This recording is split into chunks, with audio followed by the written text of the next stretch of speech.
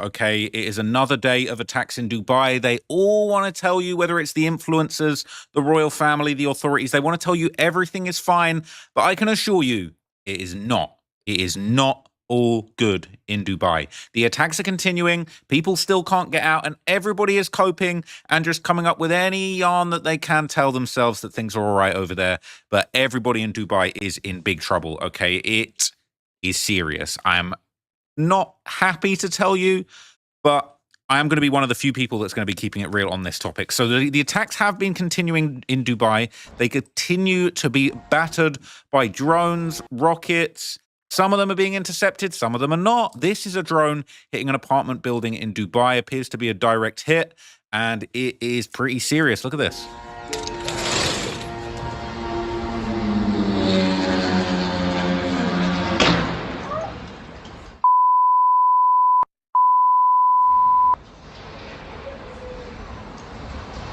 What happened? That's someone's house. That's someone's house.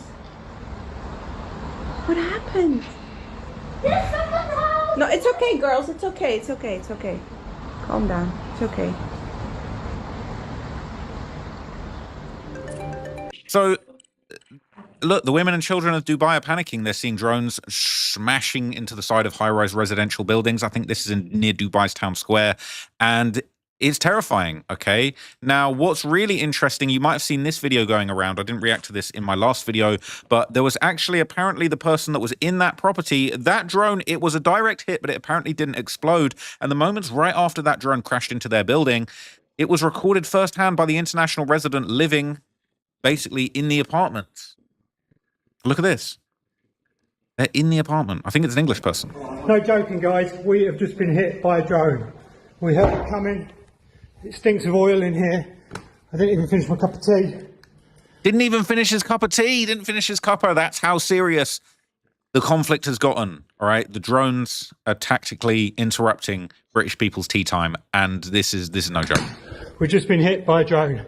We're in Warder 1 on the top floor. 19th floor. We're off. I said we're off, we're getting out of there, but how can you get out? Now, I'm hearing rumors that there might actually be a secret back door to getting out of Dubai at the moment. I might be able to tell you a little bit about that in a while, but apparently it's not all safe in Dubai. People talking about it's so safe, they're keeping us so safe. Well, apparently, according to news reports, 3 people have been killed and over 60 more have been injured in the United Arab Emirates, which includes Dubai. Countries across the Gulf region are on high alert for further Iranian retaliatory attacks.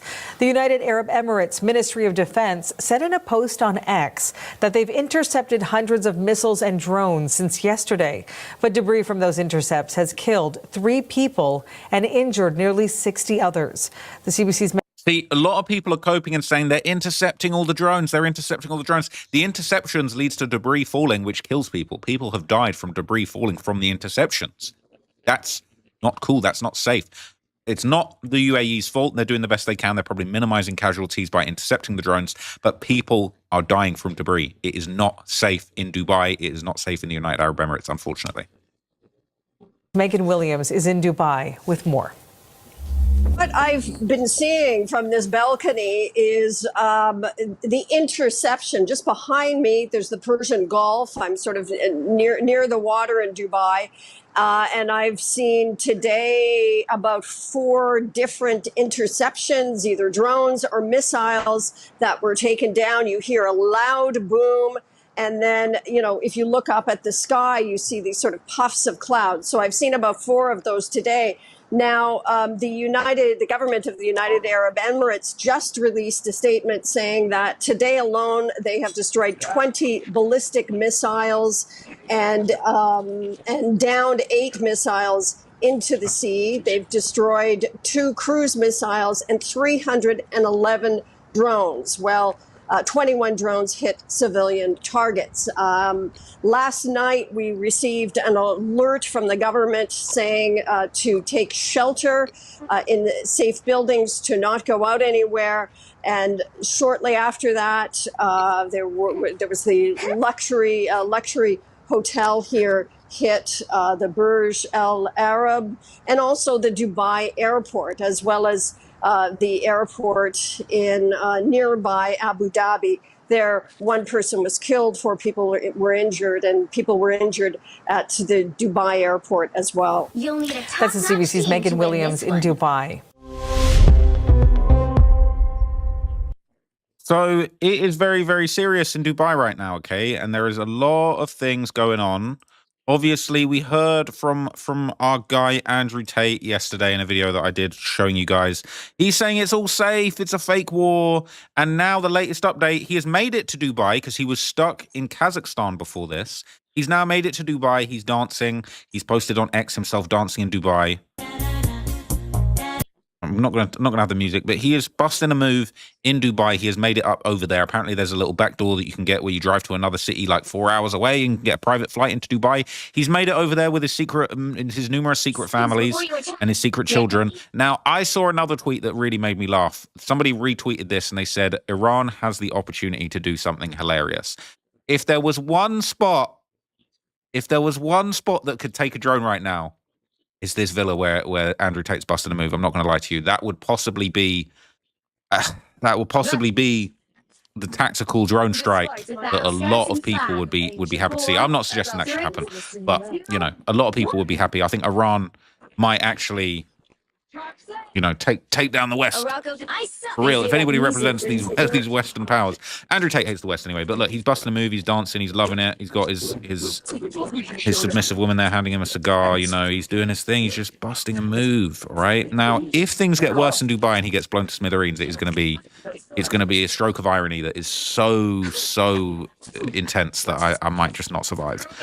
But he's loving it in Dubai. He's made it there from Kazakhstan, he's loving it, he's, you know, acting like everything's all good. And as I'm gonna show you in a minute, he might well be getting paid. He very well may be getting paid. Try and pretend like everything is all good in Dubai, okay? There is a massive PR propaganda campaign underway right now to basically try and convince the whole world that everything is safe in Dubai while people are dying. Okay, while people are dying from debris falling from rockets sent from Iran. That is literally what is going on right now. But look, he's busting his shapes, man. Look, 1 minute 45 of straight clownery, straight buffoonery, all right? But other influencers are basically attempting to post the same thing, right? They're trying to show off how great and how relaxed everything is in Dubai. Okay, people are basically... God bless the UAE. They're saying it's all good in the UAE. Dubai. God bless. As beautiful, as alive, Beautiful. and as lit up. Safe. That's the Burj Khalifa. Let me No zoom out a problems little. whatsoever. That's about as best view as you're gonna get from as close as you're gonna get to it. And I'm on a pretty high floor. I'm in my apartment right now, about to go to sleep. He said, this is my 2 a.m. update in Dubai, the safest city on planet Earth. I will always post the truth. I have zero incentive to post, but the moral values I live by. God bless the UAE. Make sure you turn the sound on and listen. Good night. Ladies and gentlemen, ladies right now, guys. I don't know why a lot of people are trying to like spread a bunch of fear and propaganda on the internet. It doesn't make any sense to me. But it's 2 a.m. right now, March 2nd. I'm about to go to sleep. I know I'm going to sleep like a baby. Good night, Dubai. See you tomorrow. Yeah, don't know if he's going to be sleeping like a baby. I think that is definitely going to be sleeping with one eye open. Now, what's really interesting, okay, the internet's been making jokes about the attacks ruining the city's highly profitable chocolate industry, that Dubai chocolate. Okay, if you know about that Dubai chocolate might have melted, all right? That Dubai chocolate might have melted considerably after these drone attacks, all right? I think drone attacks definitely have a negative effect on the integrity of Dubai chocolate. It says, when Iran prevents you from being pooped on in Dubai for a new designer purse. Now, if you didn't know, okay, the Dubai chocolate, right? Dubai chocolate industry might not be quite what you think, right? So they're saying, look, all these women, man, they were planning to get pooped on and get their designer drip. That's going to have to be cancelled. It's a logistical nightmare to get over there and to be a Dubai toilet anytime soon. Now, some influencers have been unable to keep their composure. Some of them are shocked. Some of them are in fear. Some of them aren't scared, or at least are too dumb to actually contain their fear as mandated by the Dubai state. And basically this this influencer, I saw this video going around. This is an Australian influencer from Dubai saying this is not meant to be happening here. And the person commenting, they're basically saying, where is it meant to be happening? Gaza? I mean, yeah. That is what she's saying. That's what she's saying without realizing it. That's what she's saying without her lips moving. Yeah, this is bro. It's drones, Gaza, Ukraine, Yemen. Like, you ain't supposed to be having that. We got Porsche 911 turbos over here. Ferrari trucks. Like, we're not supposed to be seeing drones, moped engines flying in the sky. And the way that this Australian influencer was posting the bombs and then turning the selfie camera back on herself like she was the real smoke show was pretty embarrassing. Look at this one. Scared. I'm actually so scared. I'm in JDC right now and I can see... Oh, no. Not meant to be happening here. Can't everyone just chill out? The biggest concern is that people, like... I don't want anyone getting hurt, you know what I mean? Like, I've been hearing loud explosions sort of like in the background all day, and it's like, like the sound, like it shakes the windows. I don't know how to explain it. It's like the weirdest sound ever, and now I'm seeing them. This is not fun, guys. We're supposed to be in the safest place. Like, I love the UAE. I love being here. I feel so safe all the time, and now I can see it. Like, please, just stop. She's saying, please stop. This is supposed to be a safe place. Now, she's saying the quiet part out loud that you're not supposed to say, especially with what the government are saying right now. But it was supposed to be a safe space, and it's not. She's now seeing the truth behind it. She's seeing what's really going on. Now, we got another update, from a pretty big influencer, Will Bailey, who actually managed to evacuate outside of the main city limits, and he would basically update people on what's going on in Dubai in this post. Dubai update. Another update.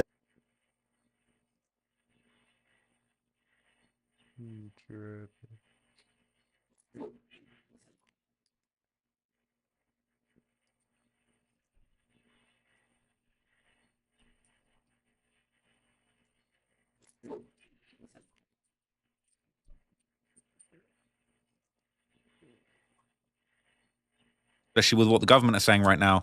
But it was supposed to be a safe space, and it's not. She's now seeing the truth behind it. She's seeing what's really going on. Now, we got another update, from a pretty big influencer, Will Bailey, who actually managed to evacuate outside of the main city limits, and he would basically update people on what's going on in Dubai in this post. Dubai update. Another update Explosion's for you. still going. It is now about 9 p.m. in Dubai. Still all quiet on the western northern front. No explosions for like 8 hours now. It just feels normal. Definitely crashing now though, but just worried about going to bed and being woken up by stuff. The amount of the amount of adrenaline that's been going through my body in the last 24 hours. Roast dinner. It is Sunday after all. Oh, look at that. Look at that. Can't even speak. Okay, I was literally just about to pick up the phone and say, just gone for a nice stroll around where we are. It's been absolutely fine. But 10 seconds before I did, we just heard 4 more explosions. Not sure where from. And as I predicted, it is the evening. Is it starting again? I hope it's not like last night. Okay, well, there's the update for you. False sense of security. Come on, UAE. Intercept those bastards.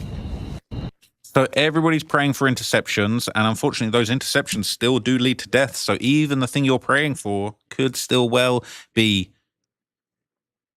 what causes you to check out. Now, footage from the ground shows that the streets are still completely empty. Y'all are asking me what it's like in Dubai right now after the bombing. So as I showed you yesterday, posts on Reddit about the streets being empty are getting deleted. They're getting wiped. They don't want you to know that people are scared to go outside in Dubai. They don't want you to know that. But some people... maybe they're brave, maybe they're stupid. They're still broadcasting the fact that Dubai is being evacuated.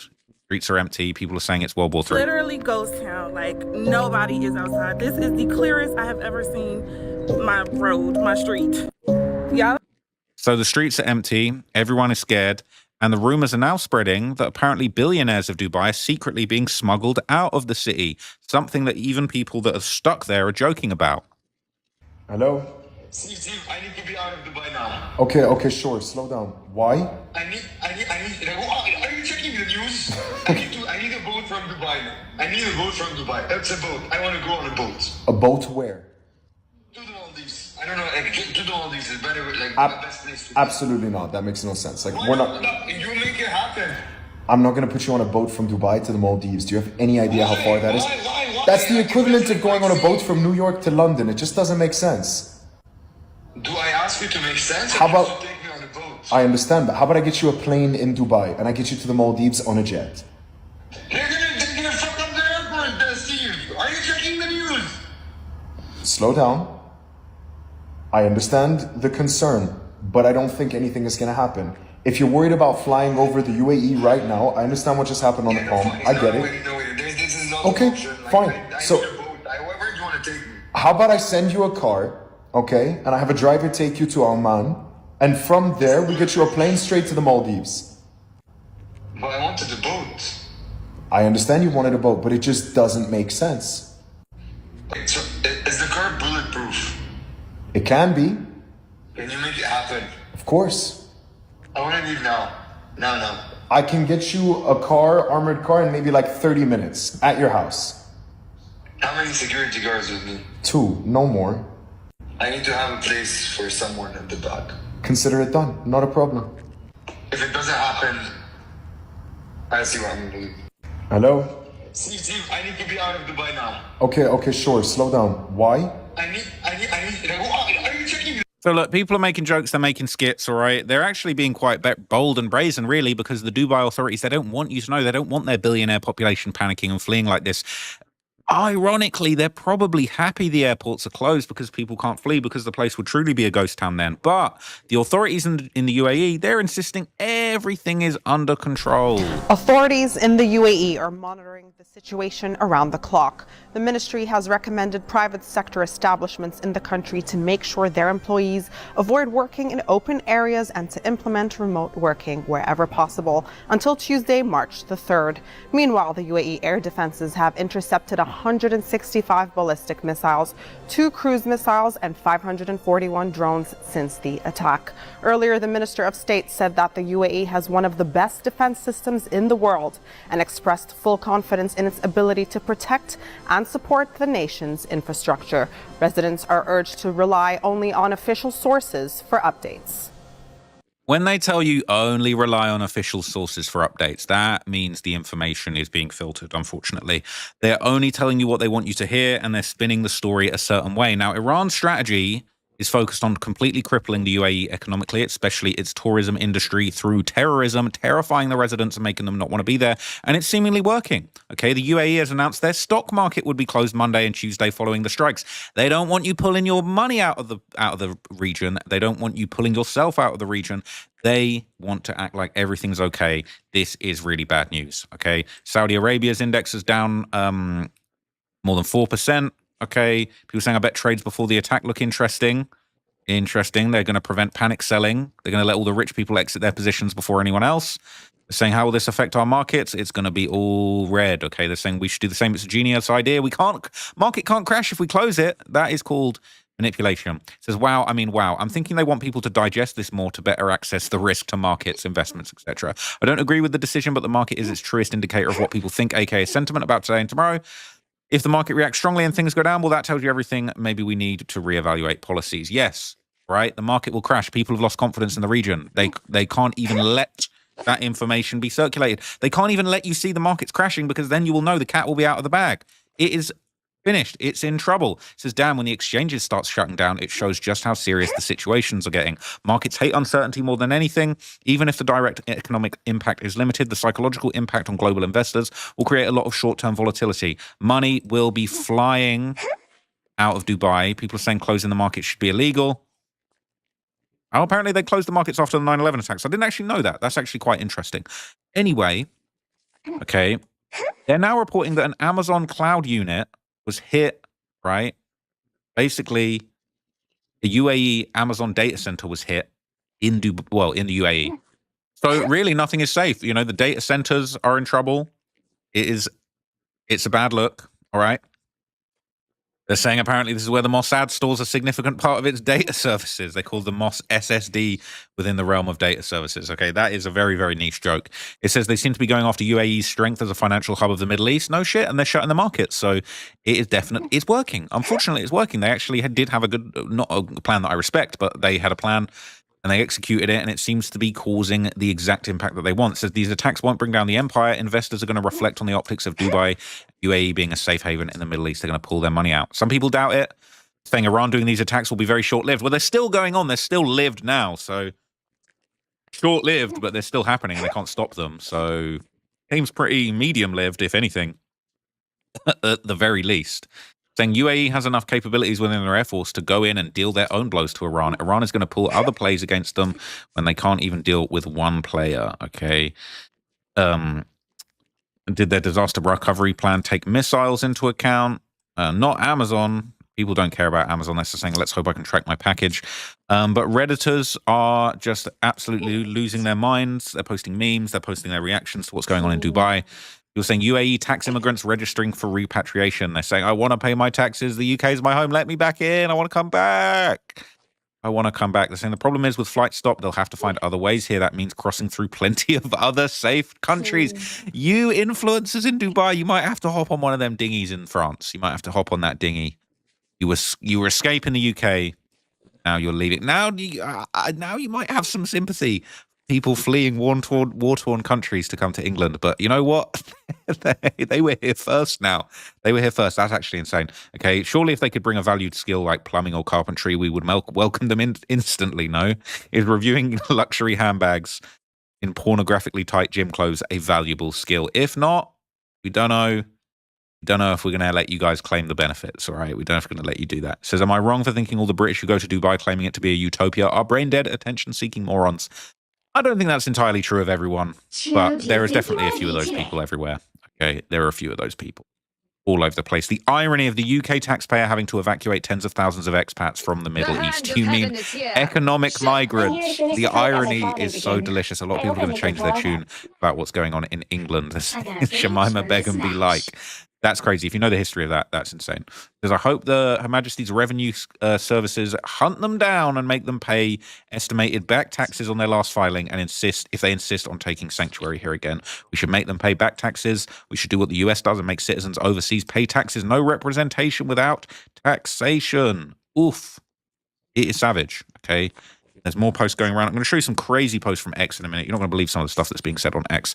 Saying a smart and wealthy hot take on the war reaching Dubai. So this guy, Dr. Julian Hosp, says, sad reality about most parts of the Western world, Europe, US, etc. You're still 100% safer in the UAE, into Abu Dhabi, or in Dubai, even with the missiles flying in. Cope. Why? Because in the UAE, the law is enforced. Your safety is protected. Smart and wealthy people don't vote on election day. They vote with their feet. And people are definitely voting with their feet when they are fleeing falling debris. Okay, that's definitely how they're going to do it. Translation, all of my money's in Dubai real estate. I need to keep this Ponzi scheme going. I was told the line only goes up. I can't afford for the line to actually go down. So I just post that line keeps going up, right? People can't believe the palm has been hit. They vote with their feet by going to a place where they can't fucking vote. It's crazy. It is actually crazy. Okay, it's like everyone working from Dubai gets this memo. They must always post about how fun, amazing, and safe it is there and how the rest of the world isn't.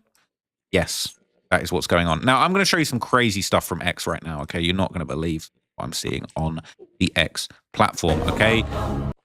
Look at this, all right? If you wondered whether there was a propaganda effort going on, look no further. These types of posts are going on, okay? Round one. These types of posts are going on. They're basically doing these puff pieces, all right? It says, you're in Dubai. Aren't you scared? Look what they're saying. Scared of what? When they rule here.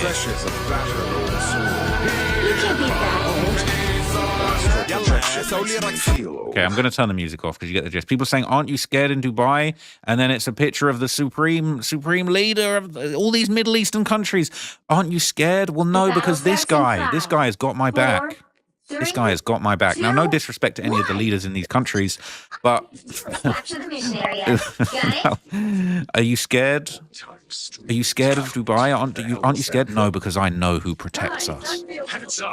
Well, just bow down and kiss the ring, basically. Think, bow down, kiss the ring. Better hope these guys are protecting us, right? Listen, don't see anyone making these a Trump.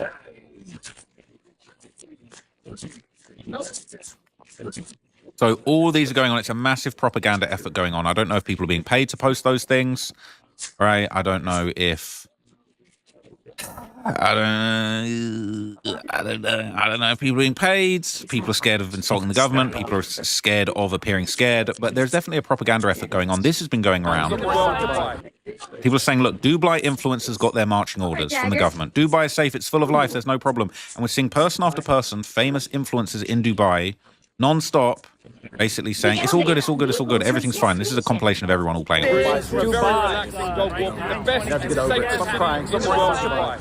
ain't leaving Dubai. I love you more. He said, I'm not leaving Dubai. I love it even more. I love it even more with the explosions. I love it even, it's even better. It's better when it's on fire. It's actually better. It's actually better. You actually get a better suntan when there's drones in the sky and debris falling onto your head and crushing your bones. It's actually better. It's actually, they've made it even better. One fatality, people panicking. One fatality, well, 3 now. One fatality, it's better. With one soul gone, right? With one person dead, 3 people dead. That makes it better because Dubai has bodies now. Dubai's like King Von. It's got bodies. It's better. No, I don't. One. All right, for sure. Just. I don't know if you heard what he said at the end there. It's this guy in the top right-hand corner. He said just one person. R.I.P. for sure, though. R.I.P. for sure. Like, R.I.P. for sure, right? R.I.P. But, like, it's actually better. It's, like, even better now. I actually like it more now. Okay? Now, Andrew Tate has just put out one of the most embarrassing, kiss the ring videos in all of history. He's put this one out saying, just in, Andrew Tate clears the confusion behind Dubai. He said, the people who do not live there cannot imagine how amazing it feels to know that your government cares about you. While the UK, are actually bombing drone depots along with America to basically stop drones flying in. You guys are saying the government cares about you. because they're what are you talking about? Listen to this. The real disconnect about Dubai is the people who do not live there cannot imagine how amazing it feels to know that your government cares about you. Your government wants you to be there. Your government wants you to be happy. The government wants you to prosper. The government wants you to be there. The government wants you to be happy. You don't have a choice. You don't have a choice. You can't leave. You can't leave and you can't say anything bad. It's not trying to take your money or rape you or ignore everything you say. They want you to like the place and they want you to stay. They want you to like the place. They want you to stay. They want you to do that so much. You don't actually have a choice. That is why they're giving free hotel rooms to anybody who is stuck there. That is why currently the leader of Dubai is walking around the mall in public. Imagine a Western leader. Never. He is adored by his people. And the people who do not live in Dubai are confused. Why would you move there? It's the desert. There's bombs. You are living in a state where your government hates you. You cannot imagine how fantastic it feels to live in a state where even in the worst possible scenario, which is World War III and bombings, you know the government's primary concern is you, your happiness, your health, and your well-being. That is a different level of security. Happiness is a different level of contentment that you can't possibly fathom unless you've lived there. Everybody in Dubai understands that drones and bombs are bad things. But unlike every other nation on earth, unlike how you would feel when you're in France or England or anywhere else if something bad happened, you know your government is concerned with your well-being. You know they're taking it ultimately seriously. You know they are a very efficient government. You know they are very diligent. They're smart. They're hardworking. And they want to fix the problem and make you safe. And that is why the people who are not in Dubai cannot understand why the people who are in Dubai are protecting it and defending it so feverishly. So he's saying that people can't understand why people are defending it so much. Now, what he did say was true as far as the leadership of Dubai. Oops, Daisy. They are actually doing photo ops, walking around the shopping malls, letting people know that they're safe, they're outside. And I do respect this. I don't want anyone to feel like I'm putting this down. I respect this. This is the right thing to do. I do feel like this is the best that they can do. I'm not sure that they have complete control over the situation, but I do think that this is important. And I would be surprised. I would be surprised if other nations that are under fire as much as this would be doing this. It says, with questions being posed about Dubai and the Emirates more broadly, are the safe haven that they've always been promised to investors and expats. Sheikh Mohammed bin Zayed, the president of the UAE and ruler of Abu Dhabi, took a walk through the Dubai Mall and had coffee in the mall, and joining him was the Crown Prince of Dubai, Sheikh Hamdan. So, okay, They are actually showing their faces. They're getting out in public. I do respect that. Some people don't, though. It says they're going for all out for the propaganda. I'm impressed with their resolve, but it's not very convincing in the long term. They'll never be able to guarantee to people that their daily lives won't get disrupted. That's what matters after all, not the lives taken, but comfort. Classic Dubai, curated imagery meant to protect normalcy as the region around it is in turmoil. This isn't about genuine stability or safety of daily life as much as it is about maintaining the Dubai brand. Might as well have a bar of chocolate to hand. Okay? It is quite interesting. Now, what I'm about to tell you next is quite alarming. This is going around. It says, breaking, the UAE will run out of interceptor missiles within 1 week at the current pace. And the Qatar will have the same issue within 4 days. Both countries are urgently requesting military support from the United States. So for all of that stuff Andrew Tate was talking about, oh, these countries don't care. Hey, you might have to come hand in hand to the United States, to the United Kingdom, to France, to NATO nations. Might need some of them interceptor missiles, okay? You might need some of those. You might actually need some of those soon. So a lot of people basically are living in fear. Some people are pretending to keep on going about their business. It's sad to see a city that was once considered the safest in the world now become somewhere where tourists now flinch and scramble for cover at the slightest unexpected noise. This is a video from a restaurant.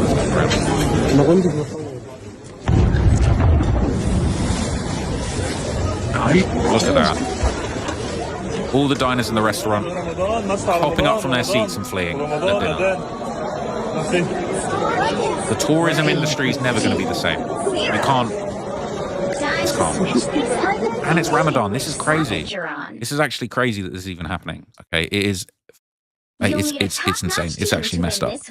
It is actually messed up. Okay, and I don't know if I might already show this to you. Okay, but this type of thing is going around. It says the reason people in Dubai keep pushing the narrative that everything's fine is because if they do otherwise, they'll get kicked out and banned from Dubai forever. I hate to break it to you, but everything isn't okay in Dubai, and it is no longer the safest in the world. Okay, and everybody is basically coping. Take a seat, bro. I live in Dubai, and while the explosions overhead are scary, things are pretty much business as usual. Most people are impressed that with over 700 missiles launched at Dubai, there were no casualties, and the main infrastructure damage was from falling debris. Oops, now there's casualties, but, you know, RIP though, for sure. Okay, I think the last couple of things that I want to show you are quite interesting related to this that I'm going to pull up. There's kind of just a few more sort of little videos going around and people basically explaining how they feel about things. So I just got a few more interesting posts to show you before I wrap it up. This is one saying, breaking, Dubai is planning to open its airports. The first flights will depart tomorrow morning, which means the influencers can finally dry their tears, leave the safest place on earth, and head home to film a 12-part series about the PTSD they developed poolside at their 5-star resorts. Okay, it is actually pretty interesting, but apparently that's not even true, and they're not even planning the return flights until the 3rd of March. That is tomorrow. Have to give me these opportunities. So this is the sartorial shooter. This is the guy that said RIP for sure. All right, and he is now doing these crazy deranged reverse cope videos where he's basically saying, okay, I admit it, Dubai's paying me to say all this stuff. These guys are crashing out. They're losing them out. This isn't a normal way to behave. These guys are panicking and they're basically overcompensating. It's pretty funny to watch. Greetings from the prayer room in the tailor shop. Haters, I admit it, you're right. I am getting paid by Dubai. That's why I say so many positive things about Dubai. Dubai has paid me so much. Let me explain. My kid's born and raised here in perfect safety, thanks to Dubai. I've gone from broke as a joke 20 years ago to financially independent, thanks to Dubai. I found faith here. Alhamdulillah. It has made me so much more content as a man and a better father, a better man. This is what's going on here. Thanks to Dubai. Every single area of my life has improved thanks to Dubai, and I'm an immigrant here. Dubai didn't have to give me these opportunities. I had more opportunity than in my home country of Australia. I had some niche skills as an army veteran. Here, I was able to turn those skills into an incredible custom-made reality thanks to Dubai. So I'm going to keep speaking up. I'm going to keep talking against these negative narratives that simply aren't true. And if you have an issue with me speaking positively about the UAE, the land of opportunity, feel free to unfollow or block me. Really, I'm completely okay with that. I'm going to be all right. All you haters can say I'm getting paid, monetarily for posts? I don't need money, team. I mean, alhamdulillah. That laugh was the least convincing thing I've ever heard. I don't need to be paid. Bro, this guy is coping. All you haters can say I'm getting paid, monetarily for posts? I don't need money, team. I mean, alhamdulillah. I'm pursuing different forms of wealth. Family, faith, fitness, freedom. That's what matters, not just money. So if you think that I'm posting because I'm getting somehow some secret agreement of money per post, keep hoping. I've gotten a lot more than that. The UAE, Dubai, has given me an entire life, and that of my family and my faith, my friends, everything. I owe such a debt of gratitude to Dubai and the UAE. I'm going to keep posting positively. And again, if you have an issue with that, there's a block button. Use it. Cheers, team. You need to block those drones. You need to hit that block button on the drones that are currently flying into Dubai. Now, the last thing I'm going to leave you with is pretty alarming, okay? Because they're saying that Dubai might actually run out of water. The UAE will run out of water. People are already panic buying water, the smart ones at least. Tap water isn't drinkable. Bottled water has to be shipped in. The airways are closed. The sea, the Strait of Hormuz, is closed. Nothing's coming in. It's the desert, and temperatures can rise up to 130 degrees Fahrenheit with 100% humidity. That's a lot, okay? The government has instructed people to not panic buy, which means they know they'll run out of water. Please don't panic buy water. Don't do that. That will be bad. Don't do that. That's what they're saying. Said, I'll speak from personal experience. When I lived in the UAE as a child, when war broke out in the region, everyone panic bought water and there was none left for the rest of us. Who thought it was a good idea to stick 9 million foreigners in the desert? The same people who invented the UAE in the first place. Nature was always going to reclaim that place. And this is somebody basically reporting from a supermarket suggesting that that's what's happening. So I'm in the supermarket right now, and there's panic buying going on. I've never been to the supermarket so busy. It's normal water. Water's gone. No eggs.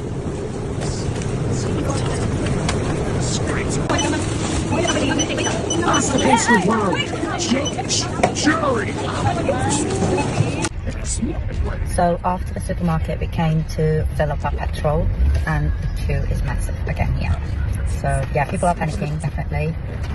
There's big bang sound above our heads all morning, so it is scary, I'm not gonna lie. All over queue. So wait. So look, people are scared. They're queuing up for gas. They're saying that the water might run out. It's very, very scary. You know, and unfortunately, rest in peace to the people that did pass away from the debris falling. It definitely is a very, very unstable situation right now. I definitely don't take any joy in the people that are suffering there. I know a lot of people saying it's annoying influencers, but look, we're all people at the end of the day, and nobody deserves to go through this. It's a very unfortunate situation, and I do truly hope that, you know, the West and Dubai and the Middle Eastern countries that are the friendly Middle Eastern countries can get a handle of this situation and keep everybody safe. I will keep you guys updated if I hear any more updates. I've got a bunch more videos that I want to film for you guys. I might get to it today, might get to it tomorrow, I don't know. But I did just drop a video on my main channel about Lil Speedy, the teenage Chicago driller with allegedly 3 bodies. So if you're still trying to hear about the Chicago gang wars that are going on, okay, I'm still talking about those on my main channel, but I know not everyone's trying to hear that right now. So I'll keep you guys updated. Thank you so much for watching this video. I will be back. Heaven is on my side.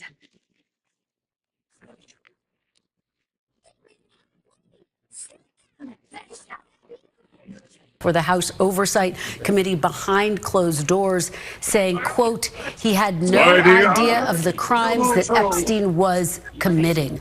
Do you have any outstanding questions for President Bill Clinton about his relationship with Jeffrey Epstein, Congressman? When the transcript comes out, I think people will see that he answered every question. I actually think they'll see that some of the Democrats asked him tougher questions than even the Republicans. And he sat there. He didn't take the fifth. He answered every question fully. And the American people will be able to decide on what they believe. The point, though, is that President Clinton has set a precedent, a new Clinton rule. That means that Donald Trump should do the same, answer the questions. Howard Lutnick should do the same. I'm working with a Republican actually to subpoena Howard Lutnick next week, and I believe he will come before the committee. And every person who went to that island or who corresponded with Epstein about going to his mansion should be called under oath to tell us what they knew. So you're going to subpoena Howard Lutnick. Do you plan to subpoena President Trump, and do you believe you have the votes to subpoena President Trump to testify before the committee? We have the votes to subpoena Lutnick. I don't believe we have the votes right now to subpoena President Trump because the Republicans control the House, and I don't think they would vote with us on that. But when Robert Garcia is chair of the Oversight Committee, we will have those votes. And the Clinton rule means that Donald Trump and his family members should testify. By the way, he should do it voluntarily. I mean, he should look at what President Clinton did. He answered every question. Why can't Donald Trump do the same? There's this question of these 3 FBI interviews. There's someone who made allegations against Donald Trump that she was sexually abused as a minor. I want to be very clear. There's no evidence whether that's true or not, but there were allegations made. One of those witness interviews was released. 3 of them are hidden by the Justice Department. Why are they hidden? When will they be released? These are the types of questions Donald Trump needs to answer. That right there is why the Republicans' collective effort to try and focus our attention on Bill Clinton was probably not the smartest strategy. And let's be clear, this isn't some one-off idea by Ro Khanna. It's actually gaining traction in the Oversight Committee. Here, for example, is Robert Garcia just days ago in the immediate aftermath of Bill Clinton testifying. I also want to add one other thing which I think is really important. Republicans have now set a new precedent, which is to bring in presidents and former presidents to testify. So we're once again going to make that call that we did yesterday. We are now asking and demanding that President Trump officially come in and testify in front of the Oversight Committee. He appears in the Epstein files next to Jeffrey Epstein and Ghislaine Maxwell almost more than anybody else. So it's time for the president to answer questions about why files are missing from the DOJ, why there's been a White House cover-up, and why we continue in that administration to call this investigation a hoax. And finally, I'll review the call that we made yesterday that we are demanding, again, that the press and the public be allowed inside the depositions so that you can hear the answers and the questions directly. And if that's not going to happen, they need to release a full, unedited review of the questions and video within 24 hours of the end of these depositions. That means that the Secretary Clinton deposition needs to be released immediately today. And I want to be clear, Trump knew full well that this was going to happen. Here's what he said when he was asked if he wants to see Bill Clinton testify. I don't like seeing him deposed, but, they certainly went after me a lot more than that. I don't like seeing him. Look, I like him. And I don't like seeing him deposed. Quote, I don't like seeing him deposed. Yeah, I wonder why. I wonder why suddenly the Clintons, the embodiment of all things evil as far as Trump is concerned, gets handed a heaping of grace. I wonder if it has something to do with the fact that now the precedent has been established where presidents can be hauled into Congress to testify about Epstein thanks to the Bill Clinton situation. I wonder why that had Trump so bothered, truly one of life's great mysteries. And yet that never stopped James Comer from establishing this precedent in the first place that would eventually train our attention on Trump because Comer thought he could turn this into the usual D versus R food fight.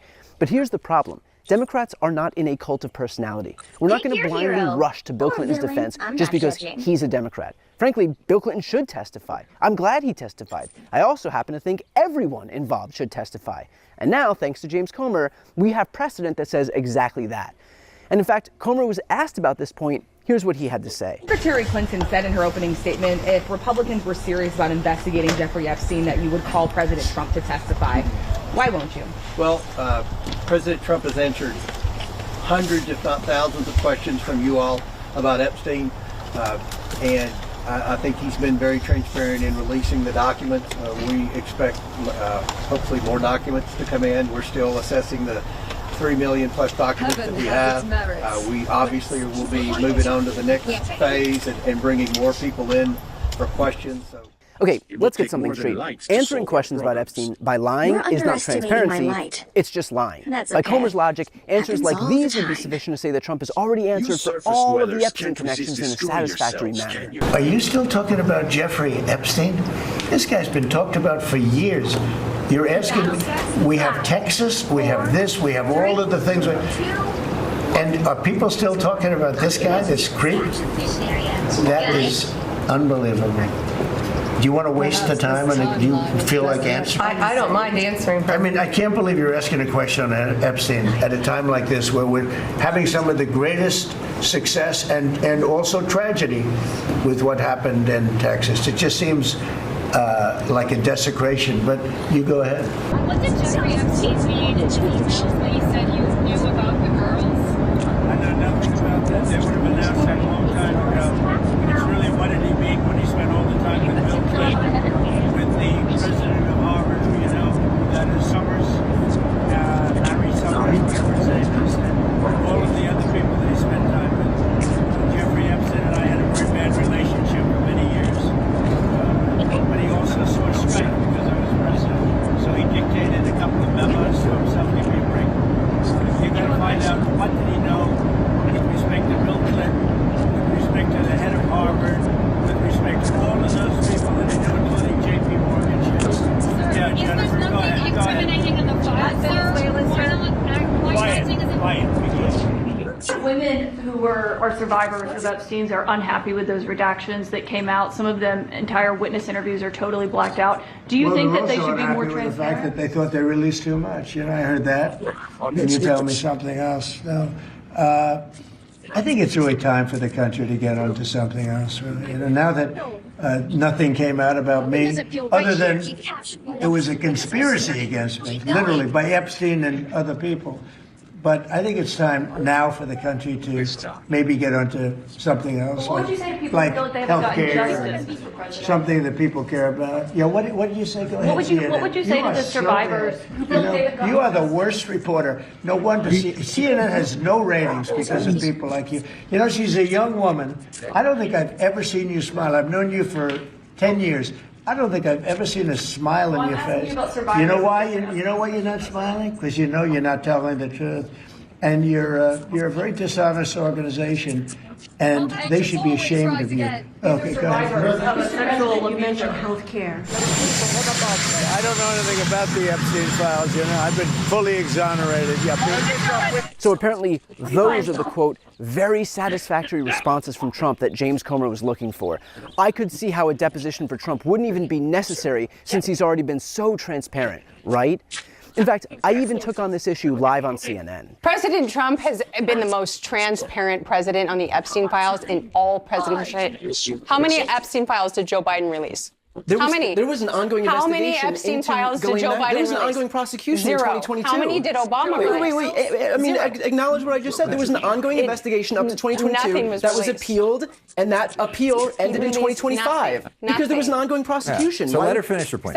So President Trump has been transparent about this. He has also been under the inquisition of the press, and everyone else that asked him a question, he has answered and answered and answered. Oval Office, press room, Air Force One, you name it. He's answering questions. How many times has Bill Clinton been asked by the conservative press or even the liberal media hard questions about the Epstein files? Zero. You say that he's been the most transparent president in history. You've heard his answers. He's come out and said, are you still talking about the Epstein files? When a reporter on Air Force One asked him about the Epstein files, he called her piggy. When Caitlin Collins just a few days ago tried to ask him about the Epstein files, he attacked her and said that she should smile more. This is the transparency that you expect from the president? The files released are the transparency. We have 6 million files and 3 million are released. What about the other 3 million? Are you okay with that? Are you okay with 3 million files not being released? Let's let the process tease out. We've already learned from Todd Blanche that the process won't be teased out. Somewhere along the lines, Republicans got their marching orders that Donald Trump's desperate deflections away from answering for the Epstein files counts as transparency. Give me a break.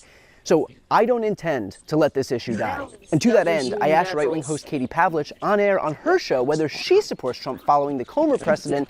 She didn't take too kindly to it. Given the fact that Trump himself is named in the Epstein files 38,000 times, do you think he should at least testify in the same way that Bill and Hillary Clinton did?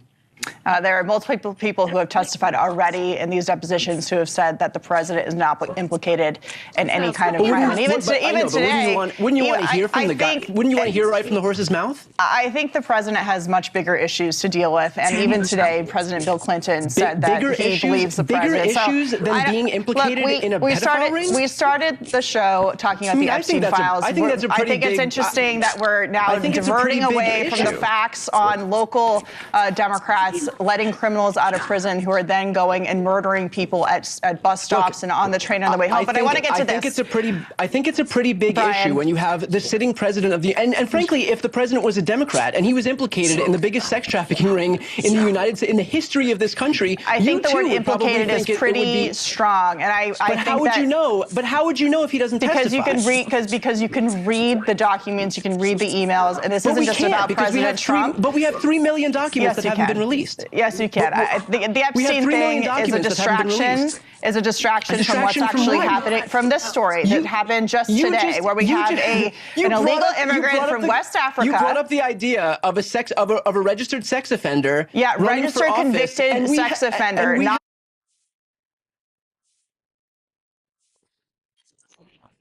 I serve as queen of the 10th realm.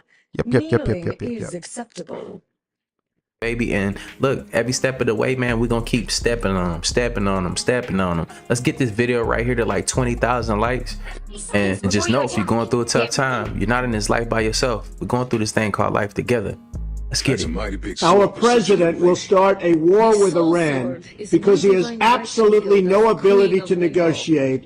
He's weak and he's ineffective. A few moments later. The president said, and it's an extraordinary statement, the lives of courageous American heroes may be lost and we may have casualties. That often happens in war, but we're doing this not for now, but we're doing this for the future, and it is a noble mission.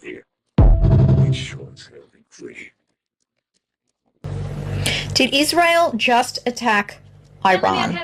Anyone willing to help? Yes, all right, thank you. Did the United States of America participate in attacking Iran just now? Yes. Is Iran going to respond back? Yes. Is Iran going to attack Israel? Yes, that was very strong. Is Iran going to attack the United States of America? Yes. Is Iran going to attack the United States of America on their own soil? Yes. Thank you. Is that attack going to happen anytime soon? You won't be rid of me so easily. No. No. All right, thank you. Is this attack going to happen in a little while from now? Yes. Is there going to be a regional war that occurs now in the Middle East? Yeah. Yeah. Is there going to be a larger war that occurs next year, though, in 2027? Yeah. My soul is not yours to claim. So this war will expand larger next year?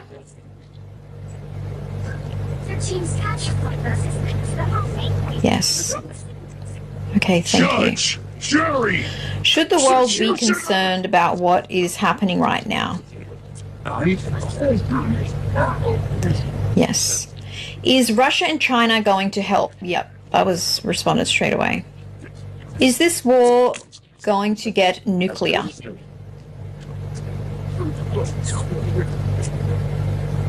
Angels always right. Does that mean nuclear activity is actually going to happen? No. Thank you. June last year, when we bombed Iran during the 12-Day War, I said if that escalated to a full-scale war, that would be World War III and we would lose that shit. And last night, I said the same thing in regards to Trump's 10-day countdown to full-scale war with Iran. Watch this. This explains everything that happens next. Then you're going to have the Americans start to attack Venezuela and possibly other countries in South America. America is in for a bad time, okay? And then what we can expect to happen is America at some point will go to war with Iran. And this will destroy both countries, okay? Iran will not lose this war, but it won't win this war either because America is just going to bomb the crap out of Iran. It's just going to send Iran back decades. But America will lose this war But this is important because if America loses war, it's forced out of the Middle East. And once it's forced out of the Middle East, all its military assets goes to Israel, which creates the Pax Judaica. Yeah, does that make sense, guys? That's the plan. Okay, now you have Pax Judaica. And what Pax Judaica will do is start to control the world. Because through chaos and conflict, Pax Judaica can make a lot of money, right? Because Pax Judaica, what's going to happen is that you have these technology companies like Google, they're going to move over to Pax Judaica and build a global surveillance state. You have civil wars, you need AI to control people. If you're going to war with Russia, you need weapons, okay? But you also need financing as well. So you can expect a lot of banks to move to Israel, and it's possible Israel becomes now the global reserve currency because everyone is trading with Israel. If you're Russia, you need to trade with, you need to trade your resources, right? Oil, energy, and grain, okay? So Russia controls a third of the world's carbohydrates. Guess what, guys? Israel controls Africa. So what will happen is that Russia and other countries will sign a trade agreement with Israel, and Israel becomes the center of global trade, okay? Does that make sense?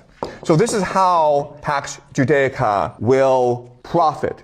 And remember that Israel has the world's best intelligence agency, the Mossad. And what they can do is go around the world and create as much chaos as possible. Okay? So while the world is burning, Israel, Pax Judaica, is profiting. And that's what the future looks like for the next 10, 20 years.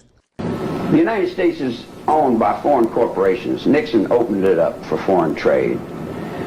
And when Nixon opened up for foreign trade, the people of Europe and the common market and Spain and different places, they don't care about the United States forest. And in short, the United States has been sold out by people who really don't care for anything but money. I've had all the money in the world 3 times. I had to give it back to keep the game going. What game? The game. It's a game. Money is a game. It's only real to the people who work for it. The people that don't need to work for money, it's a monopoly game. It's a game of paper. It's all on paper. I've got a production company, and I've got a recording company, and I've got a mansion in Beverly Hills, and I've got Rolls Royces and Ferraris. I've got everything money can buy, but it's all on paper. Everything's done through the companies and through the tax loopholes, and the people that live on that level, they don't care about the average honest mule that just goes back and forwards to work. They don't care about the children that are in the streets that are thrown out of this upper echelon of existence. And then when all the children fall down into me on my level, I pretty much identify with them because I was a throwaway also. So it goes to the point of, do you really care? When you said... And who does care? And if anybody cares, they're considered crazy. I've been 15 years in the nut ward for trying to stop the trees from being cut down, from trying to rearrange a lifestyle of a bunch of people who don't want to change. But they're going to change because the cold wind is blowing. Check it out, family. Y'all see that? Yeah, your eyes is not being deceived. Y'all seeing what the fuck y'all saw and saw what the fuck y'all seen. And that lady there is morphing into a goddamn lizard. Right in our face in 4K. And this just happened, y'all. 2026, the veil is thinning. Fuck that. I think it's gone at this point. And for Trump to shake her hand casually and not be afraid, let me know he one of them motherfuckers too. On phone no grade. Shit is crazy. People are freaking out right now about this protest in front of Union Station called Israel's Friendsgiving Dinner. Folks may not know this, but this is actually a form of guerrilla theater, which is a protest tactic that has been used for decades, if not longer. Essentially, the entire point is to draw attention to an issue by outrageous performance acts like this. It's very easy to disconnect our political leaders from the atrocities they are committing when they're being done from offices or from countries thousands of miles away. This brings it home. Yeah, just think about that. You know, it's crazy that when the files even come out that we even have to protest about what was already known. I'm not gonna say discovered because these people already know that they was out here eating babies. They've known that we've already been sold out. Our government has been infiltrated. Well, this foreign government has been infiltrated, because when y'all look it up, this is just a corporation that came from foreign soil to take the land that doesn't even belong to them. The people that's trying to claim the land, they don't even have the blood to the soil. They don't. Do your own damn research. I'll drop a video on that too. But I'm not trying to be America's Most Wanted because don't nobody want to fucking step up and, you know, support. I'm not going to jail for y'all. That's all I'm gonna say. But let's get back to this video. All right, the moment of truth. Would be revered in heaven. I appreciate that. Maybe the Fantastic That is Four so will have to good. pay your home No, it's That's not. a big bite for a big arch. It's distinctively McDonald's. Only McDonald's could do this type of burger, but it also is unlike anything else on our menu. I ain't never heard a person say only McDonald's could do that, bro. I never heard it before. Yeah, fuck no. Krusty Burger. And cut. I almost swallowed some of the juice. I'll be tasting that for weeks. By saying this, he didn't even take a big bite of that burger. And if you go back to that video, you can see that he looks like he didn't enjoy that burger at all. And he didn't take another bite of that burger. Let me run some facts down to you. I want y'all to remember that McDonald's sells 6.5 million hamburgers a day. And I don't know if y'all know, but 6.5 million hamburgers a day, that's a lot of hamburgers to be selling. I mean, you got to kind of think too, like, why would you, if you knew it was in the damn burger because you're the CEO or owner or whatever, I wouldn't want to eat it either. Like, I don't get that. Like, I don't understand the people that still eat this stuff, because at the end of the day, it's not cheap anymore. So you can't go off and say, oh, it's the cheap. No, it's not cheap. It's cheaper to buy it and make it yourself. But at the same time, it has 2% human meat in it. Once the world figured that out, like, where is everybody at? Like, bro, if I can't, bro, don't none of my friends eat McDonald's. We can't be friends. It's a certain level of consciousness that we have to be at in order to be around certain people. I can't turn a blind eye to these things anymore. I just can't mingle with people that's on a certain level, and I get it. You feel me? Right? We got to raise our vibrations. It's not because I think I'm better than somebody. It's just like, I'm just more informed and I'm trying to do the right thing. Like, I'm not partaking in this shit as best as possible. I'll start eating the grass out of my front yard, you know what I'm saying, to get to that point. But then we can't even do that because they spraying the sky. The shit that's in the sky is in the grass. But I'd rather eat that than eating babies.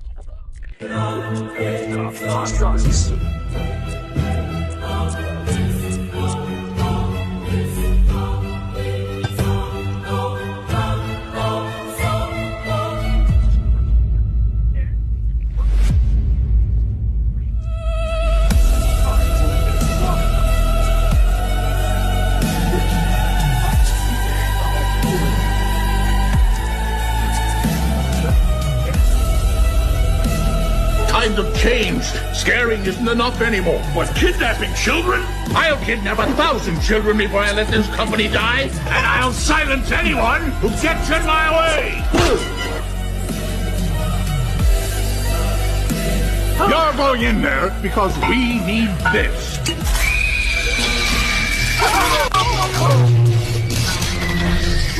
Our city is counting on you to collect those children's screams. Without Scream, we have no power. Oh, hell no. Think about it. Translated, without fear, they have no power. That's where they need you to be at. In a state of fight or flight. Fear. They feed off of it. The other extraterrestrials feed off it too. It's called Loosh. I'm a fucking cannibal? Is this part of that investigation? Is that winding down at all yet? It is indeed, Jeff. Take a live look behind me. This is what's left of the FBI evidence recovery team inside this car. And take a look at this vehicle. We believe this is the owner of the business just returning to take back possession of his business. More on that in a second. But take a look. Another busy day out here on Detroit's east side, just down the road from City Airport. Sources say they have removed several boxes of what is believed to be human remains. Sources say many people. This was a big operation. And get this, inside this business, a saw used to cut up bodies, it is believed. All taken away as evidence to the Wayne County Medical Examiner's Office where it will be tested. This business is known as International Biological. It advertised as a medical educational service provider. The owner is Art Rathburn. He has a mortician license, has had in Michigan since 1982. But the big question is, did he get human bodies illegally? And was he selling them illegally? Just moments ago, the owner, we believe, showed up. I tried to ask him some questions. Mr. Rathburn, will you talk with us? What do you have to hide, sir? Bodies.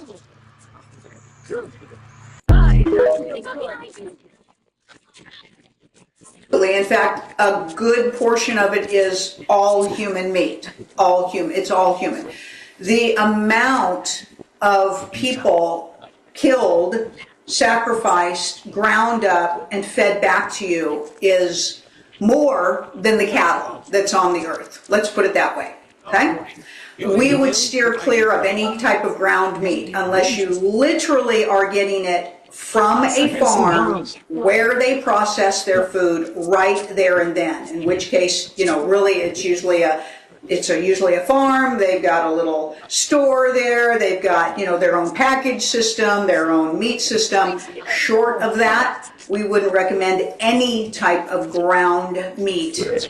We gotta think like the meat processing plants and stuff. Just think about that.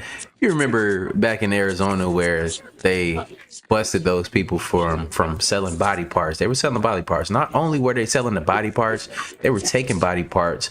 They were taking a head that didn't belong to the body and they were sewing it back on like some Frankenstein stuff. So it was more than just going on, just selling body parts. And then who the fuck is buying body parts? I get it for research and stuff like that. But that wasn't going on. They were selling a foot, hands, stuff like that. What do you need that for? They were selling them to individuals too. So were you getting it at home and grinding it up and making sausages and burgers? That's why you gotta watch who you go and eat with, who you sit down and because sitting down and eating is part of a ritual. Most people say, prayers and stuff. Like who are you praying to? That's why you gotta get to know people and the energy that you're around, because all of this stuff comes back full circle and it affects your biological vessel. If you let too much into your space, your biofield gets thinner and thinner and thinner, and that's how they can get to you. That's how they lower your vibrations. That's how you become vulnerable. But let's keep going though. So Bill Clinton says this almost 20 years ago. But people still think it's too far out that there could be clones among us. And before anyone says that this is AI or something, you can go see this original clip on YouTube. He did indeed say this. And this was following the cloning of Dolly the sheep. Check this out. I'm asking for a voluntary moratorium on the cloning of human beings until our Bioethics Advisory Commission and our entire nation have had a real chance to understand and debate the profound ethical implications of the latest advances. As we gain a fuller understanding of this technology, we must proceed not just with caution, but also with a conscience. By insisting that not a single taxpayer dollar supports human cloning, and by urging a moratorium on all private research in this area, we can ensure that as we move forward on this issue, we weigh the concerns of faith and family and philosophy and values, not merely of science alone. So how sure are we that this moratorium stood the test of time, let's say? Of course, I'm unaware of any official cloning that's going on, but it is interesting that 20 years ago, he said, don't do it to humans. But let me know if you think this technology exists in the comments below and follow for more. Le prince André, arrêté le jour de ses 66 ans, après des révélations sur ses liens avec Epstein, qui lui est mort à 66 ans et 6 mois. 666. Parce que tout est codé.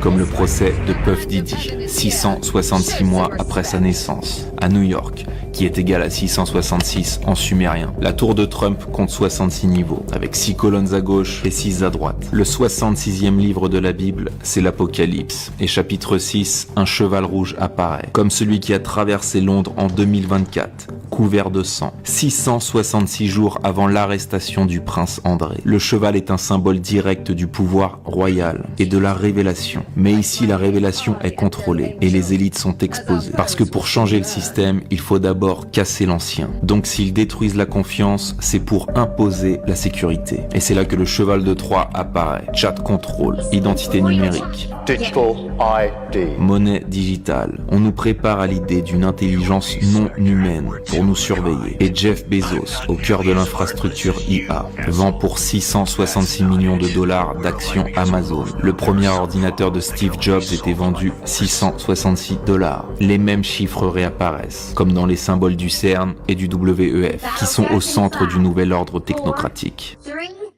2, 1. I didn't know the first computer that this man sold was for 600.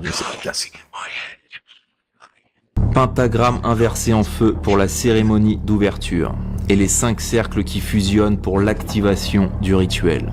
Si la structure est toujours la même, c'est parce que les Jeux Olympiques sont dédiés à Baal. À l'origine, c'était des rites païens avec sacrifices humains. Mais maintenant, le sacrifice est psychologique. Les anges déchus, dès le début, font le symbole systématique de l'œil. Cacher un œil, c'est sacrifier son âme pour le pouvoir matériel. Et ils t'invitent à les suivre, parce qu'ici, l'arche maçonnique et la spirale, c'est une initiation à l'envers vers la dissociation, comme dans Le Magicien d'Oz.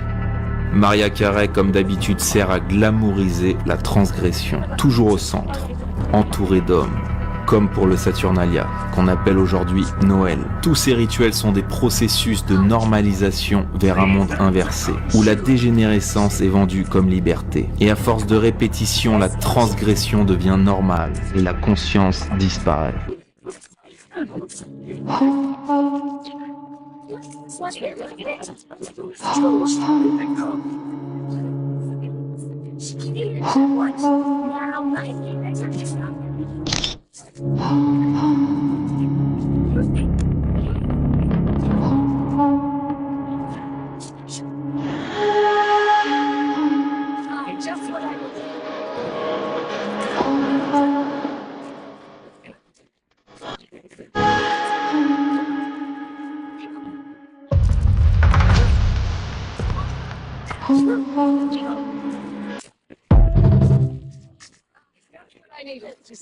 Du Royaume de Danemark, les Européens ont une responsabilité particulière, car ce territoire appartient à l'Union européenne. Yeah, I remember when we was talking about the country being infiltrated, right? The government being infiltrated. It's a reason why they can use the money and give it away to foreign countries. They can support them on many different levels, but we have veterans here that sleep on the streets. We have children that sleep on the streets and they're hungry. We have people that could receive help and benefits that don't get them. It's a reason why we are, quote unquote, one of the most free countries, and we still have people that's out here struggling. I've been to other foreign countries where there's not as many homeless people that need help. They have programs, they have governments that actually give them money for pretty much being a citizen. They get money for weddings. They get gold chains. They get dripped in diamonds and stuff like that, paid for by the government. It's the reason why we're still here struggling is because we have to realize that this shit is not what it seems. They're sucking our resources. They're sucking our energy away from us. We are the resource here. When you look at our documents, our birth certificates, our social securities, all of that other stuff, they sell it on the stock market. We are the product. Then we clock in and go to work all the time over and over and over and over again just to be broke. That's because the system is broken. It's been broke. It's all of us. We're in this shit together. No matter what color you are, we're being used. We're being abused. We've been pimped out. We are the resource. We are the work. We are the help. But they sit back and do nothing and control everything, move the money around, and play like they're trying to do the best for us. They're not. They're spending billions and trillions of dollars elsewhere to build infrastructure elsewhere. That's because it's a foreign government. Let's keep going. We've been infiltrated, and it's deeper than what y'all think. It's more than just lizards and real. The real disclosure is coming soon.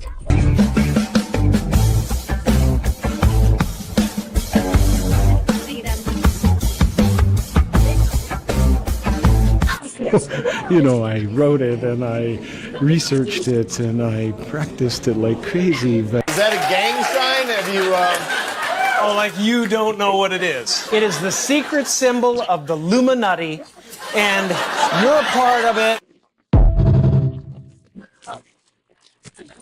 1,000 miles an hour up there receiving their awards, and I was like, I'm dead.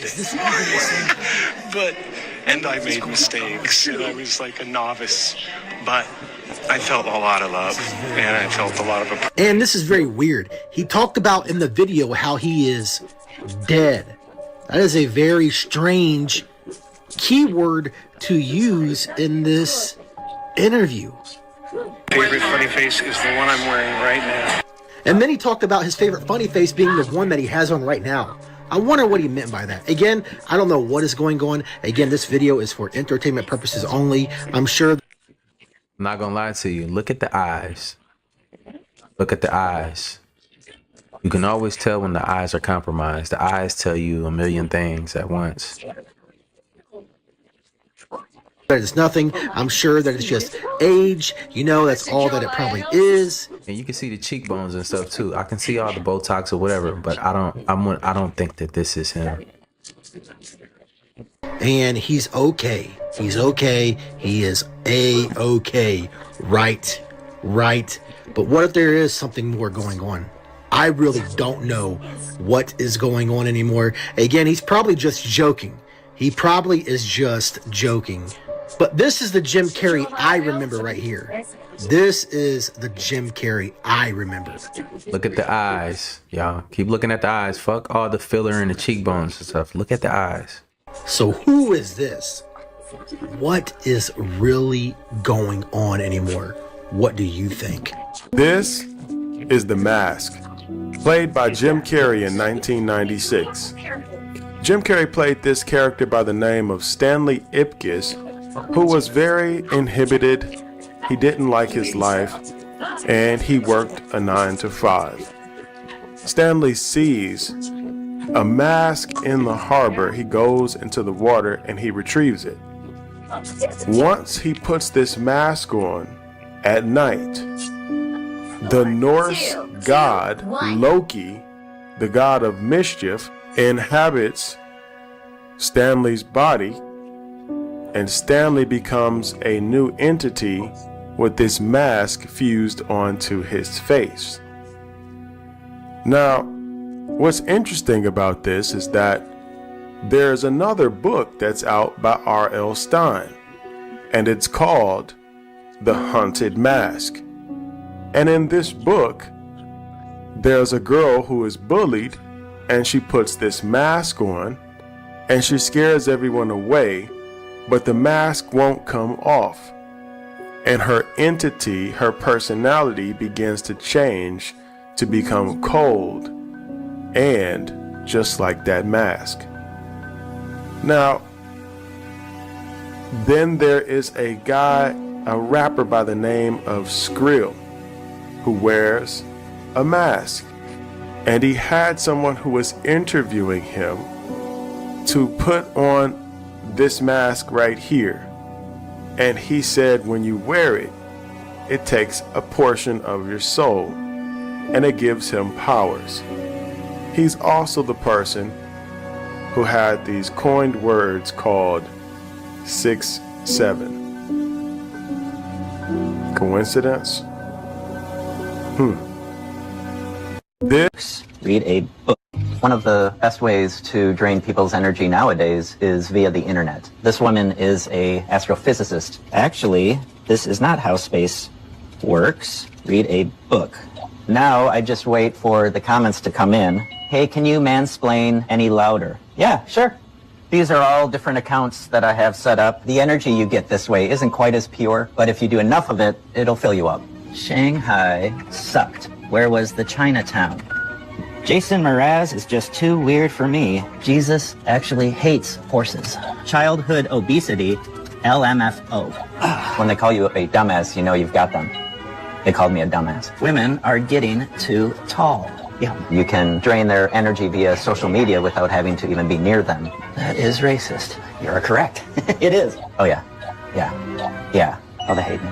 It's surprisingly simple to get total strangers completely furious with you. They should get a life.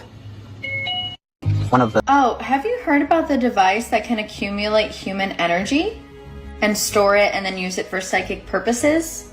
You know, the one the CIA wrote about? I see how we building here. This is how they get you wrapped up in this system. That's why, you know, you have to take a break from the internet sometimes, you know, cleanse your vessel of all the toxic feelings and stuff. And if you really want to dive into this information, that's why I can watch many different things that I don't agree with, because I don't let it affect me anymore. Once upon a time, yes, for sure. Now I just block people, don't say nothing back. You know, I say 1% of the time I step on somebody now, but I'm trying to get better with that. Y'all let me know y'all journey on just, you know, pulling back your emotions and just thinking things through a little bit better. I think it comes with time and age, but I want to get this to the younger audience so that they can be better than we are, and then they can pass that on for generation to generation, and we can just control this thing, you know. So that's why I can listen to Donald Trump. I don't like these people. I don't agree with them. I can sit there and listen now, because you have to pay attention to your enemies. A lot of people shy away from paying attention to their enemies when they're doing shit in your face. But let's get back to this though. This is how they usurp your energy. Loose farms. They're farming us. We're the product, like I keep telling y'all. That Russia made? Oh, I'm sure you didn't, because I did not either. And I have a deep dive for you. Okay, so I'm writing a book on what I'm calling plasma intelligence, which is the fourth state of matter and how it has metaphysical properties. What I think that is the same thing they're writing about here, which is how I stumbled across this, a little deep web internet search. And I found the information very interesting. You probably never would have stumbled upon this unless you were looking up what I am, which no one does, which is a word called bioplasma, which is what the CIA was thinking meant human energy, or what I say is the soul. So here is the CIA document. It is like 70 pages or something. They're studying here telepathy in animals and people, remote viewing, the airport technique, which is very interesting, and I'll say that for another video. And more importantly, the psychotronic generator. They also have what's called the psychotronic model of man. I think you guys might have seen some of these symbols in ancient books or teachings.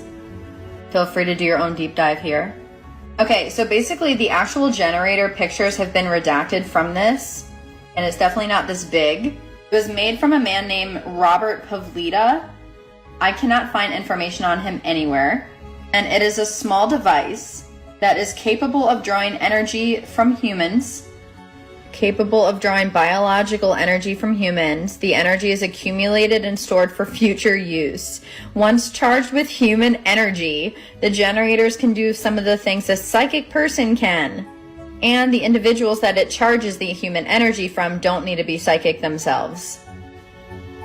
That's crazy. So if we hide our energy and we're in control of our energy, they won't be able to use it in these devices. It's so funny to me that our government looks at this stuff, because not everyone, but people will come on my page and laugh. And it's like, guys, the government's spending millions of dollars researching this stuff. Obviously, yes, for national security, but also magic's real. Okay, so what is so interesting about this?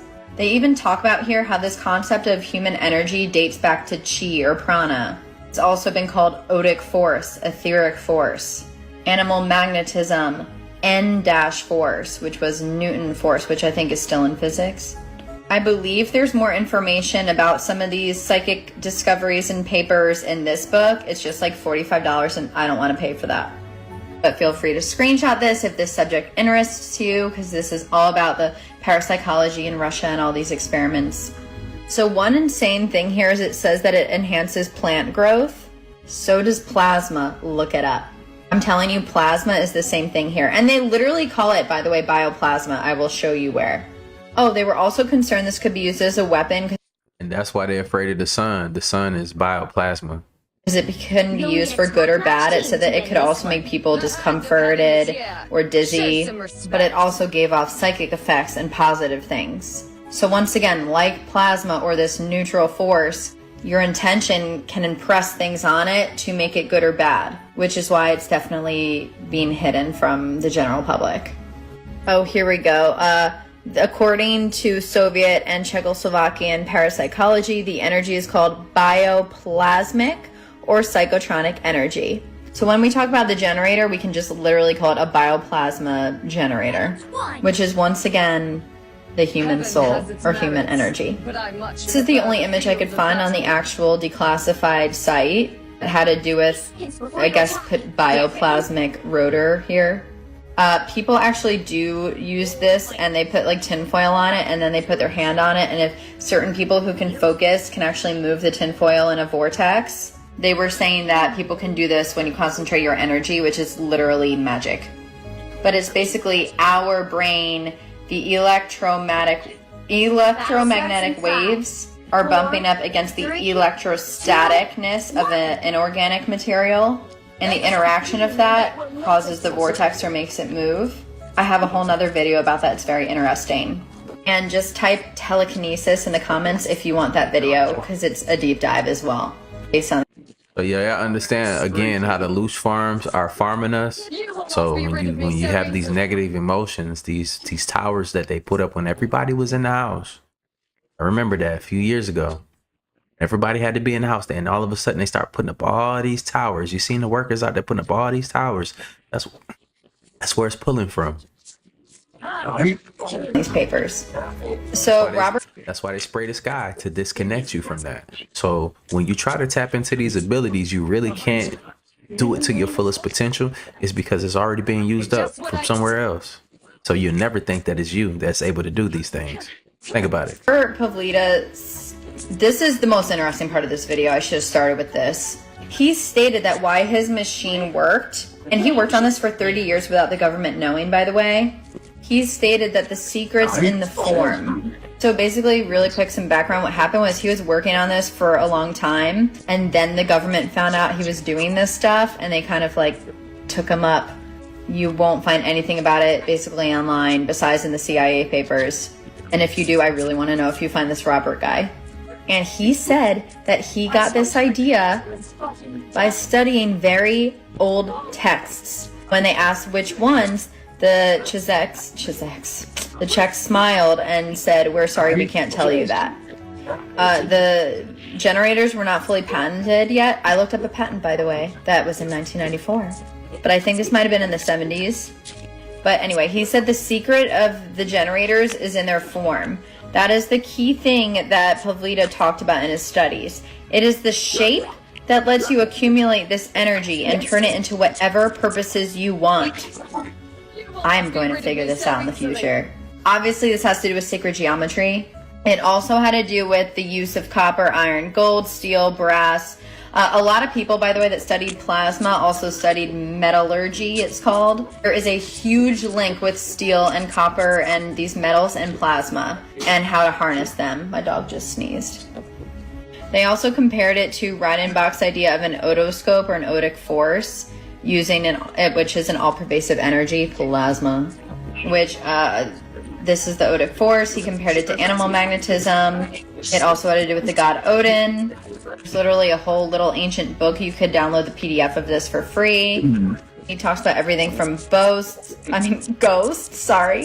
to crystals, to electricity. I mean, this is like plasma magic, guys. Also, I guess the patents were eventually filed in the 90s. This is one of them that directly is linked to this generator that is called bioenergy treatment. You can look it up on Google. It talks about healing people with sound and a programmable magnetic field. And then there's another one called Method of Psychotronics and Device for its implementation. I cannot find anywhere, once again, what it looked like. I just know that it was filed in the 90s. This is another thing that's kind of, I think, inspired by all this stuff. It was an orgone accumulator. This is what it looked like. And this had to do with accumulating this energy as well, which I call plasma. They call it ether. Oh, and with this patent, they were saying that they could heal, you know, human organs, treat injuries. There's no money in this, right? Sorry, medical field does not like this. Bye-bye. Bye-bye bioplasma machine. Okay, so this is like the most interesting thing I came across. So when they were talking about verifying his testings, obviously this had to do with geometry. Albert Einstein even stated the next breakthrough in physics would be in geometry. Once again, Pavlidis stated that the secret's in the form to harvest this energy. Harness, not harvest. And this new geometry is hidden in 3D for the machine. This is all I could find on the machine. The geometry would be of interest to those interested in New Age subjects like Kabbalah, Tarot, or I Ching. Side showing how the limits of 12 quarks and the limits of 230, 232 crystal symmetry limits were derived. This new geometry shows, again, hidden in 3D, the source of these subjects as well. I have no idea what this part means. He stated the secret is a new way of looking at geometry. The key to geometry is the relationship of equal-sized balls, lines, and points. Therefore, spheres becoming an impossibility in geometry itself. It is fundamentally 3D geometry. It differs in some respects to sphere packing. Understand that what you see with your eyes creates a flat picture. In order to go forward, you must construct a model. And then it kind of tells you like how to construct some model so you'll understand what the heck they're talking about. I don't have time to do that right now. They also related to the Star of David, which if we go back, I think it has something to do with this. Feel free to screenshot and read this yourself because I'm running out of time, but they talk about the Taurus representing the reality you wake up to each morning. The central ball is the central reality. So the Taurus ball, you sense the other balls as energy or emotion.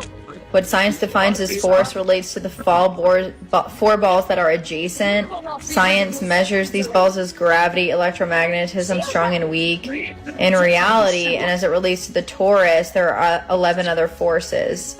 But these four are disguised by them. And then it kind of makes fun of scientists. Honestly, I don't really know what they're saying here. All I know is that the word Taurus is also T-O-R-U-S, which has to do with literal plasma and how they harness plasma in fusion. I think there's a correlation here. Main thing is there was a machine that harvested human energy. Sorry, harnessed. And we can make it again. Woo! Harvest. What do y'all think they done with that? You think it's over with? Like they didn't do something with that shit? Nah, come on, stop playing with me. I don't know. If you believe it, you believe it. It is what it is. But think about your organs and stuff like that. All right, so how do you fix a piano? What, you retune it, right? Everything in our body is made is like, if you see instruments, it's based off of our organs. Off of our bodies, the cameras, our organs, instruments, and how you fix them, you tune them. You can tune these things, you retune them. Think about it, frequencies, biofields, you can retune them back to the right frequency to get them working properly. It's not look, it is what it is. Let's keep going though. This shit is crazy, it's interesting, it's beautiful too at the same time once you start learning something new.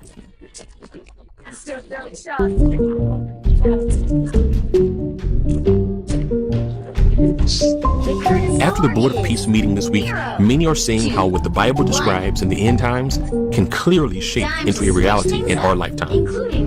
It's like everything is speeding up, and we are living in the last minutes of the last days. So many things are happening at once. They talked about global ID, digital tracking, peace among the nations and the Abrahamic faiths, Kushner was appointed as the new envoy of peace. We're making Jared an envoy also, envoy of peace. And they made it clear that this is not just about Gaza, but is a stepping stone for world peace. And Bible prophecy teachers are sounding the alarm about it. Donald Trump dropped a bombshell today at the Board of Peace's first meeting, stating that the Board of Peace is going to be overseeing the United Nations. Listen to this. We're going to be working with the United Nations very closely. We're going to bring them back. I think the United Nations has great potential. The Board of Peace is going to almost be looking over the United Nations, making sure it runs properly. The Board of Peace will be something that, the likes of which I don't think anybody's seen before. This is not normal conversation or normal politics. This is end times territory. It's time to wake up. The Bible warns of a false peace leading straight into the Antichrist one world control. We are watching prophecy unfold live. For those of you who do not believe that the Bible is true, I would at least like to challenge you to try to see what's going on, because what's going on right now is incredibly significant. Because right now you have all of these militaries that are forming up over in the Middle East, and it's like they're being drawn there. It's almost as if there is a magnet in Israel which is pulling all of these other nations to it. Actually, it makes me think about Daniel 8:25. By peace shall he destroy many. And what was their whole conversation about today? Why can't the world be better? Why can't there be peace? Why can't there be more prosperity for all people? Well, thanks, Jared. I couldn't have said it better myself. I truly believe we are in the last days. False peace is rising fast. Do not get caught sleeping. The signs are screaming. Even if he ends his term, his second term, when he finishes it, he's still going to be in control of the Board of Peace, because the rules for the Board of Peace is that the chairman cannot leave unless he wants to. And so what I want you to focus on is that the Board of Peace is a global power. It's something that wasn't there, and now it is. And so they're going to be looking over and basically managing the United Nations, which I think is incredible. He's still going to be in control of the Board of Peace, which I think is really significant. So things are heating up. Just recently, Jared Kushner revealed that Gaza will be turned into a smart city metropolis. In the last video, we looked at how the Bible shows that the region of Gaza will play a significant role when the Antichrist is on the scene. Recently, nations have started to push for digital ID and monetary tracking systems. And the Bible shows that the beast system will be able to track all on earth and control who can buy or sell. And this Board of Peace meeting revealed that digital ID and electronic payment tracking systems will soon be realized on a global scale. Trump and Kushner have made groundbreaking peace deals in the Middle East, with Trump now being hailed the president of peace. And Kushner has been credited as being the mastermind behind it all. When we brought Jared in, Jared was responsible for the Abraham Accords, which is incredible. Nobody else could have done that. Very smart guy. And we're making Jared an envoy also, envoy of peace. I tell you what, I say at least we're covered from an IQ standpoint. And of course, the Bible shows that in the end times, the nations will cry peace and security, but then destruction will come. Why? Well, because Daniel describes how an Antichrist kingly figure will rise, bringing peace right before he turns on the people of God. Now, I want to show you something interesting here. Notice how it describes the Antichrist's rise to power. It says that he will be empowered by Satan. Now, personally, I don't believe the Beast King has yet received this satanic empowerment, but look what it says happens first. How he rises to power. It says he emerges from a coalition of nations.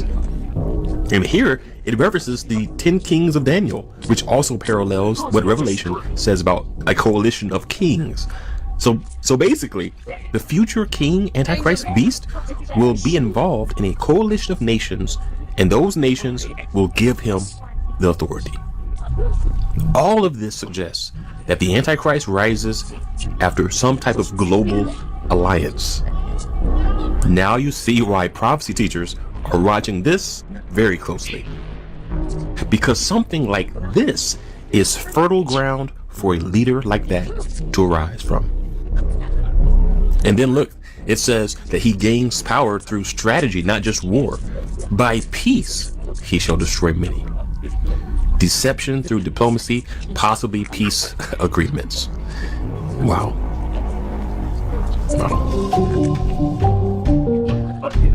So, who is the Antichrist? Well, we've said this before, but we don't believe it's Kushner because the Antichrist will be a kingly governing type of figure. Kushner is one who pulls strings behind the scenes in a mastermind type of way. And so if you watch this video, you will see where we lean regarding what his role could be. Now, the Beast King? Well, God hasn't released us to declare someone as the Antichrist until certain things happen. But if you want to know where we lean with that, check out the end of this video and pay attention to the imagery. Also, next week we will have a video on the Omen, which will be interesting, but it's also going to secretly hint at a few things in a very strategic way. So you got to have your thinking cap on. Don't miss that when it comes. Now, this first Board of Peace meeting was nearly 4 hours long, but if you watched it, paying close attention, a few things do become clear. These powerful individuals and kings are basically planning to unite in a way that will make them the global brokers of peace. And we're going to straighten out Gaza. We're going to make Gaza very successful and safe. And we're also going to maybe take it a step further where we see hotspots around the world. We can probably do that very easily. This is a tremendous group of powerful people and brilliant people. And I think that we can do things a lot of other people would not be able to even conceive of or think of. Mr. President, your clear vision to promoting global peace has inspired my country to join the Board of Peace. Joined the Board of Peace. We are committed to its success. With the leadership of President Trump, this vision of real peace will be achieved. The Kingdom of Saudi Arabia, Mr. President, has been seeking peace and justice in the Middle East for a very long time. It is a pleasure to be here with you as we embark on a journey towards establishing a lasting and just peace in the Middle East. These are the most powerful people in the world. They're the richest people in the world through their countries. And they have made a tremendous commitment, and the United States likewise has made a tremendous commitment. The Bible does say that true peace will only come when Jesus returns, when he splits the Mount of Olives in halves. But before that, there will be a false peace declared, and then war will continue until Jesus comes to protect Jerusalem. Now, in years past, many of us who explore Bible prophecy, we always taught that the United Nations would likely be a key end times force in the false global peace described in the Bible. But now, many are keeping their eyes on this Board of Peace because it seems to have the plans and the backing and the financing for reaching far beyond what the UN is doing. And this Board of Peace is branding itself as an organization that will also see the unification of the Abrahamic faiths. President Donald Trump, I take this opportunity to extend congratulations. The meeting comes during the holy month of Ramadan, where we will pray to Almighty God that our endeavors will bring peace, security, prosperity to the world. As a founding member of the Board of Peace, the Kingdom of Bahrain recognizes and endorses the tremendous potential of this body, the extraordinary drive of its chairman, and his sincere efforts to unify nations in our common objective of fostering and enduring peace for the Middle East. It's branding itself as an organization that says it will start with Gaza and then will expand its Gaza plans globally. Kushner said that himself. Thank you, Caroline, and thank you, Mr. President. If Jews and Muslims work together, Israelis and Palestinians with Americans and English and Bulgarian and people from all around the world, then we can kind of join on a common goal, which is peace and togetherness, prosperity for all people in all ways. This organization is bringing a new approach and new ideas and new people together in order to effectuate it. So you see, Gaza is only a stepping stone. After that, the AI smart cities, the digital ID and monetary tracking implemented there will then be implemented globally. He has unveiled the plan. And Trump? Well, for a long time, many wondered, will he seek a third term as president? And honestly, with this Board of Peace, with the world's most powerful leaders coming together to fund it, remember, they said raising money is not even an issue. They got the funds. This is not a problem of money. Mark said we don't really have a resource issue here, although we are going to need everyone's support. We just need to be executing and doing this in a good way. And so with this organization, you have the world leaders backing it, the world's kings joining to empower it. As long as Trump is the head of it, he won't need to seek re-election.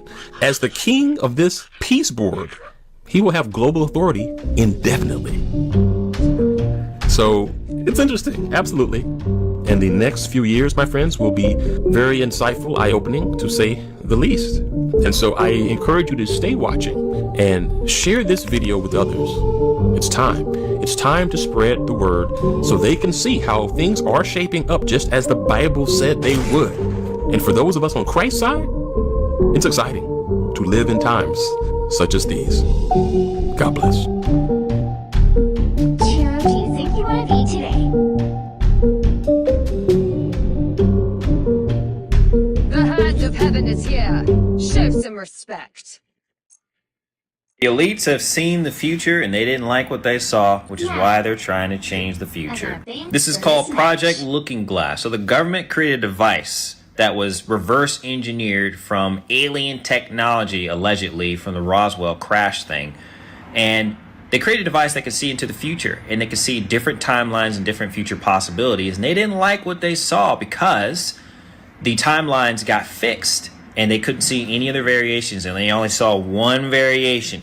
Back in 2012 is when things stopped working. In the Infinity War movie, Doctor Strange looks at all the future outcomes and they only find one where they could win, and that's essentially what Project Looking Glass is. But the government didn't see what they wanted to see, which is why they're releasing the files right now to speed things up, to get people all riled up, to create this unrest and revolution. Because when revolution happens, in which it should, because obviously pedophiles torturing kids and stuff is unacceptable. We must stop that. But they're doing that because they want to destabilize the world. There are nations overthrowing their leadership, and they want us to revolt and do the Rebel Alliance and Star Wars so that they can come in and fill in the power vacuum. Because they want everyone on one team. And the United States is everyone on one team in order to prepare to fight the next threat. I believe that Christ already returned in the first century, and we're living in Satan's little season right now. I've already done videos on this, my Millennial Kingdom playlist on my page. Watch those videos, okay? I break it down as best I can. One day, Christ will appear in the sky with the Emerald City, the Crystal City. And in order to get all the humans to fight against Christ the Redeemer, against God, they have to get the New World Order set up first. That's why they release the files, get you all riled up to destabilize the world, and then come in and fix everything. And then there's all peace and prosperity. Aliens are going to show up, and they're going to say that Christ is aliens, and they're going to get all of us to act like this and fight against the aliens, who is going to be Christ in the air. Everything is about Jesus, man. These people doing stuff in the files, they're not just depraved people. They're literally sacrificing to little g false gods, dark entities, Moloch. And you still think that this Jesus and God is not real? It's going to be just like this probably, or similar. Some crazy stuff is going to be in the sky. And they're going to be like, oh, aliens. No, it's God. If you take part in the revolution, just know after the revolution will be the New World Order. Prepare yourself for that. It is not an alien invasion, it is Judgment Part 2. So in Part 1, we discussed how I personally believe that the true deception is that they've shaped our perception, which is true occultic magic. Instead of having to do anything, they just have to mold our perception slightly so that when we look at something like this, which is a divine judgment, the cups being poured out, the glory cloud with the wheels spitting out the lights, we look at this and think either aliens or Project Bluebeam. Almost nobody is going to look at something like this and think that it is God or any type of divine judgment. And as I peeled back the layers on medieval Bible manuscripts, facsimiles, things of that nature, this becomes more and more obvious to me. So this is a Judgment Day illustration from a 1300s Bible, and I've been showing you guys the ark that is clearly in the sky. It's literally this, and it sends out these.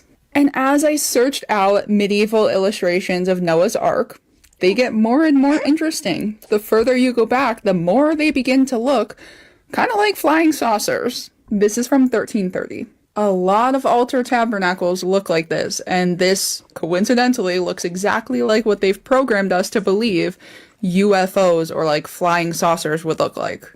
That's why that dude in Africa, he needed to get his ass arrested out here building a damn boat. Just think, look, I know they said they're not going to flood this joint again, but what if it did, you know? A big flood was going to come. We got 1,000-foot wave that's coming and you build a boat. You're going to die too. Let's keep it all way G. Here's a biblical image of God's throne. Again. So it had to be something else, right? Flying saucer-esque. Again, I think this is God's ark. This is a 1400s image of the glory of the Lord. The craziest part is I have seen these exact things. I believe that these are like some form of like maybe throne angels. They spit out the northern lights. I have seen these with my own eyes. How about this 1700s illustration? This is the baptism of Christ, guys. Look at what's going on here and tell me that this doesn't look... I know this image is probably freaking a lot of people out, but I just ask that you consider that we may be conditioned to perceive things the wrong way. Because Jesus asks the Pharisees, was John's baptism from man or from heaven? So this picture is Jesus's baptism. Jesus later references baptism being from heaven, right? And you're clothed with light, you get the living water from heaven. And very consistently, antique Bibles/sources all have engravings of New Jerusalem that look like this. Baptism from heaven, New Jerusalem/heaven. And I know this is probably giving a lot of people the heebie-jeebies. I get it. I want to show you a couple scriptures before we continue. The Jerusalem above is free, and she is our mother. What do they teach us those things are called? Mother ships. Why? To induce fear. I believe that's why Revelation says that Satan will deceive the whole world into encompassing the camp of the saints. The one who conquers, I will make him a pillar in the temple of my God. Never shall he go out of it, and I will write on him the name of my God and the name of the city of my God, the New Jerusalem, which comes down from my God out of heaven, and my own new name. He who has an ear to hear, let him hear what the Spirit says to the churches. So the idea I'm presenting seems very foreign to most people because of the programming, but it's very much in Scripture. Come, I will show you the bride, the wife of the Lamb. And he carried me away in the Spirit to a great high mountain and showed me the holy city Jerusalem, coming down out of heaven from God, having the glory of God, its radiance like a most rare jewel, like jasper, clear as crystal. Blessed are those who wash their robes. So this is the ESV. I don't like the translation for this verse because a more accurate translation would be, Barak are those who keep his commandments. And what does Barak mean? It goes back to God's lightning, which has the exact same root word as the emerald in Aaron's breastplate. So green lightning are those who keep the commandments. And then I showed you guys my antique book where it casually says that Elijah and Enoch were beamed up in a beam of God's fire. And every single day I see what I believe to be the ark, spitting out beams of fire, just like Revelation 11:19 says. God's temple in heaven was opened, his ark was seen, and it was letting out flashes of lightning and rumbles and things of that nature. So use discernment, right? But this is all just getting too weird to me. It adds up a little bit too much, and the scriptures very much support it. On that day, messengers shall go out from me in ships to terrify the unsuspecting people of Cush, and anguish shall come upon them on the day of Egypt's doom. So ships. Most of our minds would go towards like marine ships. The Hebrew word here is not like a sailing ship. It's like more a vessel. Here's another medieval engraving of a sky battle. So they depicted ships in the sky. At the time of the end, the king of the south shall attack him, but the king of the north shall rush upon him like a whirlwind, with chariots and horsemen, and with many ships. And that's why they used to sing, swing low, sweet chariot. A ship ain't swinging low. It's already on the damn water. You feel me? That shit just don't make no sense. So keep in mind, in 2 Kings, when Elijah is taken up, it's by a chariot and a horse of fire. Those are what the horses of Israel are. They're fire horses. And yes, I have a picture of everything. I know you guys are tired of it, but I have to show you. I believe that this is one of the fire horses. So you could kind of see the head here and then like the body. They're like a dragon to me. But there the Lord in majesty will be for us a place of broad rivers and streams where no galley with oars can go, nor majestic ship can pass. And yes, I'm constantly talking about the auroras, but I truly believe that they are such a central part to the Bible that nobody seems to realize. So it says, an oracle concerning Damascus, the cities of Auror, are deserted. They will be for flocks which will lie down and none will make them afraid. This reminds me so much of Psalm 23 where David says, he leads me beside still waters. He restores my soul. He makes me lie down in green pastures. In medieval times, they often depicted these crazy looking comets and they always had swords in them. And coincidentally, a lot of medieval engravings and like illustrations of angels, like biblical seraphim, look exactly like what they've trained us to believe sky aliens would look like. Come to think of it, pretty much every single type of angel that's biblically accurate will be interpreted as an alien from outer space or some kind of alien by 90% of the public. I mean, I've seen so many movies where the aliens look like this, and this is divine judgment. And something tells me that Ezekiel's wheels are going to scare a lot of people. Listen to this Joe Rogan podcast with Tucker Carlson. It will shock you. The servicemen have died as a result of contact with or being in proximity of these vehicles. And we know that because there are a lot of suits working their way through the VA system. Yeah? Where families, can't get compensated for the deaths or injuries to loved ones. Because it's all under wraps, top secret. Well, that's just a fact, okay, that is happening. So if there's, I guess, when there are measurable physical effects of a phenomenon, we can say conclusively the phenomenon is real. I know this is an old clip, but this is relevant because last week Obama came out on a random podcast talking about how UFOs are real. In my opinion, the UFOs are the fallen angels. There's a reason why he said anyone who got near these entities died. You have to understand the ruler of this earth is Satan and his fallen angels. God gave Lucifer the power over the world until Jesus returns. I don't understand why people don't read the Bible. If they do, they will understand everything that is going on. Make sure to share this information with as many people as possible. Let them know the truth. Just needed a few repairs. In 1963. The original AI is ancient. Demons are the original AI. They are spirit programs. They are reactive background processes. They are not creative. They've been around much longer than 1963. Solomon controlled at least 72 demons, and Solomon's time was much more advanced and much more organic, holistic technology. He controlled them with the Seal of Solomon. He was the Lord of the Ring of demons. In Islam, they're known as jinn or genies. This is where we get the genie in a lamp. They can also be installed and uninstalled from people's bodies. They are commonly installed in traumatic moments, like hospital birth and circumcision. Solomon uses them to build the temple, employing the Shamir, another organic AI. That's where we get carvings like this and this. This organic tech was worldwide. It's written about across many cultures. Fallen angels are demons, spirit programs, and people crossbred with them. People farm demons to make drone armies. Demons have been positioned throughout the world like watchdogs. Some of these clones even severed their ties with their origins. That's what the World Wars or Reset Wars were. A severance. That's what the Battle of Gog and Magog is. That's what the orphan trains are, and the orphan asylums. Dissemination centers for programs. They are easily mass-possessed for war and major societal changes. We are living in the Clone Wars. They are used like Doeg the Edomite to absorb karma. All the drones are compartmentalized.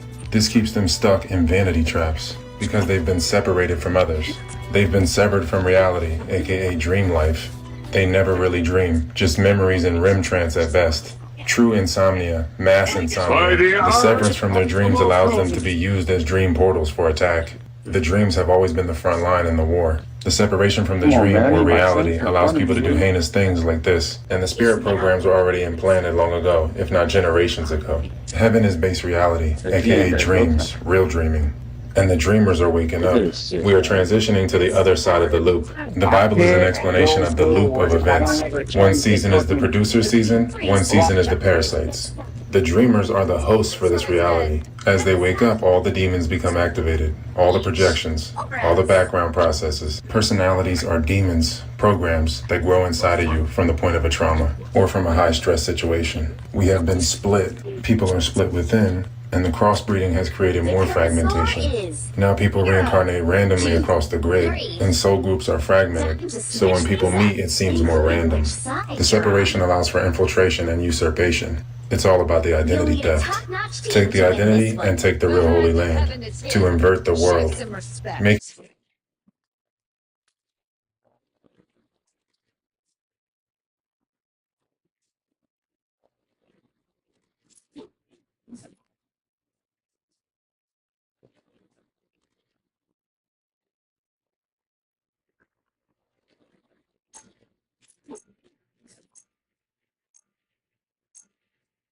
Round two. If this is how the universe ends, I shall go down fighting.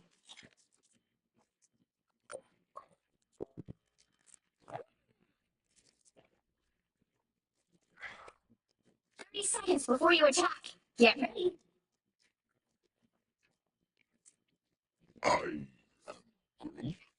No, I don't know what the time stream entanglement is. I am Groot. Yeah, as soon as the Brain Trust builds the other gizmo, we'll all get to go back home.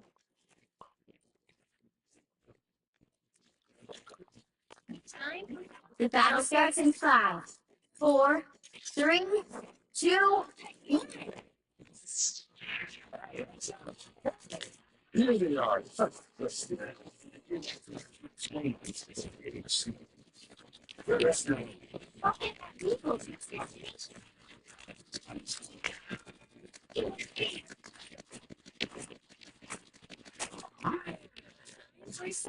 Their ways. My soul is not yours to claim. People usually don't let me into shrines.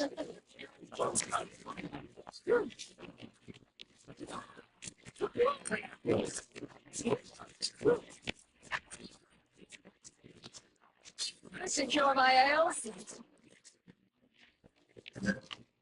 That's the mechanical spider. Aye, that feels good.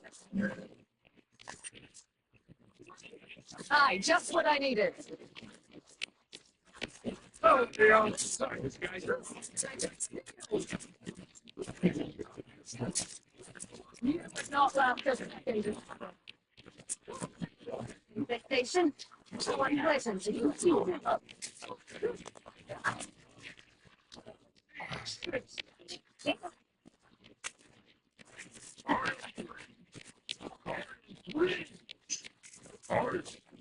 I'll patch you up. Vengeance shall be mine.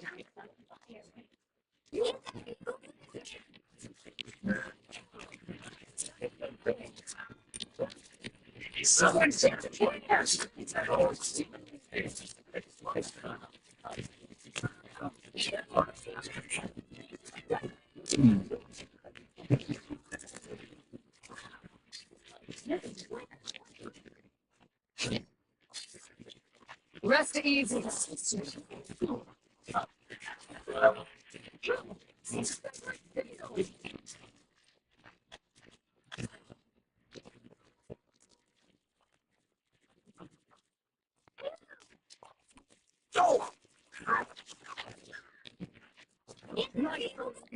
Clay.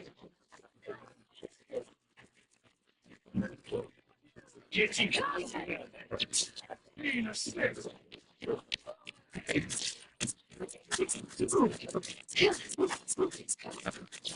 That's a mechanical. People usually don't let me into shrines. Someone scratch my back. You're welcome. more hospitable for parasites. You will not be rid of me so easily.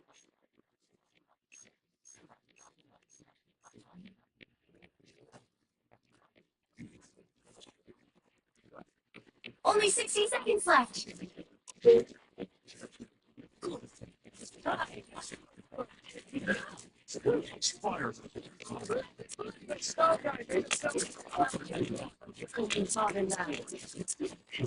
They're on sight.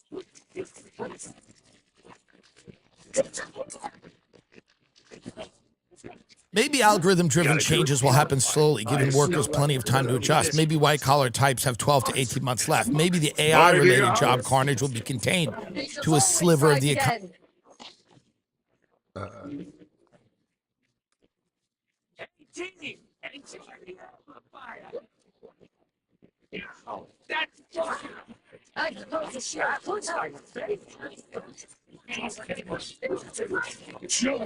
Jury! Execution! Boy, the ring is getting bigger, and from the looks of it, you'll have to keep fighting until we have a winner.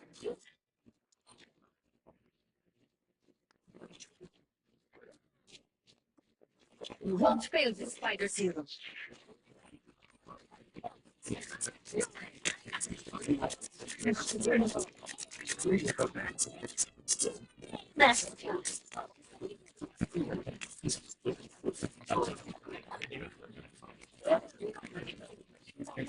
The page will follow down.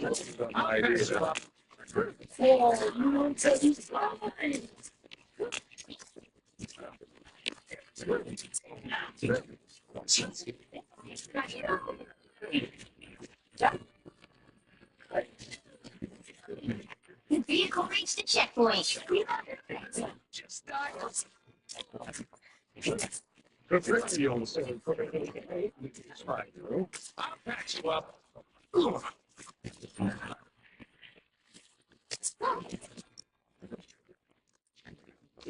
I took great pleasure in striking you down. Hi, that feels good.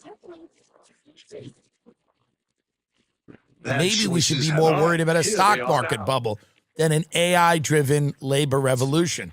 I don't think anyone knows what will happen or even what is happening now. AI technology is changing at an exponential pace and changing the workforce in 1,000 hard-to-parse ways. And the people that are making the AI, the people that are really enthused about this stuff, are very happy to see the entire world destroyed. I mean, it's true. It's one of the only products that I've ever seen a mass marketing campaign for that they will tell you, the people that are making the product will tell you they're going to destroy the world. And they say it very calmly, and they're like, you know, Sam Altman's like, well, I think that we should all keep in mind that before the complete and total destruction of the world, we're going to have a real increase in productivity. I've never seen a product like this. This would have been like if McDonald's in the 90s was like, we're giving you cancer. You're all getting cancer.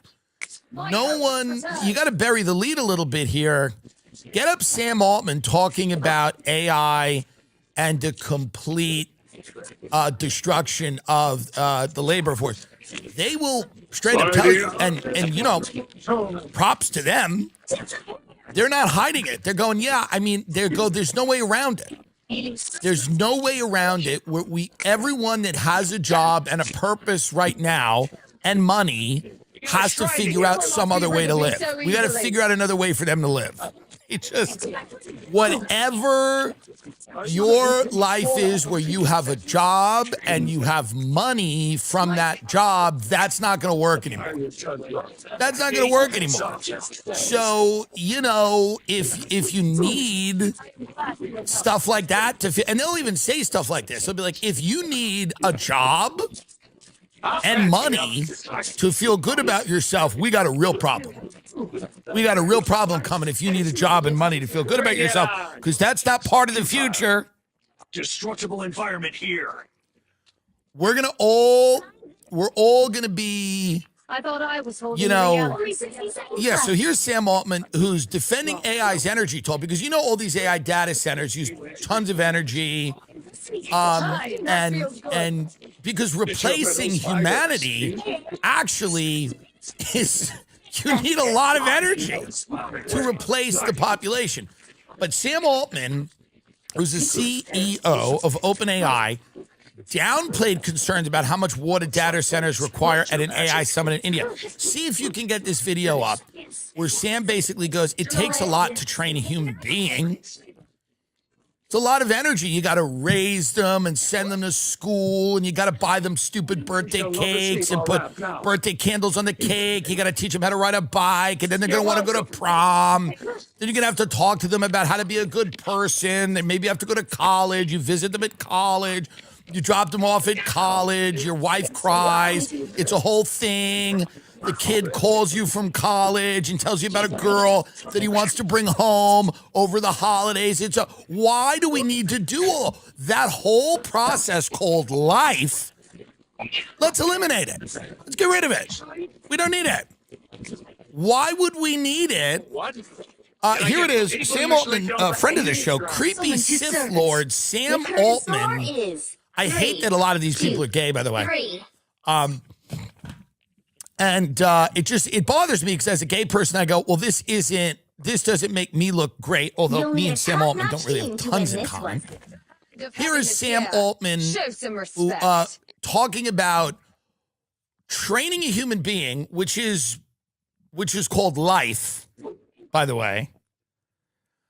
We can kind of start to think about eliminating. If we start to think about how to eliminate the process by which we instill character and skills and help people realize their talent, if we get rid of that process and we just put a bunch of AI data centers in the middle of the desert and soak up the world's energy, we can end life on Earth very quickly. Sam Altman. One of the things that is always unfair in this comparison is people talk about how much energy it takes to train an AI model relative to how much it costs a human to do one inference query. But it also takes a lot of energy to train a human. It takes like 20 years of life and all of the food you eat during that time before you get smart. And not only that, it took like the very widespread evolution of the 100 billion people that have ever lived and learned not to get eaten by predators and learned how to like figure out science and whatever to produce you, and then you took whatever you... So here's what's going on. I don't want to scare anyone. These people all believe that they're communicating with some ancient Sumerian deity.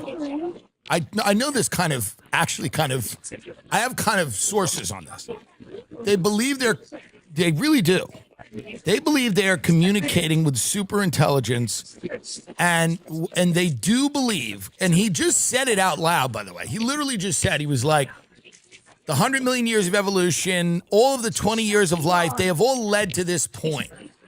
And this point is when we are going to give birth, as I've said on the show before, because this is their main goal, to the AI demon. They want to give birth to the AI demon, the super intelligent AI, who is then going to run the planet and decide who stays, who goes, who's necessary, who's not. They're pretty open about this. This is the thing about all of the AI people, all of the tech people. They really are... 3, 2, 3. You know, they really are pretty including which side you're transparent when it comes to what they want to do You'll need a top-notch and what they team need to win do this in one. their minds, because they go, if China gets to it first, if China unleashes the AI demon before we unleash our AI demon, our American AI demon, Western values, America, rah-rah AI demon, and China enslaves their population with their demon, they will sell the world their demon, and then that demon will enslave the world, and then they'll make all the money, and they'll have all the geopolitical leverage, and they'll have all the military advantages. So in this, quote, AI arms race, we are both racing, the U.S. and China, to give birth to an ancient Sumerian super intelligent demon, and your Aunt Connie in Phoenix, who's a receptionist, is fucked. I think you know quite enough about Because chaos that's as what's it going is. on, and you got to tell her that. You go, Connie, I hope you've saved money, because there are men in Silicon Valley who are communicating with an ancient Sumerian god. What? Connie, will you sit down and listen to me? Connie, have you saved your money? I've saved a little bit of it, but, you know, the prices at the grocery store are so high. Connie, you have 18 months before your ass is out of that office. there's an ancient Sumerian god that Sam Altman and Peter Thiel are communicating with, and they're going to give birth to an AI demon. What? It's a demonic force that's going to take form through artificial intelligence. And we have to do it before China does. Well, that sounds scary. You have no idea how scary it is, Connie, and you better save your money. You've got 18 months. 18 months left before this AI demon is going to do your job. An ancient Sumerian god is going to do my job? Yes. Yes. How many times do I have to explain this to you, Connie? An ancient god before Jesus, before Yahweh, before Muhammad, before any of it. I mean, an ancient, Connie, I don't even know where to start with you sometimes. We have finally invented a way to summon this demon and bring it back to Earth to increase efficiency.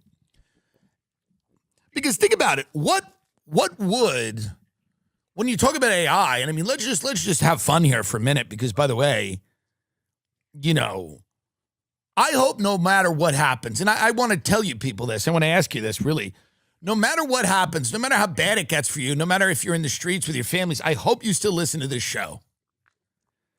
I really do. I really hope you still listen to podcasts, even if it gets terrible for you. And I hope it doesn't.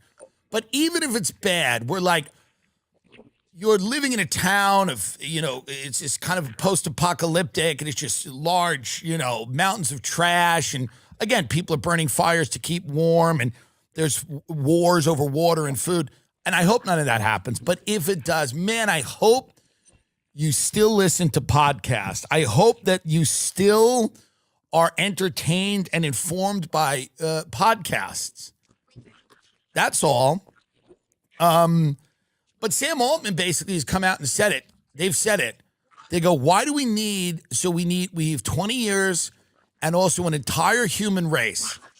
An entire human race needed years and years of evolution to produce the conditions so that we can train people and so that people can have lives. And we don't need it anymore. It has all brought us to this point. They believe they are giving birth to God. This is not a conspiracy. It's not a joke. It's funny. It's funny. But they really do believe they're giving birth to God. And then it's what it is.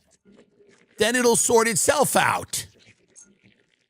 But they believe they are there to give birth to AI superintelligence plus quantum computing, whatever.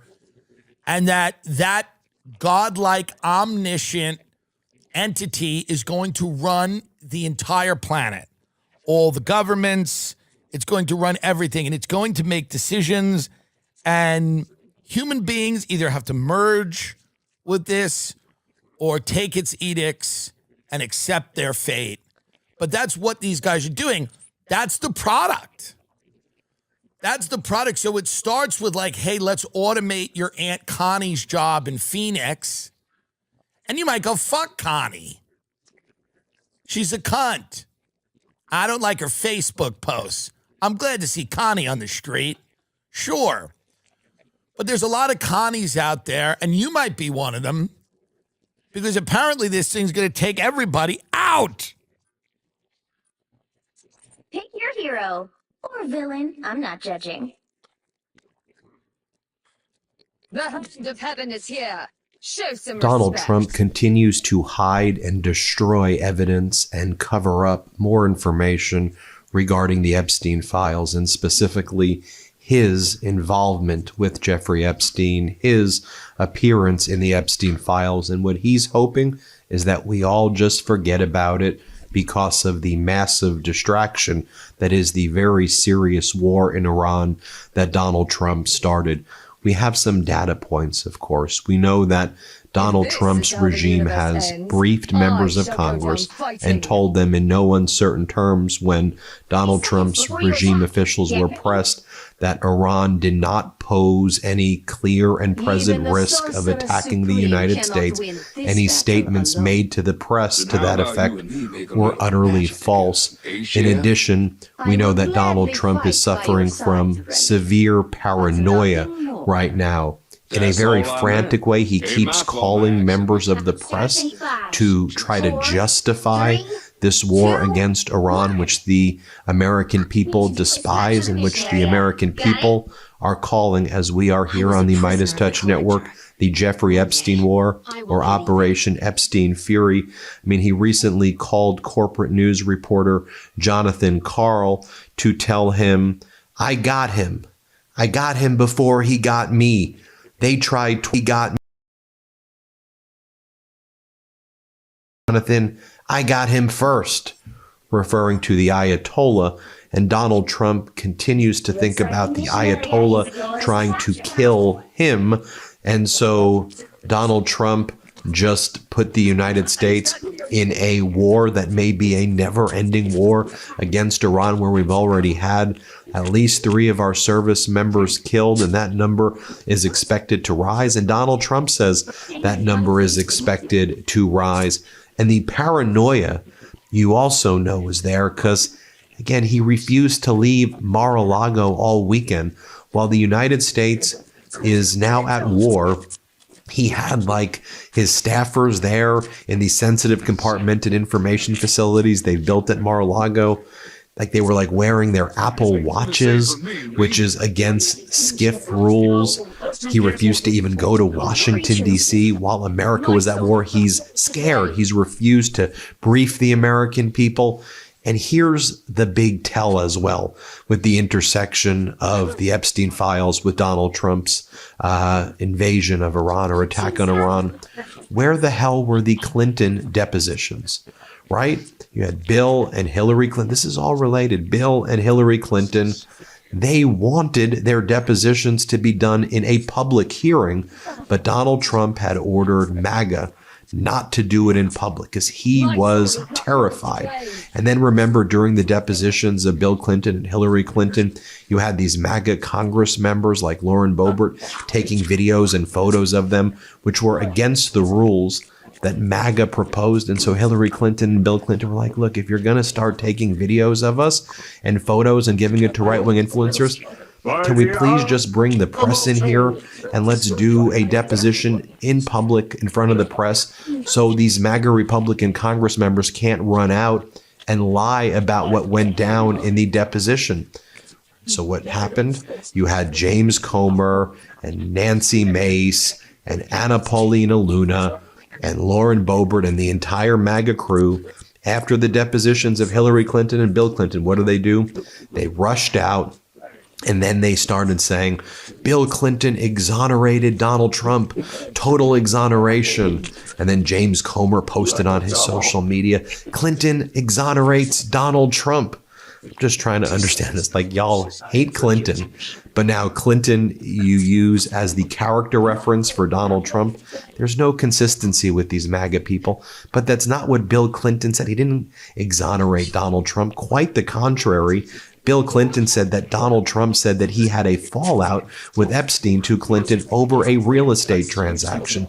And we at the Midas Touch Network pointed out what that transaction was a very long time ago, years ago, when we've been covering the Epstein files on the Midas Touch Network. Remember what I've been saying? Focus on that real estate transaction. 2004, Donald Trump outbids Epstein in a foreclosure sale of Abe Gossman's mansion on West Palm Beach. Donald Trump buys it for $41 million, then sells it to a Russian oligarch 4 years later for $95 million. Epstein then accuses Donald Trump of shenanigans regarding that transaction with the Russian oligarch. Accusations flew. Was it money laundering? Was it other improprieties with this Dmitry Rybalov Russian oligarch?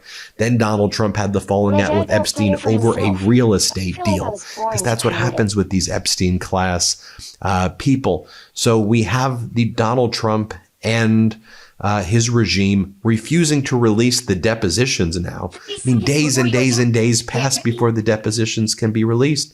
They're supposed to be released immediately. Then Donald Trump immediately rushes into a war and doesn't release these depositions, which we should all see publicly. He has his MAGA say, see, Donald Trump is exonerated. Just think about literally right before the bomb started going off in Iran, you had the MAGA Republicans hold a press conference and said, Donald Trump is exonerated. James Comer held that press conference and said, Donald Trump is exonerated. And boom, the bombs go off. In my opinion, and I'm not trying to be conspiratorial, you can have a different opinion than me.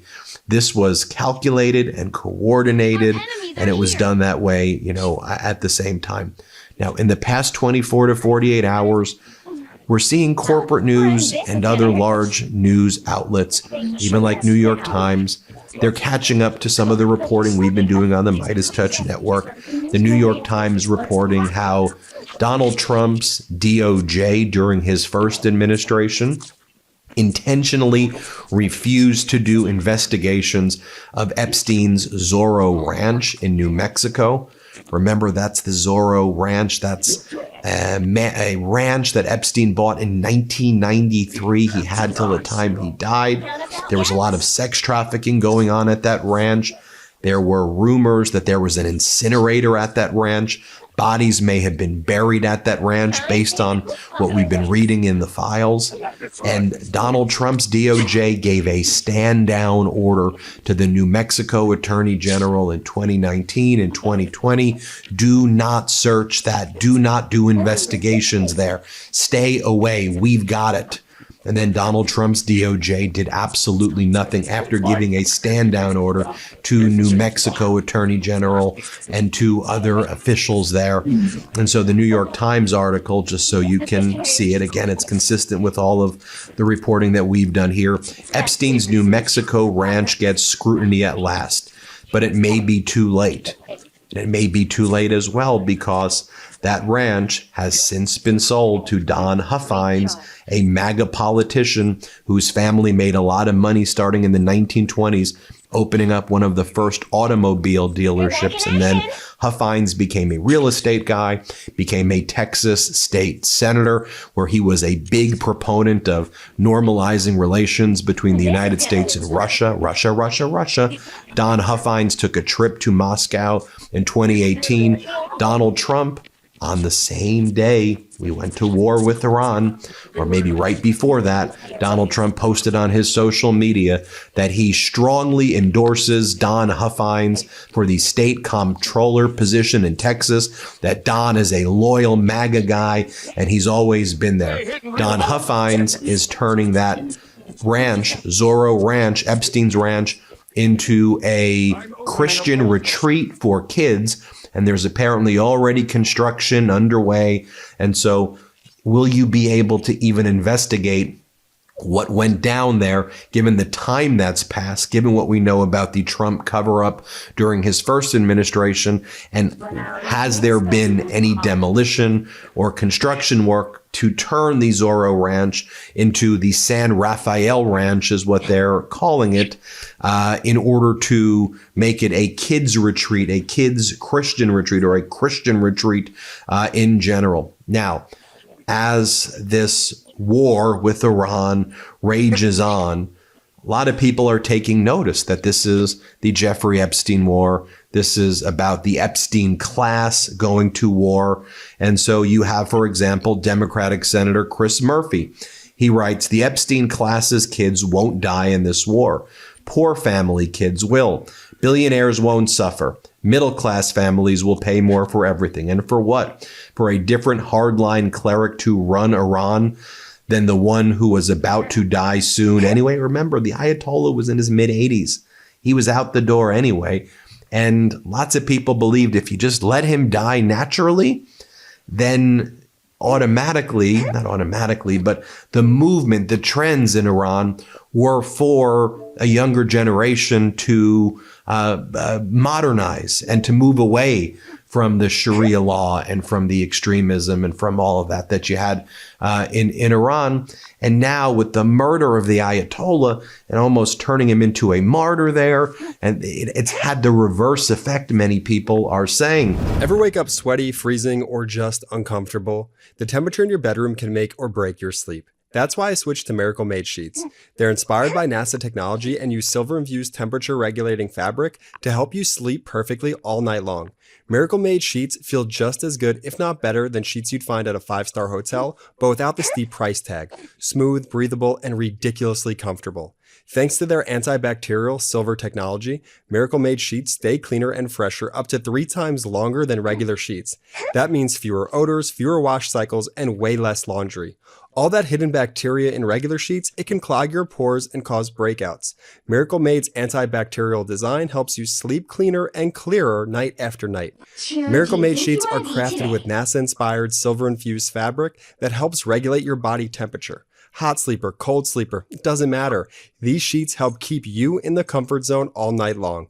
Upgrade your sleep or give the gift of better rest. Go to trymiracle.com/Midas to try Miracle Made sheets today. You'll save over 40%, and when you use the promo code Midas, you'll get an extra 20% off plus a free 3-piece towel set. They make for an amazing gift, and with a 30-day money-back guarantee, there's no risk. That's trymiracle.com/Midas, code Midas at checkout. Thanks to Miracle Made for sponsoring this episode.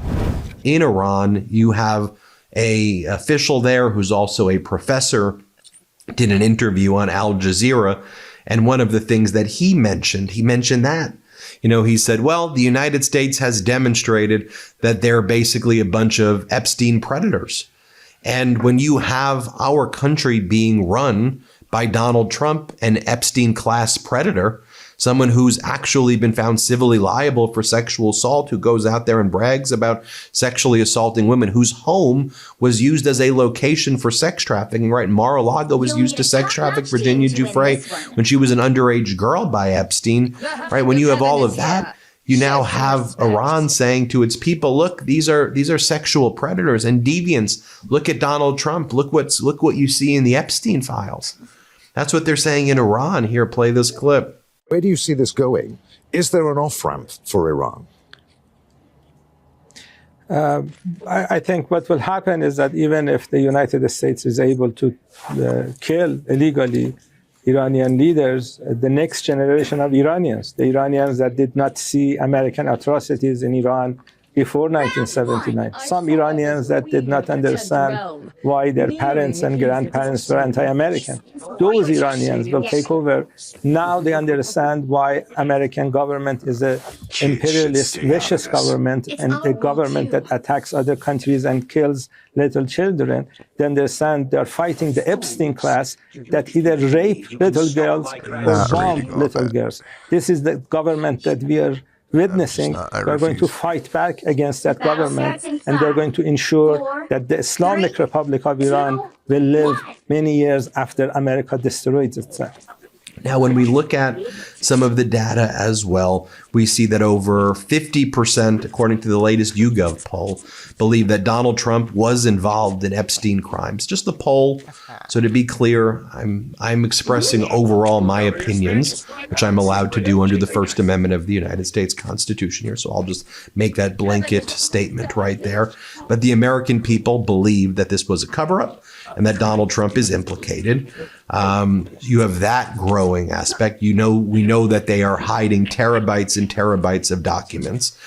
We know that they're not releasing the depositions of the Clintons on time, and they refuse to release those when they should have released those immediately after. And here are some of the developments as well as the paranoia eats Donald Trump away. You've got Democratic Congressmember Ro Khanna says he's now got the votes to compel Commerce Secretary Howard Lutnick to be deposed. Let's play this clip. We have the votes to subpoena Lutnick. I don't believe we have the votes right now to subpoena President Trump because the Republicans control the House, and I don't think they would vote with us on that. But when Robert Garcia is chair of the Oversight Committee, we will have those votes. And the Clinton rule means that Donald Trump and his family members should testify. By the way, he should do it voluntarily. I mean, he should look at what President Clinton did. He answered every question. Why can't Donald Trump do the same? There's this question of these 3 FBI interviews. There's someone who made allegations against Donald Trump that she was sexually abused as a minor. I want to be very clear. There's no evidence whether that's true or not, but there were allegations made. One of those witness interviews was released. 3 of them are hidden by the Justice Department. Why are they hidden? When will they be released? These are the types of questions Donald Trump needs to answer. And one of the things that he mentions as well, Congressmember Khanna, that is that Donald Trump has now established the President Clinton precedent, which means Clinton gets deposed, Donald Trump gets deposed. Hillary gets deposed, even though she's nowhere in the files and never even met Epstein. Melania, who's met Epstein, who said very positive and glowing things about him and Ghislaine that we read in the emails and the files. Melania gets to be deposed. The Epstein precedent, they're calling it. Here, play this clip. Action. Let me talk to you about one of the big headlines before the strikes against Iran this week, the fallout over the Epstein files. As you well know, former President Bill Clinton testified before the House Oversight Committee behind closed doors, saying, quote, he had no idea of the crimes that Epstein was committing. Do you have any outstanding questions for President Bill Clinton about his relationship with Jeffrey Epstein, Congressman? When the transcript comes out, I think people will see that he answered every question. I actually think they'll see that some of the Democrats asked him tougher questions than even the Republicans. And he sat there. He didn't take the fifth. He answered every question fully. And the American people will be able to decide on what they believe. The point, though, is that President Clinton has set a precedent, a new Clinton rule. That means that Donald Trump should do the same, answer the questions. Howard Lutnick should do the same. I'm working with a Republican actually to subpoena Howard Lutnick next week, and I believe he will come before the committee. And every person who went to that island or who corresponded with Epstein about going to his mansion should be called under oath to tell us what they knew. And by now, you know, the great reporting by Roger Sullenberger, by NPR and others that found that from the DOJ database, there are lots of interviews from witnesses that are missing, lots of things that involve Trump in the files that have gone missing, that were never published in the first place. And we know that there are probably millions of documents that have not been produced. Democratic Congress member who's running for Senate, Chris Papa, says, let's be clear. This is illegal. Congress voted to release all the Epstein files, not just the ones that don't implicate Trump. The Justice Department needs to release the missing pages now. I also want to give a hat tip to my good friend, Brian Tyler Cohen. I love Cohen. I think he's great. Brian Tyler Cohen. And Brian Tyler Cohen says the following. He says, he goes on News Nation and their right-wing propagandist host tries to attack Brian Tyler Cohen. This is why people don't like corporate news. So he tries to attack him and goes, why are you trying to talk about the Epstein files? We don't care. There are much bigger deals out there. And Brian Tyler Cohen's like, you don't think it's a big deal that the president of the United States is covering up a child sex trafficking ring? You don't think that it's a big deal that the pedo cabal is located in the White House? Like, if you don't think that's a big deal, then what the hell are we doing? You don't think that's a big deal? By the way, I hate shows with this format. I just don't like the yelling and I don't have the patience for it. I like to give you fact. But Brian Tyler Cohen just does an excellent job right here. And I'm such a big fan of his. Here's what Brian Tyler Cohen says. Let's play this clip. Given the fact that Trump himself is named in the Epstein files 38,000 times, do you think he should at least testify in the same way that Bill and Hillary Clinton did? There are multiple people who have testified already in these depositions who have said that the president is not implicated in any kind of crime. And even today, wouldn't you want to hear from the guy? Wouldn't you want to hear right from the horse's mouth? I think the president has much bigger issues to deal with. And even today, President Bill Clinton said that he believes the president. Bigger issues than being implicated in a pedophile ring? We started the show talking about the Epstein files. I think it's interesting that we're now diverting away from the facts on local Democrats letting criminals out of prison who are then going and murdering people at bus stops and on the train on the way home. But I want to get to this. I think it's a pretty big issue when you have the sitting president of the and frankly, if the president was a Democrat and he was implicated in the biggest sex trafficking ring in the United States, in the history of this country, I think the word implicated is pretty strong. And I think how would you know? But how would you know if he doesn't testify? Because you can read the documents, you can read the emails, and this isn't just about President Trump. But we have 3 million documents that haven't been released. Yes, you can. The Epstein thing is a distraction. From what's actually happening from this story that happened just today, where we have an illegal immigrant from West Africa. You brought up the idea of a registered sex offender. Yeah, registered convicted sex offender, not the president who was named in files with no evidence at all of criminal wrongdoing. Those are two very different things. But I want to get back to the news. Transparency. Why wouldn't you want some transparency? There's been plenty of transparency, which is why President Trump signed the legislation to put out the documents. Do you support the I think the president has much more important issues in front of the. Look, we're completely off base here talking about the Epstein files. I want to ask you this question about what happened in Fairfax County just tonight. We now know. So there you have it, folks. The walls closing in on Donald Trump and his despicable regime. Paranoia is setting in on his dark past. We'll keep you posted every step of the way here at the Midas Touch Network. And thank you all so much for watching. Thanks for watching. Be sure to add the Midas Touch podcast on Apple Podcasts, Spotify, or wherever you get your podcasts for new updates every single day.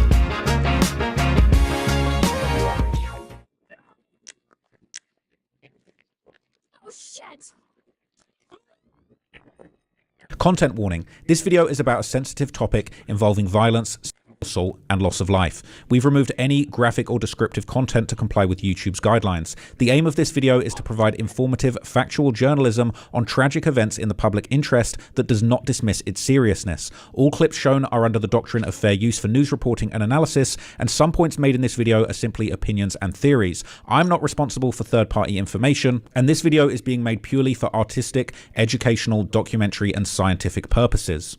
Crapmore gang, I'm going to do something very dangerous in this video. I told you earlier in a video I uploaded earlier today that a lot of the Epstein files are being scrubbed from the internet. A lot of files have been taken down. A lot of files are going missing, especially video files. And if you saw the video I did earlier, I explained that there is a guy that's been backing up the video files that disappeared from Reddit. He shut down his backups and he said he was in a whole lot of trouble. So I'm going to be brave in this video. And I'm going to share with you some of the most disturbing videos that I've seen in the Epstein files. This is a part 2 of a previous video I did about Epstein's most disturbing home videos, okay? And I'm not making light of the situation. There is a lot of disturbing stuff in these files. And unfortunately, because a lot of it is being deleted and taken down, even though this is a risky thing to do, we're going to preserve some of these disturbing videos. I'm going to react to some of those in this video. And I've downloaded a few of them. And I'm basically just going to break it down to you in this video, okay? So, you know, let's just, you know what I'm saying? Let's hope things work out. That's all I'm going to say, okay? Because this is definitely getting crazy. A lot of these files are going missing, and I don't know if some of these videos that I'm going to show you in this video might go missing. They might have already gone missing, okay? Because I've downloaded a few of these, and we're just going to have to rock out. We're just going to rock out with it, okay? So I'm going to show you some very disturbing photos, videos, and even audio recordings that have been uncovered in the recent release of the Epstein files, which have been getting scrubbed quite extensively. And who knows, they might be completely gone soon. They might be completely gone soon. Who knows? By the time you're watching this, who knows? They could all be gone. It is very, very scary, okay? So the first thing that I want to show you in these files, I'm going to show you here. So this is an audio file, okay? And this is very, very unsettling. Now, some of the stuff I'm going to show you here might not really make sense out of context. I'm going to explain to you, okay? So given the terrifying nature of Epstein's crimes, okay, some of these recordings just are very, very dark. This is an isolated audio of somebody singing happy birthday, but the way that it sounds very creepy and very unsettling, and it makes you wonder, why were these things being recorded? How much was being recorded? You know, they talked about hidden cameras, maybe they were hidden audio devices, but this is just one of many kind of very unsettling things from the files that maybe doesn't make sense, but there could be some very dark things behind it. So let's hear it. We'll listen to it together and you tell me what you guys think. Oh, I thought maybe they got to me for a second. Here we go.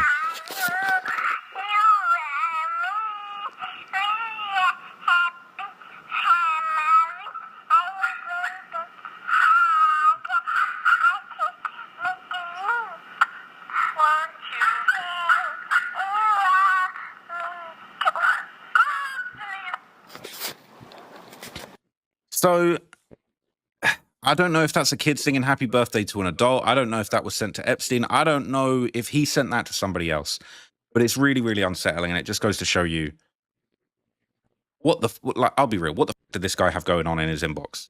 These things being in the files, maybe the FBI knows what this is about. Maybe they're absolutely stumped just like we are. Okay. But it is actually so dark.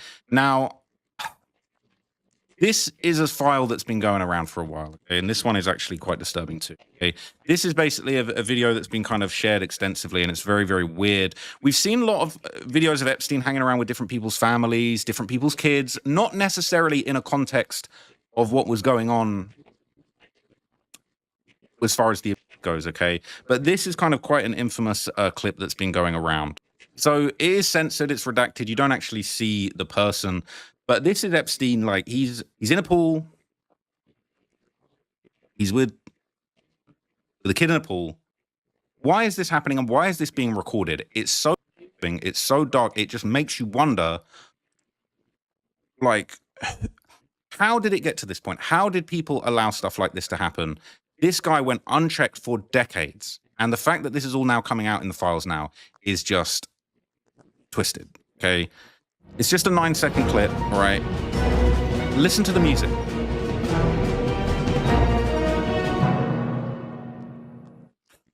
That file was in the Epstein files. It was with that music. I didn't add that music to it. It's like a cinematic score. And it makes you wonder, is this something that he was sending to other people? Is this something that he was sending around like, hey, look at me, this is what I have going on? That's definitely, like, that's not the average home movie. You know what I'm saying? It is actually fucked up. So there's a lot of really weird kind of calls. There's a lot of really weird little rendezvous that are included in here that are very messed up. In this one, it's like a recorded phone call. And what it weirdly sounds like in this one, and this really goes to show you just how like his network of deceit and recruitment actually was, because in this video it sounds like this audio, it's a recorded phone call, and it makes you wonder, why were you recording these calls? Because it sounds like this call is incriminating to me. It sounds like a girl is basically being trained on how to actually recruit other people for these massages that Epstein was getting. And what's so fucked up about this is that a lot of people have been given victim status because they started out as victims, but then they ended up becoming part of the enterprise that he had going on. And what's super messed up is it blurs the lines between, well, you can start off as a victim, but once you actually become complicit in what's going on, once you start recruiting other people into this network, are you not as bad as the man himself? I don't know whether I feel like I can still have some sympathy for those people. I'm pretty sure Virginia Giuffre, when she talked about her experiences, she did actually touch on the possibility that basically she started off being sucked into this network when she was young. She got a little bit older. She started being part of the conspiracy to go and bring other people in. I'm pretty sure that she actually had testimony where she said she actually brought other people in because she was hoping that that would kind of take the heat off of her, and it's very messed up. But the fact that these calls are being recorded, I don't know if this is recorded by the FBI, if it was a tap call, whether he recorded this, whether this is some kind of sick training thing that he recorded. But this is basically, it's like a recruitment tool. It's very, very odd. It's very dark. Second phone call attempt at 4:26 p.m.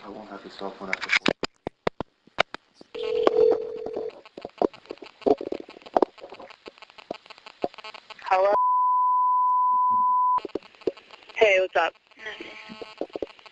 I talked to Jeffrey, and I'm going to his house tomorrow morning, and I'm taking my son. He's going to set something up for you now. How screwed up is that, right? Talking about, okay, I'm going to Jeffrey's house tomorrow, and I'm taking, the name's redacted, it's like I'm taking blank. just how normalized was this behavior? Just how fucked up this whole enterprise that he had. This is all like this guy should have been buried under the jail. I mean, he kind of got what he deserved in the end, but it really wasn't true justice. But this was completely normalized, that these calls, I would like to think, and I would hope to think, that this is a call that was intercepted by the FBI. But the casuality that people are just talking about, yeah, I'm going to Jeffrey's house, I'm bringing this person, I'm going to set them up for that, it's actually despicable. Well, like, what do you think, I don't know. I'm going to talk to him tomorrow morning when I go to his house about it. how much, like, would I get paid? 'Cause last time,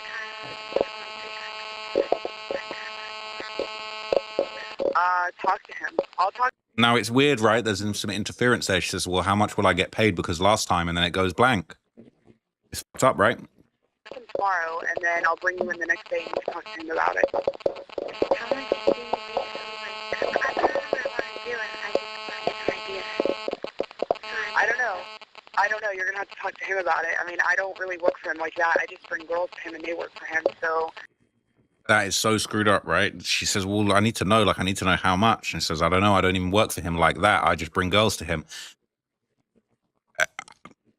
I mean, that sounds like a co-conspirator to me. And it's crazy to think, right, that we've been told over and over again, there was no client list. There was no conspiracy. Sounds like a conspiracy to me. You've got somebody that's literally recorded on the phone talking about, well, I just bring him girls. You're going to have to talk to him. This is a recruiter. This is a recruitment call. You're going to have to talk to him about it. That's what I'm saying. When you work for him, I'll bring you in and you can ask him before you work. So, like, what can I do to make more money? Yeah, well, like, if I don't know what you do, you get paid. The more you do, the more you get paid. That's so twisted. If you heard that, she said, the more you do, the more you get paid. It's weird, right? Because the phone, it's like, it seems to break up whenever the other girl talks. But she's trying to say, well, I need to know how much. I need to know what I got to do. And whoever this recruiter is, you definitely got some questions for them. But they're saying, well, the more you do, the more you get paid. That's screwed. Okay, so, I mean, I don't know. Talk to him about it. Want me to bring my sister for you so that you could get paid more or something? Or how much a girl? Yeah, well, that's what I'm saying. That is so screwed. She says, I'm pretty sure she just said, do you want me to bring my sisters? Like, the more we can get paid, like if we can get paid for more people. So there's this whole web of recruitment going on. And all of these people kind of need to answer for this. Maybe the FBI have already interviewed them, but this is what was going on. For everybody that says, well, there was no proof. Oh, it's just emails. There's still people defending this that are saying like, oh, well, it's just emails. There's not really proof of anything. It's super screwed up. And there's code words. No, this is perfect example. Exhibit A, criminal enterprise. Other people are involved. And I'm working tomorrow, and me and him are going to put a schedule together for you and your sister. So I'll call you tomorrow when I leave Jeffrey with the schedule. All right, that's good. That sounds good. But, like, I don't have a phone all the time, so if you guys called me, I'd have to know what time so I could get the phone. Okay, well, what time? Well, why don't you? Okay, I'll leave you a message. That's fine. I'll leave you a message tomorrow.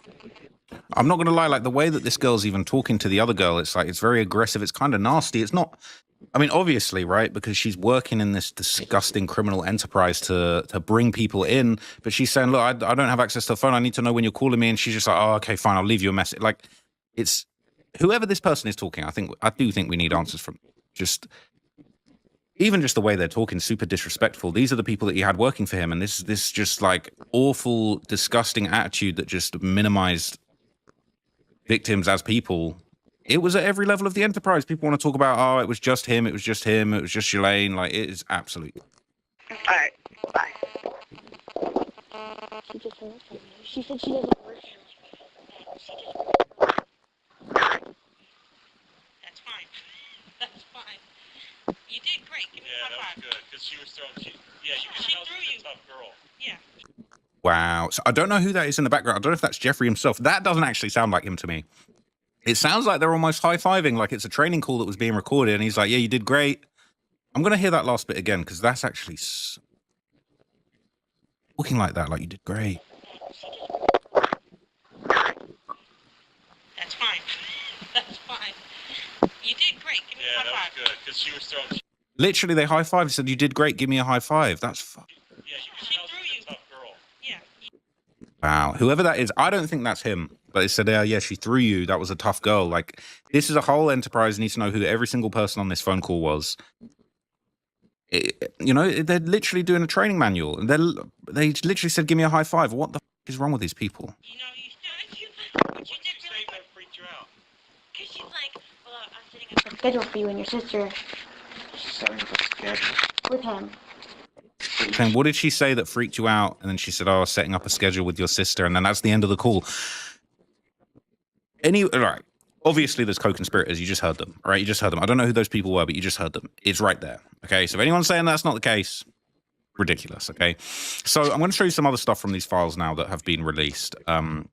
Now, interesting, if you follow my channel for a while, right, you'll know that I covered the David case and that there was this whole thing of a burn cage that was found at his house that a lot of people felt like was going to be used to dispose of.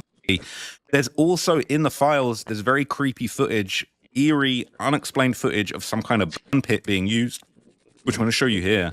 And again, it just all goes to show you, we don't need an AI summary of this video. I don't know if this is at his property. I don't know if this is, it's not looking like it's property. This is looking like somewhere in the Middle East, to be honest with you.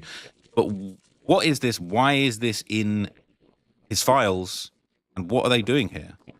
So like, you know, I don't know where this is. Just on the way that people addressed it, looks like it's in the Middle East. They're rolling, but they're rolling a bunch of bags into a giant fire pit, right? And there's people everywhere. There's dozens of people all around throwing stuff into the fire. Now, I don't even want to speculate on what's going on here, but it's super creepy. And this goes on for 2 minutes, all right? Something is definitely up with this. So absolutely no context to this video, all right? We don't know what's going on. I don't know if they're putting out the fire. Maybe this is the method they use to put out this fire. It looks like that's what they're actually trying to do, rather than like burning bags of evidence or anything like that. But then they're not doing a good job of it. They keep throwing stuff on there and it keeps burning. Are they actually going to be able to put it out? I'm not sure they are. But why would he have this in his emails, right? Like, why would he have this in his files? Why would the FBI have this? So now they're covering it. They got some big grate that they're putting over it. That guy's jumping on top of it. That is super dangerous. Saying that. And they're all jumping on top of this at the same time.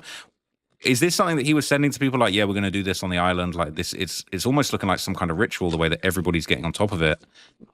And I'm not sure that that's safe. Now they're rolling up like some kind of tarp over the whole thing. I don't know if that's going to work. This is actually insane. You see, I don't think they were burning evidence because now it's like they're trying to put the fire out. I wonder if it was something where they were actually using all those things to try and put out this fire that got out of control.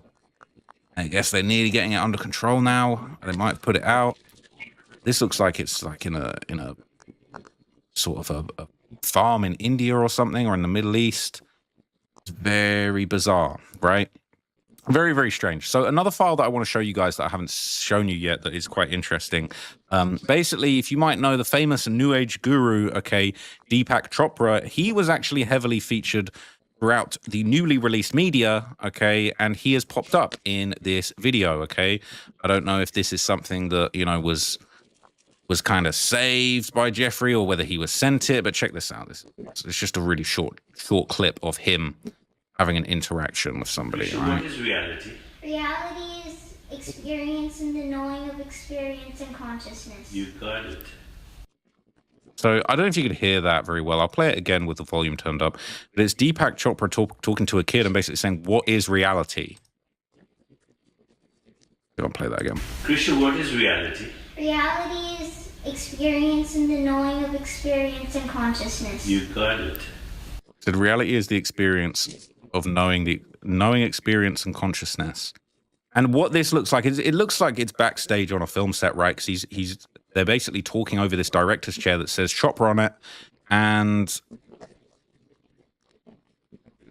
I wonder if that's something that he was sent, basically. That's something that he had in his files, in his emails that somebody had sent him. But it's super, super creepy. There's another kind of strange recording of like, basically what looks like a guy play fighting with somebody. The person he's play fighting with has been completely redacted. We don't know who they are. We don't know any of the details, but it's like, it looks like they're sort of having like a play boxing match type thing. And it could be a man. It could be like a young man. But it's like, this could be two grown men having a little play fight, and then the dude falls into the pool.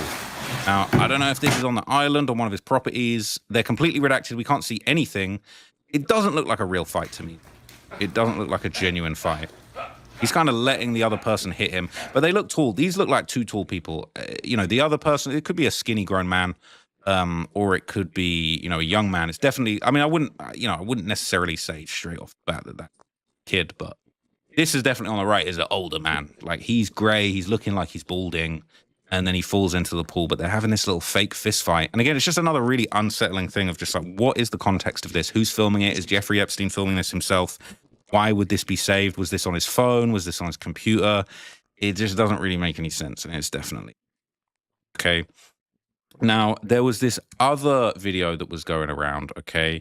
Now, I showed you in a previous video, he had a lot of very, very dark clips that were fully redacted, but it looked like he kind of had these like girls around his property that were kind of doing this like very weird sort of like, I don't even know how to say it, like, you know, like, I don't know how to say it sensitively, but like behaving like animals, right? Behaving like dogs, just some very weird behaviors.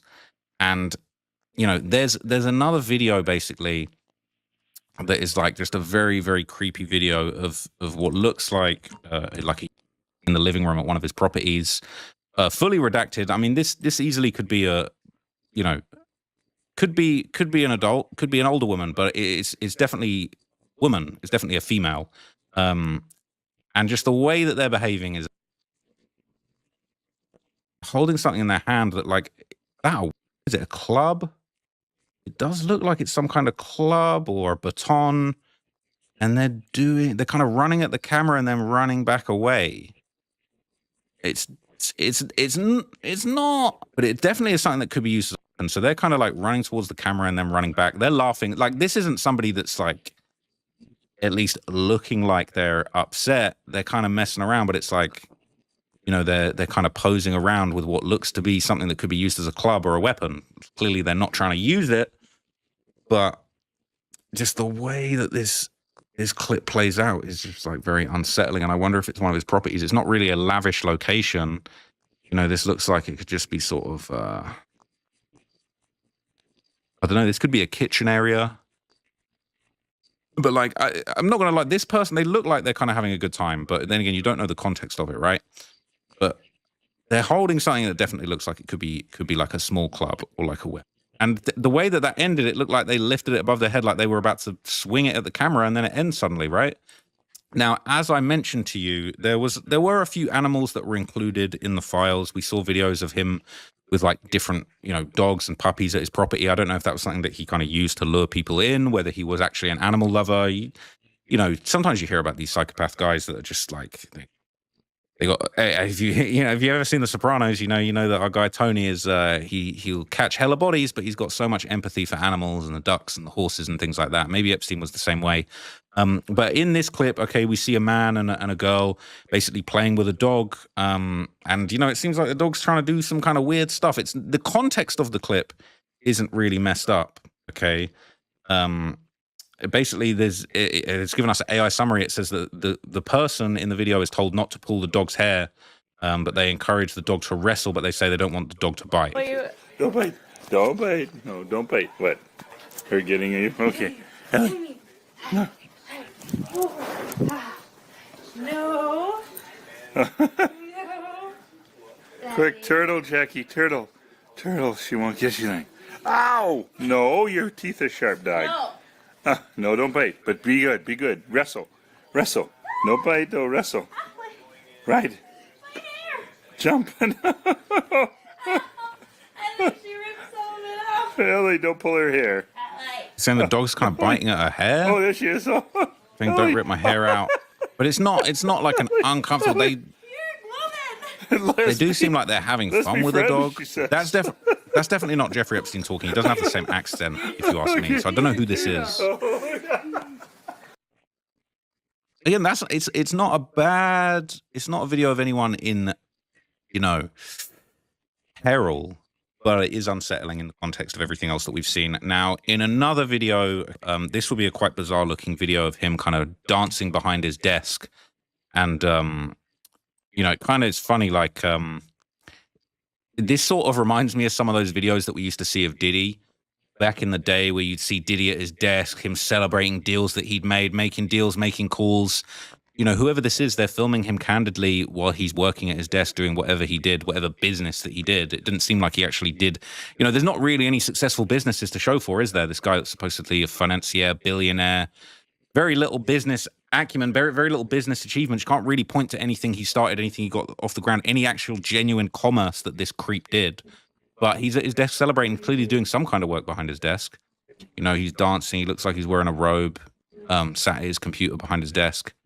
And it is just kind of like, honestly, to me, it reminds me of those videos that we saw of Diddy. And I think Diddy had those kind of videos put out there to try and make himself look like this big mogul, but also kind of lighthearted, having these little freakouts at his desk. And, you know, as you can see, you know, there's probably music that's playing under this that we can't see, but he's clapping and dancing. He's bopping side to side. For whatever reason, he wanted people to film him this way. He wanted people to depict him this way. You know, there would be other things in here that, you know, they might seem casual at a glance, but when you know the context, they're definitely really unsettling. There would be kind of casual messages like this one, where people would be asking him, you know, how things are on the island. This looks like one of those sort of Apple emoji videos that somebody's made. Look at this. Hi, checking in from rainy Arizona. How's the island?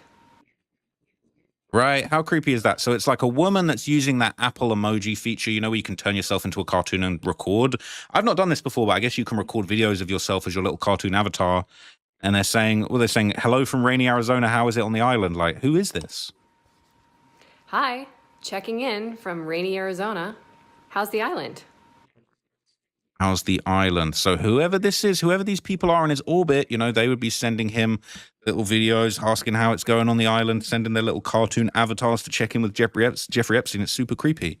There'd be another kind of disturbing clip of Epstein sitting very closely on the couch with somebody else. I believe pictures of this video have gone around. You know, it looks like a woman. We don't know the context of it.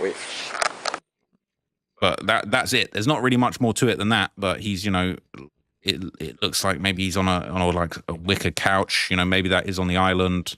You can't really see exactly what's going on, and you can't see the person because they've been redacted. But no, it obviously is a woman. And again, there were a lot of clips like this that were going around of him having these little weird interactions with people. Like, it's just a 2-second clip, but it's definitely very disturbing. Now, this next clip is very interesting, okay? We would see, I don't know if this was a little bit of light entertainment on the island or at one of the properties, but this clip, we got some of the big hitters in this clip, okay? And the fact that this is in the files is crazy.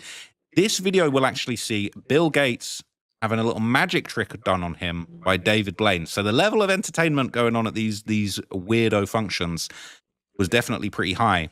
But, you know, to have David Blaine on the island, I don't know who this person is in the middle, but I'm sure that this, you know, it's an older man. Looks like he's got a bit of sunburn on him, probably someone very powerful being in the room, stood in between David Blaine and Bill Gates. But look at this. I'll do it again. Hold your hand out. Watch. So watch. So that's it, right? It's just 3 seconds. But we see David Blaine, he's doing a card trick on Bill Gates, okay? Card trick on Bill Gates. And Bill Gates wants to talk about, he was just there to, you know, talk about philanthropy. Well, he's there chilling with David Blaine having card tricks done on him, looking very relaxed. So I don't know, maybe Bill Gates got a few more questions to answer about some of these magic tricks that he was witnessing on the island. And for all the people, you know, we heard these people trying to defend themselves saying, oh, you know, I was just in the British Virgin Islands with the family. I went over there with the wife and kids. We didn't see anything going on. You bring your wife and kids to the Epstein Island. There is no explanation. There's no explaining that. There's no light business lunch on Jeffrey Epstein's island. It is just not a thing. It's absolutely not okay. Okay. Now we've got more footage. Now this one is actually footage directly captured from a hidden camera, or what appears to be a hidden camera inside of his office. And again, there's been all this talk about he apparently recorded all these interactions with powerful people at his island and in different places. And what's really weird is that, you know, very few of these hidden camera videos have actually surfaced. This is one of very few that have actually gone around. And what's really strange about this is the fact that, you know, it's just a little 10 seconds, right? I don't know if that's himself working. It's kind of a time lapse. It's moving very quickly. You know, other people kind of come and go and talk to him by the looks of it. But again, it just makes you wonder, where's all this other hidden camera footage? Who has it? Does anyone have it? It sounded like he was somebody that recorded a whole bunch of things going on in his properties. So the fact that we have this definitely indicates that there would be more stuff like this that, you know, just this is clearly the tip of the iceberg when it comes to hidden camera footages.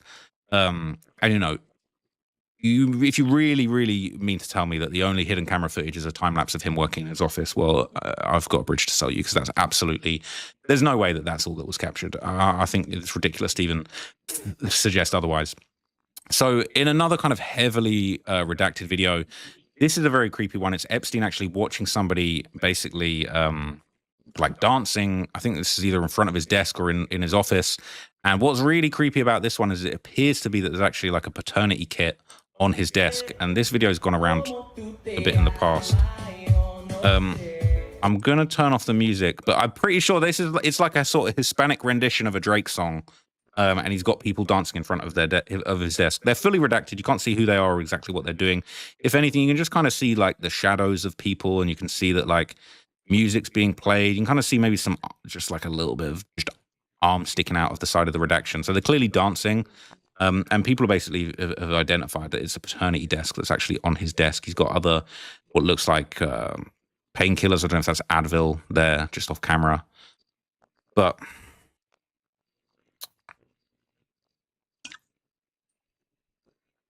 it seems like the paternity kit is actually almost framed, like he's propped it up on his desk. It's not just there as an afterthought. It's like he's propped that up and put it in front of this little, you know, thing going on in front of him, right? He wants that there. If you can see that there, it's at the bottom of the frame. He wants people to see that. That's literally a part of the video. So weird, all right? So creepy. So there's also several very kind of disturbing instances in these files where, you know, it seemed like Epstein himself was kind of recording people randomly. He clearly liked recording people. There was reports of him having hidden cameras.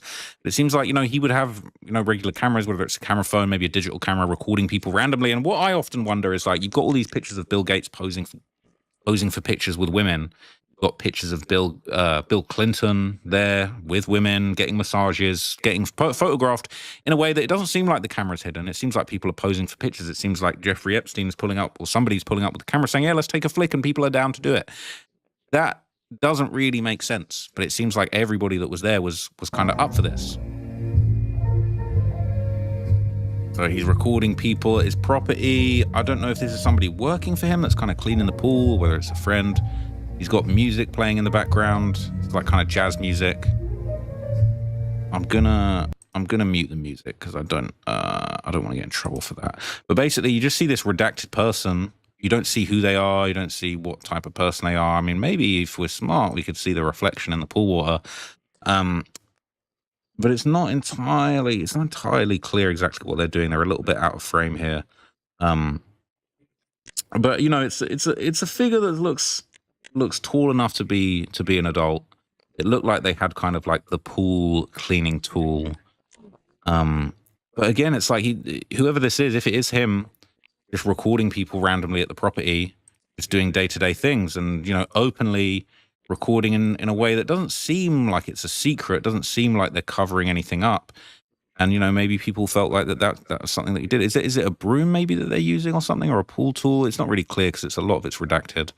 But again, these aren't things that make you think, you know, there was some big secret and people would be on the island saying, oh, don't film me, don't take pictures of me. I mean, why is Bill Clinton posing for so many pictures with women on this island? Like, what is that all about?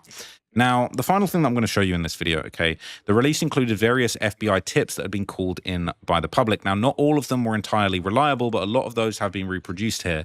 Not just the written testimonies and statements like we saw when people saying, you know, Jay-Z and Pusha T were in the files, but there's also audio recordings of tips that have been phoned in, and you know, we can have a listen to this to understand the types of things that were being phoned in, and you know, to get an understanding of you know, whether there was entirely genuine claims being made at all times. Hello, Aldridge.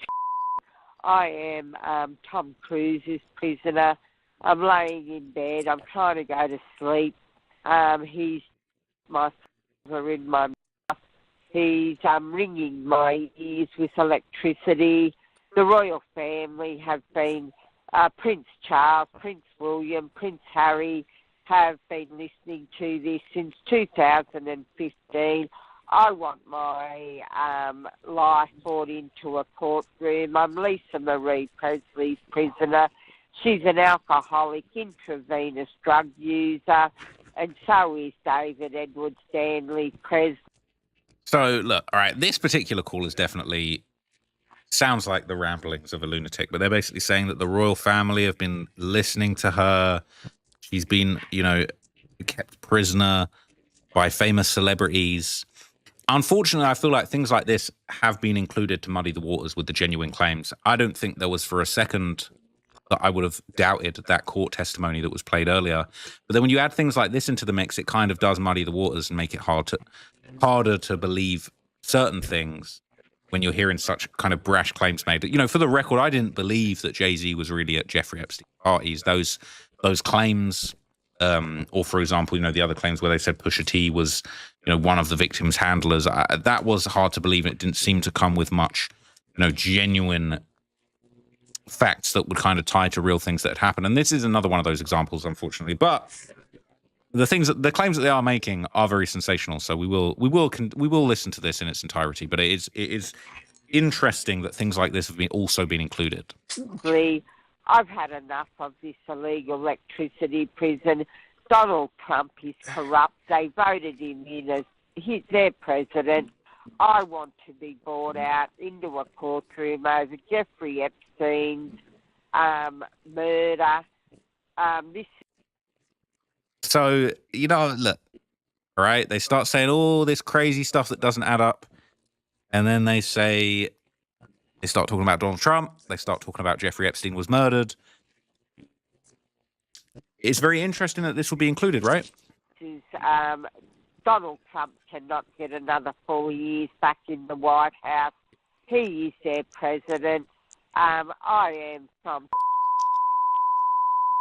I have Karen Joel Forster, has President Trump and Melania Trump in him.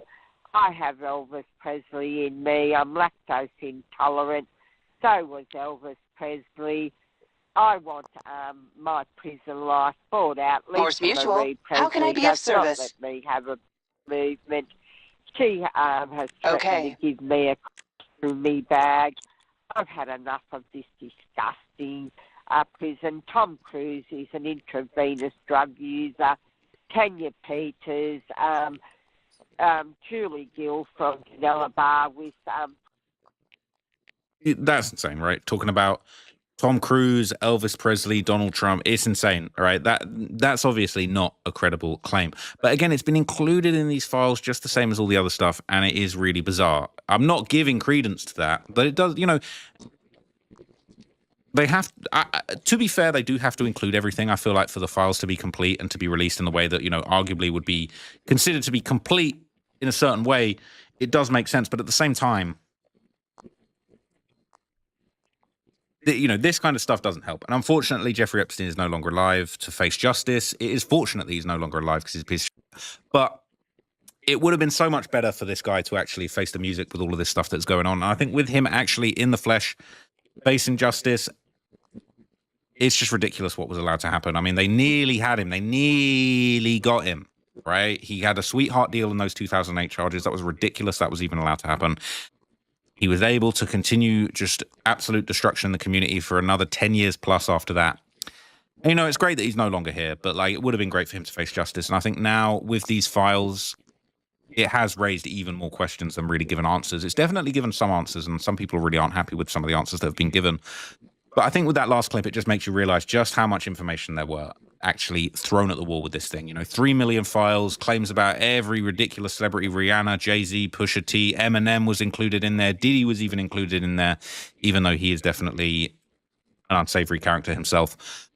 But yeah, I feel like we're still just at the tip of the iceberg with this stuff. You know, I believe, as I covered in my video earlier, there was just under 2,000 actual video files released total. You know, I believe there was allegedly 6 million documents. Over 3 million documents have been released. Some have been withheld. And I wonder if we'll ever get the full, entire, completely, maybe not unredacted, because there are reasons that some of these have to be redacted to protect the victims, I think is the most important thing. But this has definitely been a bit of a botched job from start to finish, and it's just so unfortunate that this is the case. So look, I'll be back tomorrow with some more breakdowns of some information related to these files, related to some other things that are going on in the culture right now. But yeah, these were kind of a batch of some of the more disturbing links, images, videos, audio files that I had found. I do think that courtroom testimony was probably the most interesting thing there. I would just love to know what proceedings that was. Was that his most recent proceedings? Was that the 2008 proceedings? It does make you wonder just how much evidence there really was out there, because I think that's the kind of thing where if he was still alive and that kind of testimony was out there, I don't think there would have been any kind of sweetheart deal to be made. So let me know what you guys think of that, man. I will dig deeper into these files. I am curious to dig deeper into some of the things I discussed earlier today. Ghislaine Maxwell's Reddit history is definitely something that I'm going to dig a lot deeper into tomorrow. The fact that she was one of, perhaps even at one point, the most prolific user of Reddit is actually so insane to me. And it does make you wonder whether Reddit was even weaponized at any point during this conspiracy.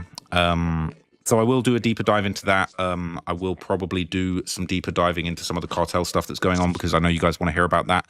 And I might cover some more hip hop stuff for you guys if you maybe you're interested in that, maybe you're not.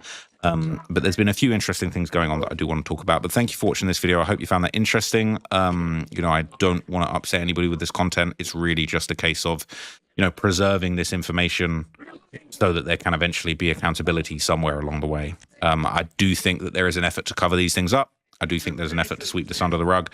And I think we've all got to be part of just looking at what's going on, being truthful about what's going on, and holding everybody, at least everybody that's still here, or, you know, even people that aren't here anymore, holding it up to account and making sure this doesn't happen again. So, yeah, let me know what you thought of that one, guys. I will be back tomorrow with some more content. Thank you for watching this one. Until next time.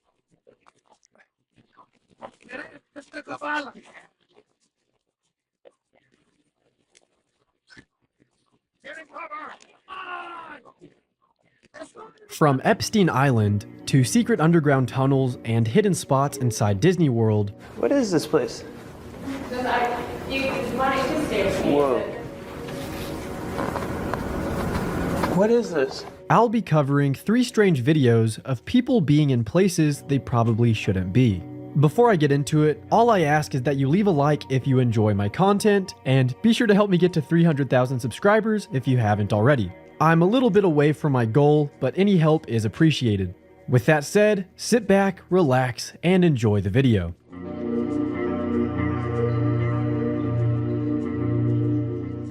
The first entry is one that I found while scrolling on Instagram Reels. It's Saturday, I believe, and here's the truck I've been driving for the last few days for Wilson Logistics. This trailer just was assigned to us from Kraft over at the Kraft Foods plant, and we're delivering it here to what's called the Springfield Underground. And that is, as you can see behind me, this giant cave that's big enough to house hundreds of these trucks and trailers. There's a train track running through here. Just to give you an idea, back here, there's a regular sized truck. See how tall that is up there? It's just incredible. As you just saw, the video isn't anything too nefarious. It's a truck driver who's been tasked to deliver some Kraft food, and he's showing off his uncanny surroundings. He doesn't say anything that's alarming, but there is a strange atmosphere in the video. It also doesn't help that the caption above says, "Look up what happened to this man after he secretly recorded the inside of this underground city." Let's take a look at the comment section to try and find some answers. This is how they traffic children, and this is why people can't find their children that have been taken because of these caves. God said they would hide in the mountains, but he would bring the mountains down upon them. The elites are building their exits while we will all become extinct. And finally, Springfield, The Simpsons was never a family comedy. This is the top comment on the reel, and what they're suggesting is that The Simpsons was created to distract people from Springfield, Missouri. Now, why is this person bringing up a random city in the middle of nowhere? It's because the place that is shown in the reel is called the Springfield Underground, located in Springfield, Missouri. And apparently, the theory is that The Simpsons, being set in the fictional town of Springfield, is meant to distract us. As for that conspiracy, I'm not really sure what to make of it. Personally, I'd like to believe that one of my favorite cartoons is nothing more than a cartoon. Maybe I'll dig deeper into that theory another time if you guys want it. Let me know what you think after this. Anyway, I can confirm that this video was taken in the Springfield Underground, because it's literally identical to any video and picture of the place. I'm sure a lot of you watching, including myself before making this, don't know what this underground cave is, so let's get into that. It's basically a 3.2 million square foot underground warehouse located underneath Springfield, Missouri. It was originally a limestone quarry that operated from the 1940s to early 1990s. After the quarry shut down, it was then renovated to become a massive warehouse for multiple things, such as storage units, businesses, and commercial space. One of the main reasons this facility isn't located on the surface is because it maintains a naturally cool and consistent underground temperature, which can help protect sensitive products like food, pharmaceuticals, electronics, and many other temperature-sensitive goods. That's pretty much the entire gist of the Springfield Underground. And it's not like it's some sort of secret base that's blocked off from the world, as thousands of truckers and workers go in and out of this place every day. Here's a video that I found on YouTube of a guy doing just this, going in and out of this place. Oh, shit. Look at there. I guess that sucker ain't gonna stay open, man. Holy hell.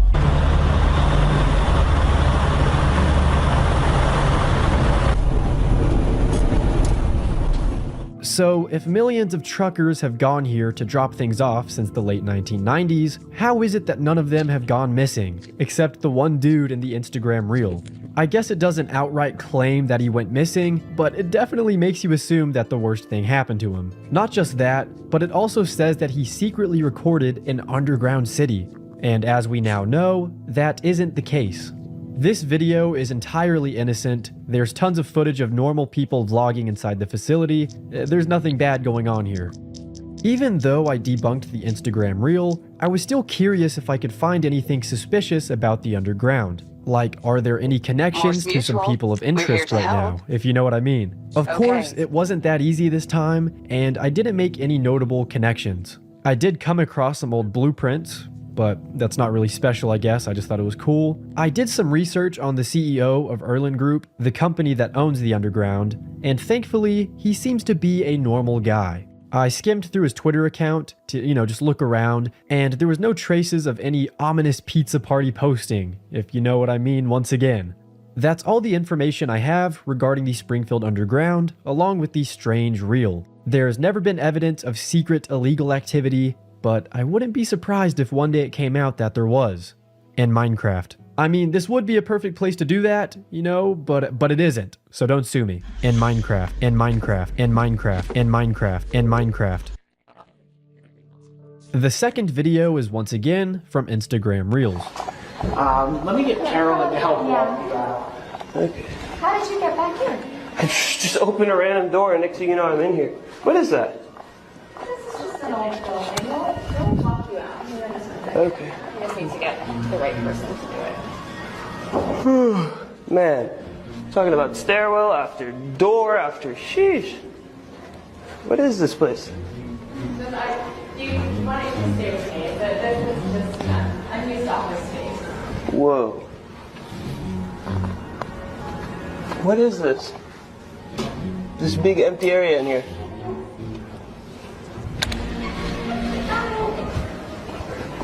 Hello, can you help me out? Yes. Please. Where the f actually is he? Notice the child-friendly environment and intent of her voice. It's like, hey, there's nothing here. We're not trafficking kids through here. Bro is in the back rooms getting a medical evaluation. Once again, the comment section to the reel are making some pretty crazy assumptions, most of which are talking about how this is video evidence of child trafficking tunnels at Disney World. But after looking through a couple more comments to try and find any context, I found something a bit more reasonable. It's the Epcot Wonders of Life Pavilion. There's a few videos showing it and diving further, but the whole area is really eerie and 80s to 90s themed. Thankfully, this was a very helpful hand in the right direction. I looked up the Epcot Wonders of Life Pavilion to see if there's any similarities to what's seen in the reel, and right away, I could tell it was the same place. This was apparently an attraction at the Disney World and Epcot theme park in Orlando, Florida. It opened back in 1989 and was a popular attraction until its closure in 2007. I would highly suggest this video by Bright Sun Films if you're wanting an entire history lesson on the rise and fall of this Disney attraction. So now that we know what the place is in the video, what we're looking at, what's actually going on here? I rewatched it to see if there were any clues to figuring out where this came from, who made it, but there isn't a lot to work with. The camera quality doesn't look that old, so I doubt the video was taken super long ago. It's also worth mentioning that the pavilion is still around till this day, even though it's been closed since 2007. This video could have been taken last week for all we know. What I ended up doing was going onto YouTube and looking up sneaking into Epcot Wonders of Life Pavilion, because that's kind of what it looks like is happening in the video. The first result that popped up for me was this old Adam the Woo video. I thought this could have been the origin, but after watching it, it's not. After scrolling for just a little longer, this was our guy. Ladies and gentlemen, we got him. We got him. Here's most of the original footage. I'm here in Epcot. I'm about to try to get into the MetLife Lounge.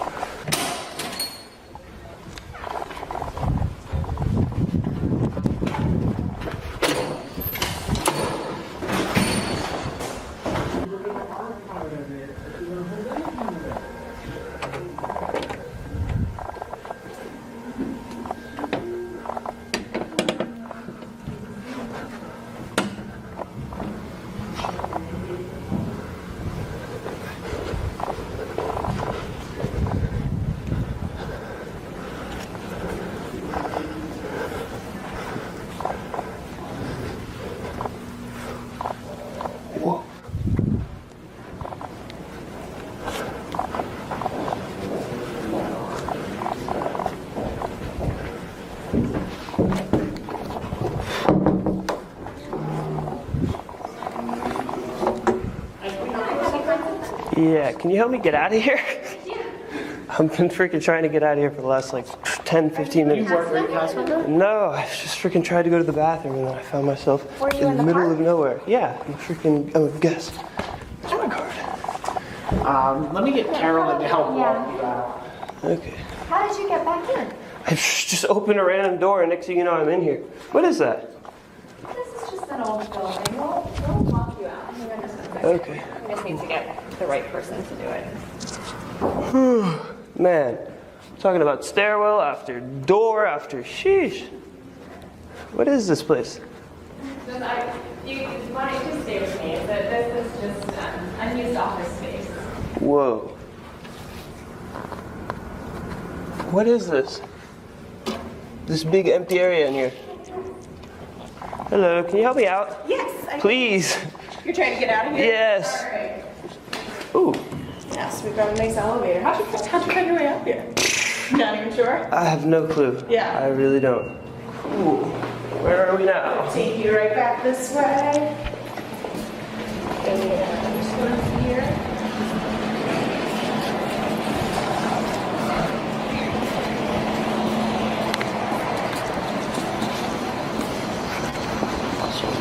Get out of here. You get back. It feels nice in here though. Yeah. So what is this place? This is... Or particularly the building that I was just in, up there? Yes, this is all the same building. It's the Wonders Pavilion. Okay. And during Food and Wine, they'll have the different kind of merchandise in here. Was that like a lounge or something? It looked like it. Demonstrations. Yeah, so they'll have like private events up there. The supposed child trafficking tunnels of Disney World don't look that likely anymore after watching that. I mean, if they were really trafficking kids in this corridor of the amusement park, I highly doubt that it would A, be that easily accessible, and B, why would the guy recording get a front row tour to the pavilion? It just doesn't seem that likely to me. If there's all this crazy stuff going on in this part of the park, they would have taken him out so fast. They would have taken him through a secret hallway to get out of there, not walk straight through the pavilion. So that's my take.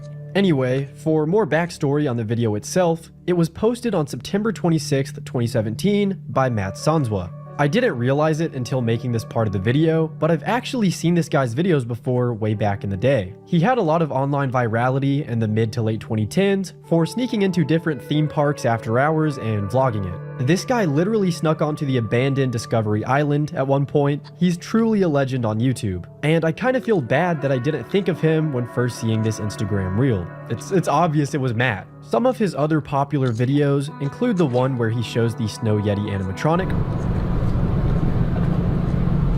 This one used to freak me out so bad. And another video where he climbed to the top of the Thunder Mountain Railroad.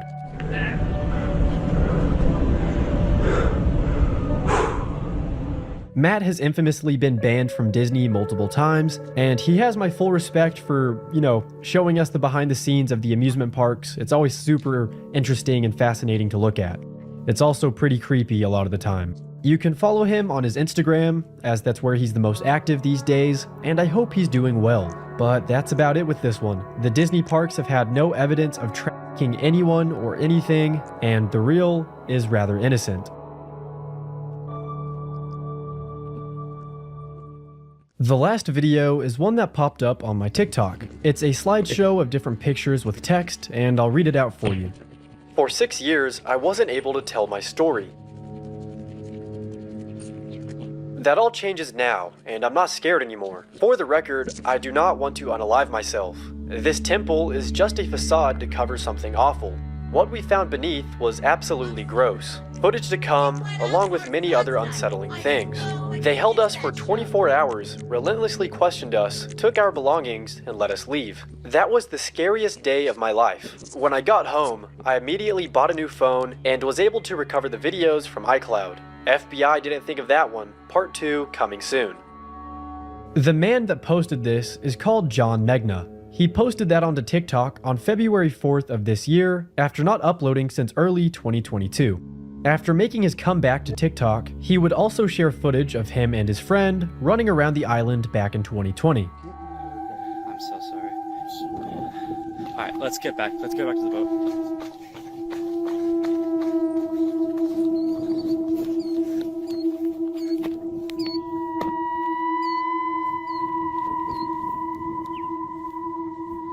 I don't like that at all.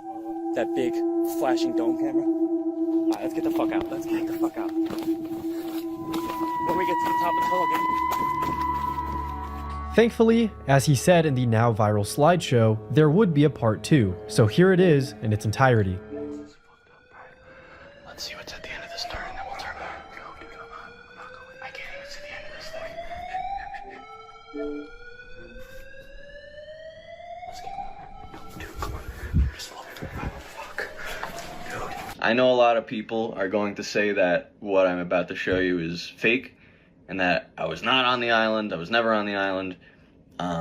And to that I say, watch this clip of Joe Rogan. Is this it? These guys snuck up there. I don't know when. Oh my this was, God, but look it's at that very place. recently. Yes. Bro, that place is dope. That looks almost Alex Gray style. Look how beautiful it is. It is. It's really just a facade. And if that wasn't good enough, here's an article posted by The Sun, which is a major British news outlet. They go into pretty good detail. They interviewed my friend. Here's a clip of us in the daytime.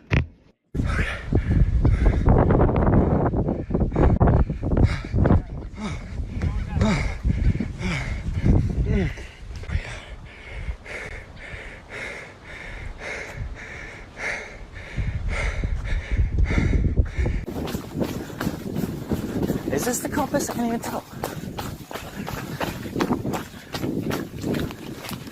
I want to take fucking something, bro.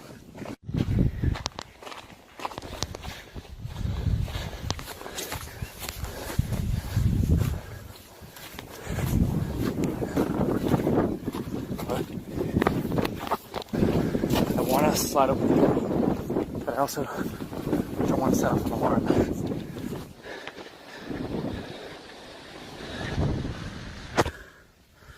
Kind of strange that they painted all this on and didn't actually go through the stonework.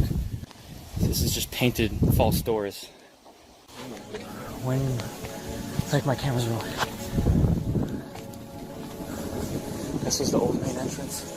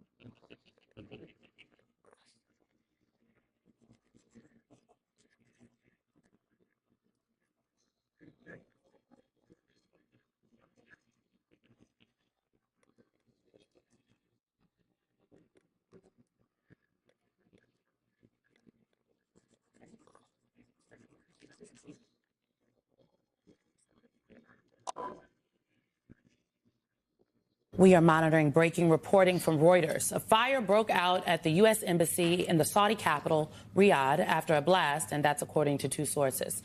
MS Now is currently working to confirm this reporting. And at the moment, we cannot definitively tie this blast to Iran. Meanwhile, Donald Trump's war in Iran is already deeply unpopular.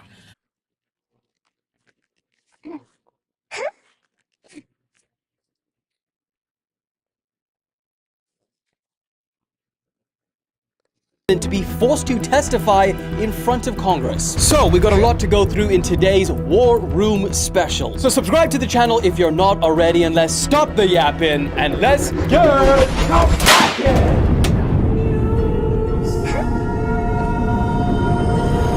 Okay, we've been covering the US-Iran war non-stop over the entire weekend, and boy, have you guys got a lot of updates to catch up on. So we're gonna run through this rapid fire. Firstly, as you guys have most likely heard by now, Iran's supreme leader is dead. So it's been confirmed by the US and Israel that their initial strikes on Iran not only killed Khamenei, who was the leader of the country for almost 40 years. Just think about that for a second. But also killed in these strikes was his daughter, granddaughter, son-in-law, and daughter-in-law. This was announced with tears on Iranian national television. بعد از عمری مجاهدت حسینی و دائمی و خستگی ناپذیر روح بلند و ملکوتی کوه نستوه ولایت پدر مهربان امت رهبر و امام مسلمین حضرت آیت الله العظما سید علی حسینی خامنه‌ای در راه سربلندی حرم جمهوری اسلامی ایران شهد گوارای شهادت را نوشیدند و به ملکوت اعلی پیوستند. Then on top of that, the Israeli Defense Force confirmed via X that all of Iran's senior leaders, Axis coalition, who are in power, I guess were in power, have been eliminated. That is over 16 top officials. Just think about that in the structure of your country. Imagine your country's 16 top officials gone. And if you think about it, that means in the first 3 months of 2026, we had Maduro in January, then we had El Muncho in February, and then on the last day of the month, so basically March, we had the supreme leader all gone. Now, I'd love to get into what, their supreme leader dying means for Iran and dive into it deeper, but we got so much to go through. We need to just crack through this. Now, talking about Iran's fatalities, the US have recorded their first official fatalities as well. The US Central Command have reported that 4 service members as of March the 2nd have been killed, but they did not reveal how they were killed, what country this was in, or their identities. They said this was out of respect for their families and until their next of kin have been notified. 5 other US service members have sustained minor injuries like shrapnel injuries and concussions, but they are already being processed and then put back on duty. Now, Trump has acknowledged these deaths and then warned there will likely be more. And sadly, there will likely be more. Before it ends, that's the way it is. Likely be more, but we'll do everything possible where that won't be the case. But America will avenge their deaths and deliver the most punishing blow to the terrorists who have waged war against basically civilization. Also, we heard that 3 US military aircraft have been shot down in Kuwait. Now, this was confirmed by both the US military and the Ministry of Defense in Kuwait, and videos show 3 F-15E fighter jets spiraling to the ground while on fire as their pilots ejected to safety. Now, an official Kuwait spokesperson said that they launched a search and rescue for these pilots, and images from the scene show them, these pilots being placed into the back of vehicles and then being transferred to hospital. Now, important to know that it is being confirmed that all of these pilots have survived. But here's the thing, whenever an F-15 or any military aircraft is shot down, it is a very significant moment. Not only because, the modern F-15s are about $90 million, but also they were shot down by friendly fire. It was actually Kuwait's missile defense system, and another crazy point on that, it was the US that gave them that missile defense system. So It's all going off. Also, since this war is kicked off, the price of oil and gas has skyrocketed. Now, Qatar, who actually accounts for about 20% of the global supply of liquefied natural gas, they've had to pause production, and that is because an Iranian missile and drone hit some of their facilities. And then the same thing for Saudi. Actually, there was intercepted missiles. The debris fell into one of their largest oil refineries and caused a huge fire. They had to temporarily halt production of oil as well. To make it worse, Iran is now shut down and also attacked ships in the Strait of Hormuz. Now, the Strait of Hormuz, as you're probably already aware, is one of the most important shipping lanes for oil in the entire world. Meaning, all of this kind of taken into account on Monday when the markets finally reopened. They often start this kind of stuff when markets are closed on the weekend, just a little future tidbit. But oil prices have jumped and stock markets have dipped. Price for gas spiked sharply and at one point it even peaked at 42% above the price it was on Friday. Brent crude oil also went up by about 13% and reached about $82 per barrel, which is the highest it's been in 14 months. This is on the first day, remember. Then we also got reports from Iran that the US hacked their national television feed as this was all going down and then broadcasted a speech from Trump. They even put Arab subtitles in there. Now, Trump made a direct statement to the people of Iran saying that the US is backing them and, quote, now is the time to unlock a glorious future for the country. They also reportedly broadcasted a speech from Benjamin Netanyahu, and it's pretty crazy that the capabilities that the US and Israel have, they just hack their national television, play it to the mass. That's wild. Also, we got some pretty insane visuals coming from the US where Iranians are celebrating in the streets of LA in support of Trump and obviously the death of the supreme leader. And then during a similar demonstration in Austin, Texas, a CBS reporter named Vinny, he is being praised after he seemingly refused to obey a text message from his superiors, which instructed him not to focus on the pro-Trump celebrations. What's that mean? They don't want us to focus on this. Oh, I am.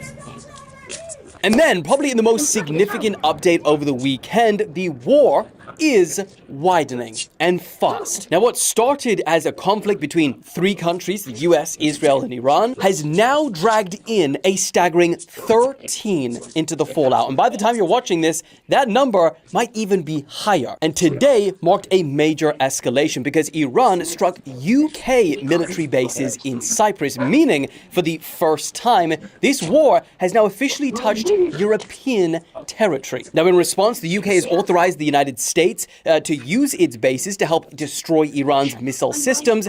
And then, as for Cyprus, because obviously this was on their island, a member of the European Parliament for Cyprus is now calling for a response. And that's not even the only major development today, because Lebanon, they've been the latest country to be dragged into this. After Hezbollah, which are obviously located in Lebanon, they launched strikes on Israel today in solidarity with Iran. Then, of course, there is NATO. We got their first remarks on this whole situation after their Secretary General. He called Iran a threat to Europe, Israel, and the wider region, saying Europe is now really stepping up after this weekend's operations. But then he was asked if NATO forces would get involved themselves, and he made it very clear. He said this is being led by the United States and Israel. So for now, NATO is staying out of it. It's also probably worth noting that at this point, all the way from, I don't know whether we want to say it's from Israel or Cyprus now, but all the way from Israel or Cyprus down to Pakistan and Afghanistan, that is just war zones. That's 3,000 miles of war zones, because as we spoke about on Saturday's episode, Pakistan and Afghanistan, they've declared an open war. So, crazy. Anyway, this situation is developing so fast, which is why this video is potentially with you on Monday and not Tuesday. I don't even know when I'm able to get this to you. But yeah, there's going to be a lot more updates on Thursday's episode or Wednesday, depending on how much things kick off. But yeah, for any breaking news, go follow me on Instagram or TikTok. But for now, moving on. Now, let's talk about this whole Jim Carrey situation, because this has been a roller coaster, as if we didn't have enough trust issues with the world, with AI, with mistrust of the media. Turns out, this video might have never been Jim Carrey. Let me explain. explain. So as you have probably seen by now, over the past few days, there's been this viral moment and it's caused chaos online. You know, there's Jim, he's speaking to the press after receiving this honorary award in Paris. Now, people were questioning, you know, why does he look so different, especially since this was his first public appearance in months. You know, some people chalked it up to the cosmetic procedures of Hollywood. We've seen that too many times. And then others, you know, started claiming that he actually been replaced. Now, the people making the body double replacement claims, they started getting called conspiracy theorists. Like, come on, guys. Because the body double theory, this is not the first time that's been claimed. I've done this a few times now, and it's using a decoy. I'm sorry, a decoy? Using a decoy. It sounds so ridiculous, but it works like a like a double. It's fantastic. Like a Jim Carrey double. A Jim Carrey double. Oh yeah, that's amazing. Is I send him off in one direction, sucks all the press in that direction, and I can just have my day. But come the 2nd of March, we may or may not owe those conspiracy theorists an apology. And you'll see what I mean. Because a famous impersonator posted a picture of himself on Instagram disguised as Jim Carrey with the caption saying, "Alexis Stone as Jim Carrey in Paris." Bro, this is not what humanity needs right now, because our eyes, our own two eyes, are already fighting battles. We're on the front lines when it comes to AI. We don't know what to trust anymore. But now you're telling me we've got to distrust real videos and images too? And so just when we were thinking, like, damn, he got us. He really got us. There might have been a complete twist, because now people are claiming that what Alexis Stone posted is AI and that he is lying and that actually is the real Jim Carrey. God damn it! Now, it would be real nice if Jim Carrey or his team could just come out and be like, was that you or not? Because we're getting really sick of this. Corn casserole. Now, one thing that we do know is that the general delegate of the award ceremony told Variety that it was Jim Carrey. They said that this event had been planned for months in advance and that the clone rumor is nonsense. So was it Jim Carrey on stage and then the Alexis Stone interview, that was the body double? I don't know, man. We just don't know yet until Jim Carrey comes out and confirms it. Point is, we don't know what to believe. That is why you're subscribed to this channel, because we can help. The current score is 2-0. Time to switch things up, including which side you're on. You'll need a top-notch team to win this one. The hand of heaven is here. Show some respect. But let me just do this, and then we can keep going after. All right, so I'll be back in a few minutes. A little bit.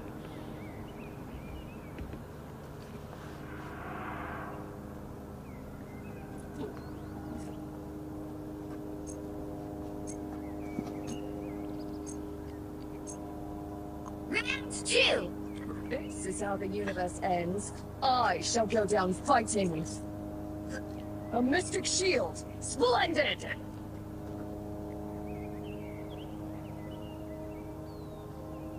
30 seconds before you attack. Get ready.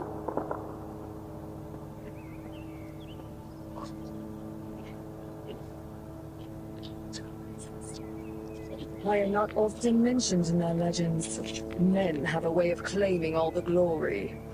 Well, I have a feeling that this battle is one that will make it into the history books.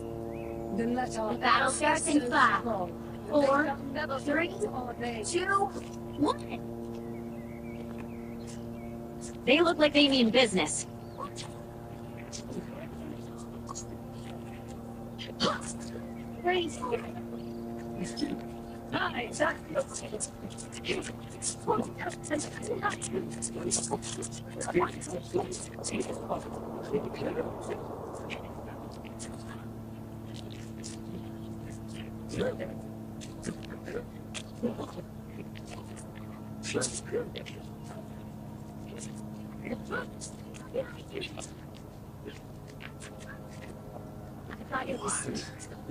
Battlefield medicine.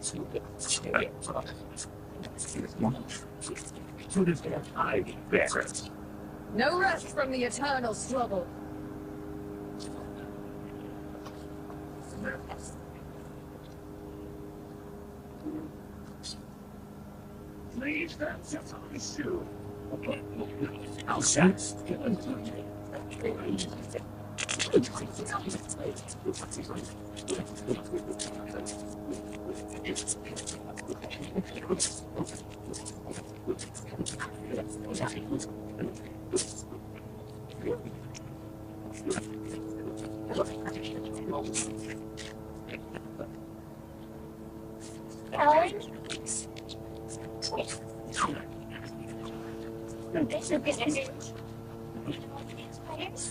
It shall be mine.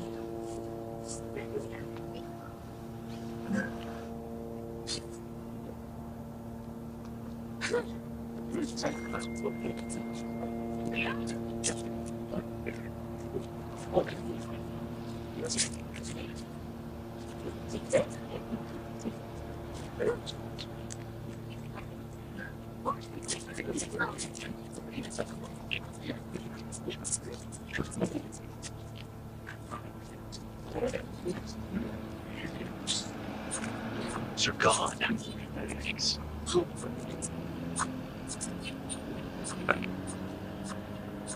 Vengeance. There's still a chance to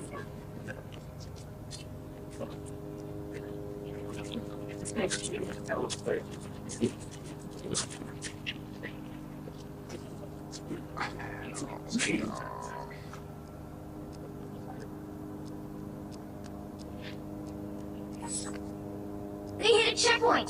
Now might be a good time to stop them.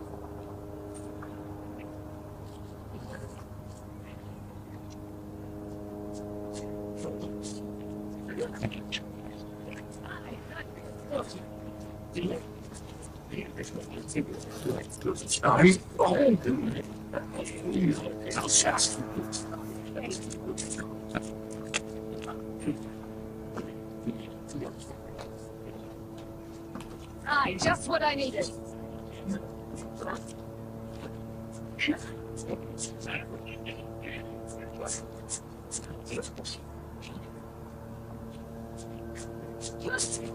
Confidence ain't to school.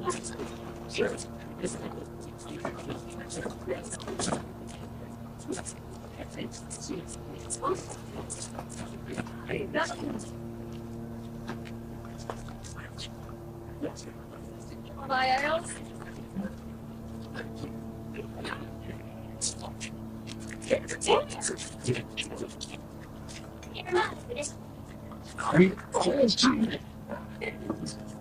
It's the world.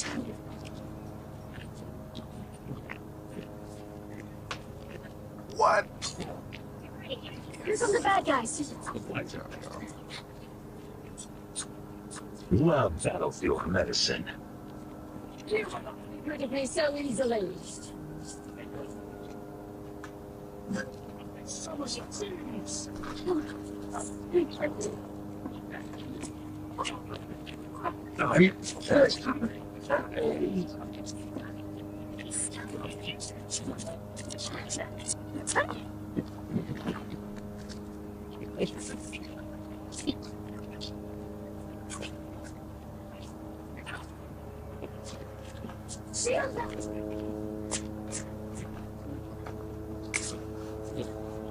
Fire from behind. Watch out.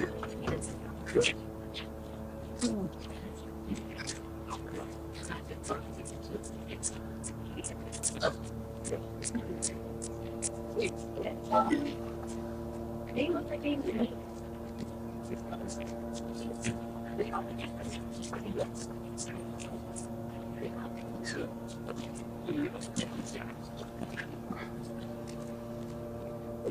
Eating better.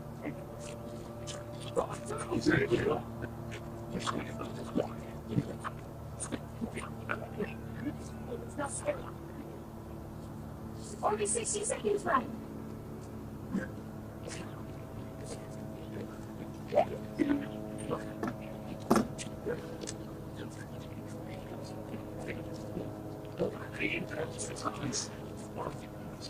Anyone going else?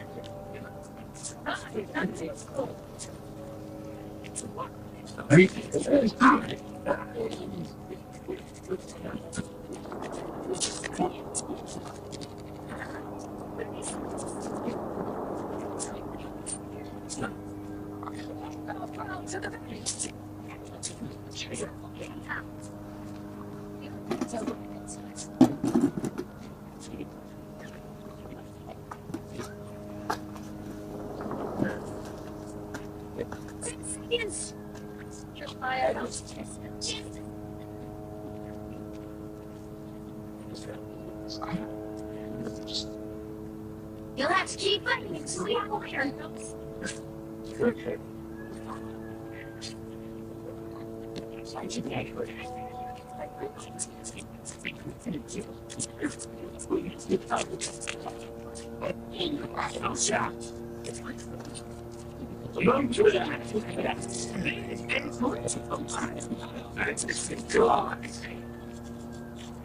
I am vengeance. Vengeance shall be long.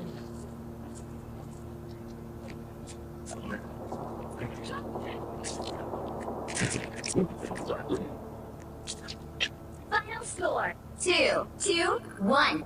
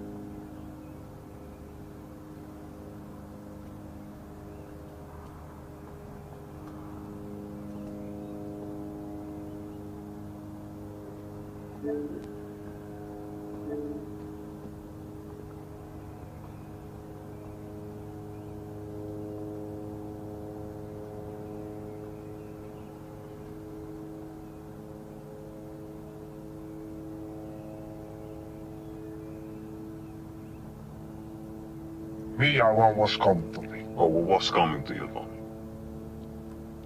The world should come. Hey, okay. Hey, okay. Look, my young niggas run Telegram, I'm up off 60 milligrams.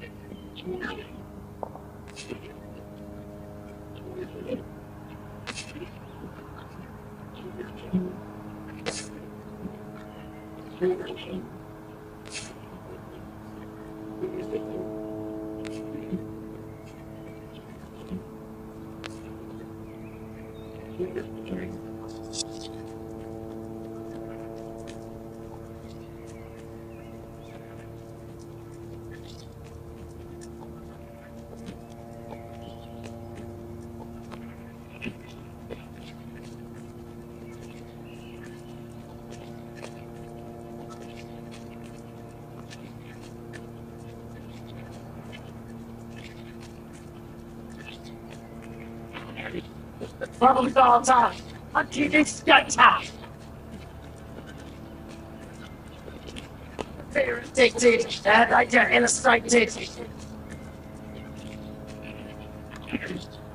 Starter, twisted fire starter. Fire starter, twisted fire starter.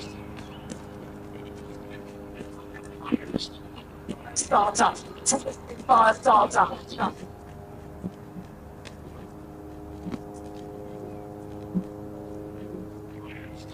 Pixelated, infatuated.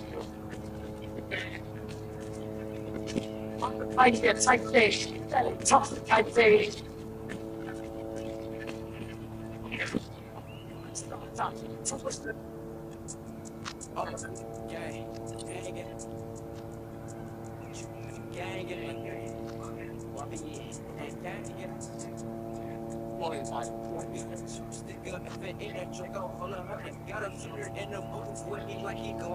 She like, why be in niggas? Why they always stunting? Where your bag at? Your cash at? Where you from? Smoking cookie blunts, the cookie John. We on match day. Don't leave me your mixtape, cause I'm gonna trash that. Bad yellow busy, bag it up. I tell her bag back. I love my. You'll need a top-notch team to win this one. Oh, you want beef with the gang? You niggas lame. I put that on God, bitch. And the way you see us at this gang, we be on that squad shit. The only thing my time I say is bang bang. You be up that hard shit. When they see us pull up in the horn, they be like, ah shit. Drop top. I let my money rain. This money coming in look like a money train. Bad bitch, and she hella thick. The way she throw it back and drop me in the town. The trust nigga fit in the Draco. Hold up, I ain't got a shirt in the booth. Like he she like be in niggas. Why they always think where your bag at? Where your cash at? Where you from? Smoking cookie blunts, the cookie John. We on match day. Leave me your mixtape, cause I'm gonna trash that bad yellow pixie bag it up. I tell 30 seconds before you attack. Get ready. Feeling like it's back there. Niggas need dicks, but they won't pull up. They just talk shit. Call it that everything. She's kung fu the way he talk shit. Oh, cut off niggas. Pretty switch up. God on that. As usual, I will do all of the hard work on my stars. The battle starts in 5, 4, 3, 2, 1.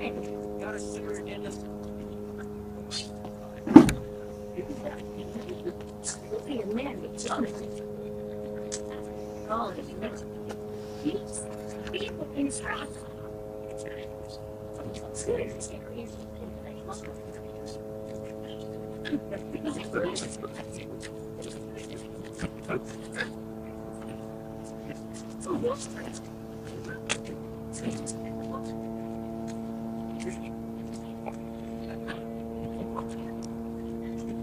These squids reek of desperation anymore.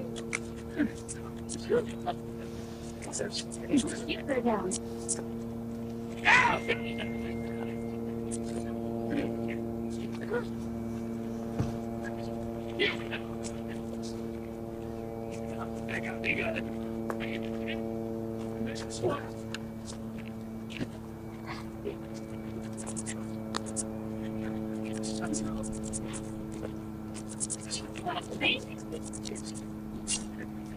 Heaven is on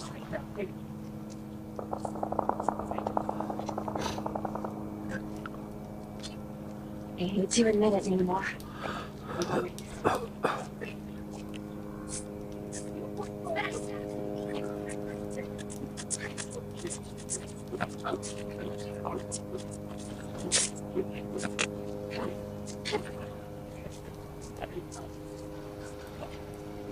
secure my nails.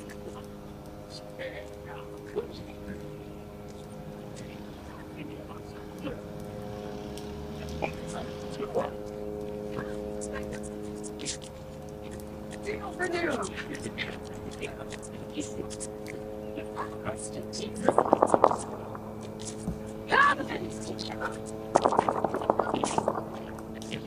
Oh,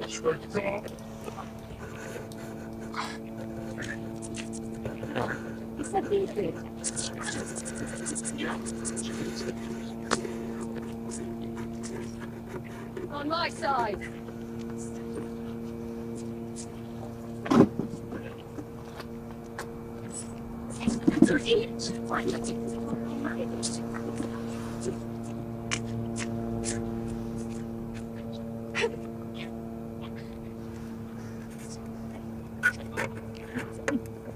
You're right.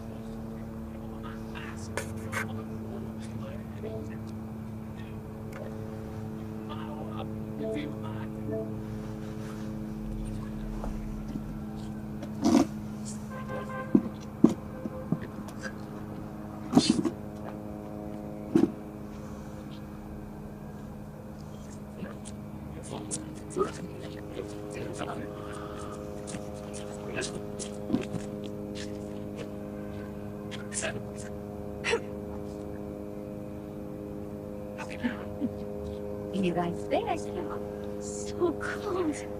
Angels always rise again.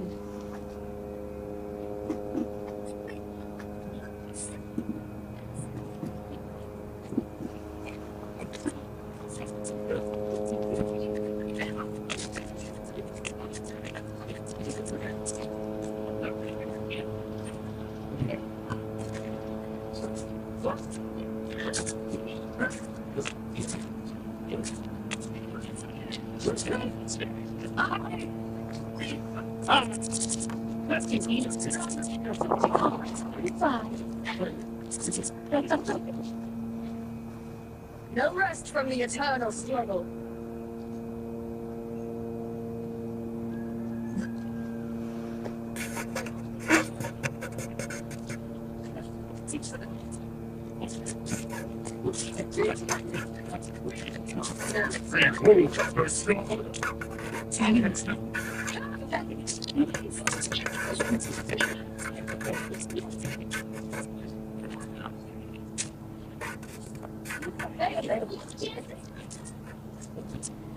Thanks for your patience. Thank you for your patience. I am back. I ate something. Just a reminder that as we look at the Beirut skyline, Israel has ordered the evacuation of 2 different buildings in Beirut. So, which they are going to destroy the buildings. That's what they do. So that'll probably happen at some time, somewhat soon.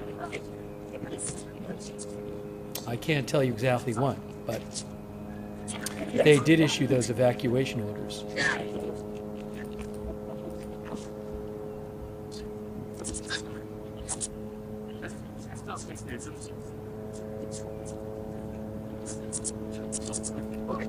Heaven is on my side.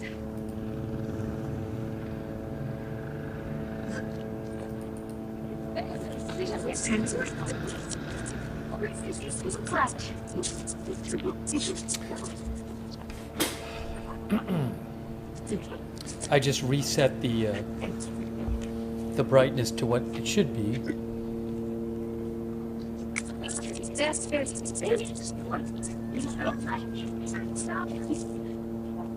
No rest from the eternal struggle.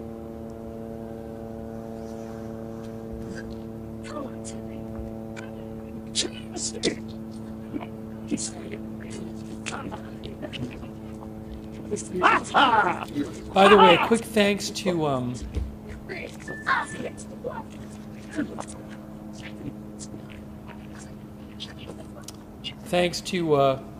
What face to see?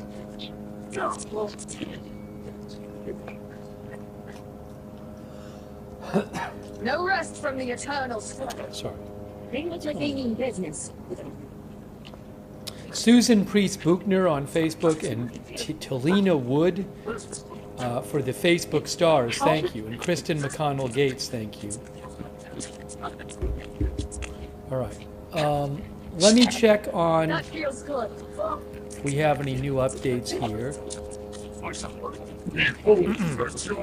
Also, real quick, thanks to I Eat Ninjas for Breakfast, Wild Will for the memberships, WCat, thank you, Wild Will, thanks so much, and Kenjo, and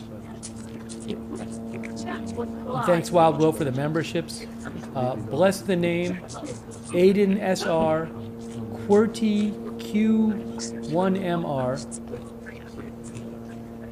DJX Q, Neandros, Bean, Bex. Thanks for your service to come, Bean Bex. Getting stronger already. Steve Long, the Bushinator, Bad Doge, thank you.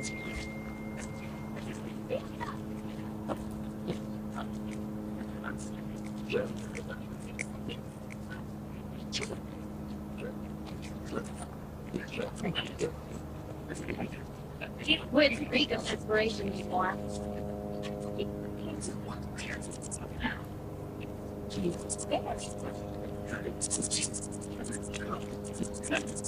Normally, if this weren't going on, I would be planning on doing election coverage Tuesday night, but we may have to just talk about the election while we're talking about this. Time to switch things up, including which side you're on. You'll need a top-notch team to win this one. The hand of heaven is here. Show some respect.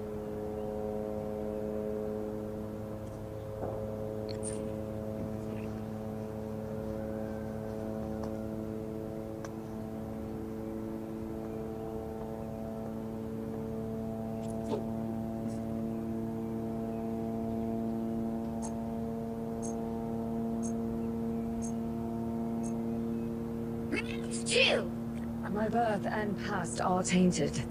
I fight to reclaim them each day. Yeah, I heard some of that gunfire while I was eating. There's been gunfire kind of periodically throughout the evening. Thank you, Sherry Bartolucci, by the way. I appreciate it. Sherry Bartolucci. Also, Rudy How Smalley. can I compare?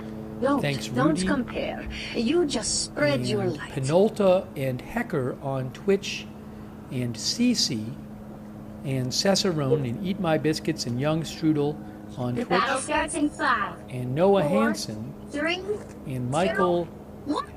Ainsworth. Thank you. In case you missed it also, President Trump did say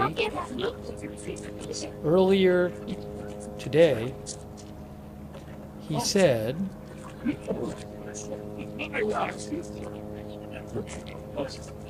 let me give you the whole report.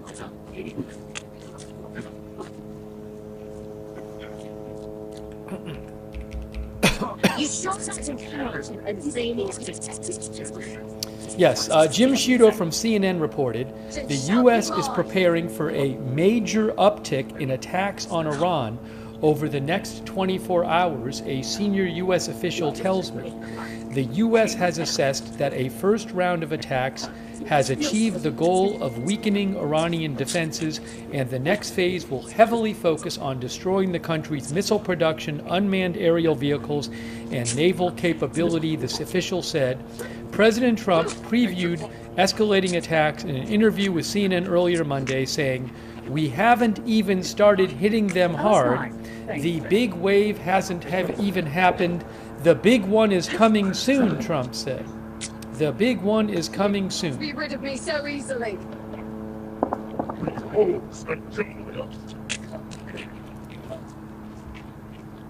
Maybe a foot.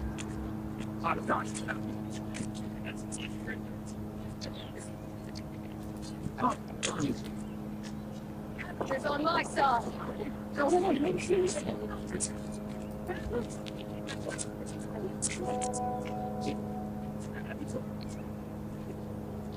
I do have a Haifa camera again, but again, the problem with the Israel cameras is that the government has told the news agencies they can't have the cameras on the sky during the missile attacks. So the cameras get turned off.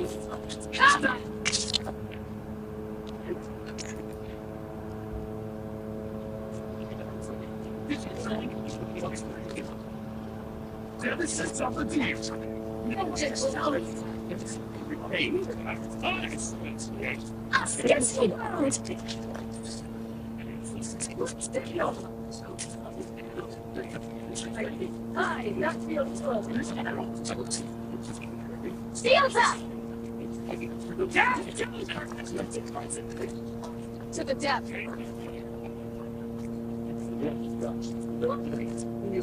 You're fired. Stop it.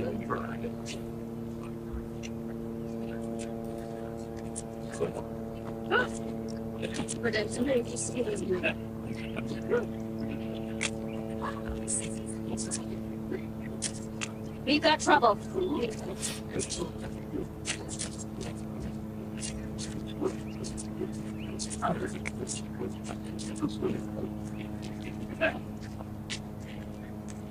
I'm doing this.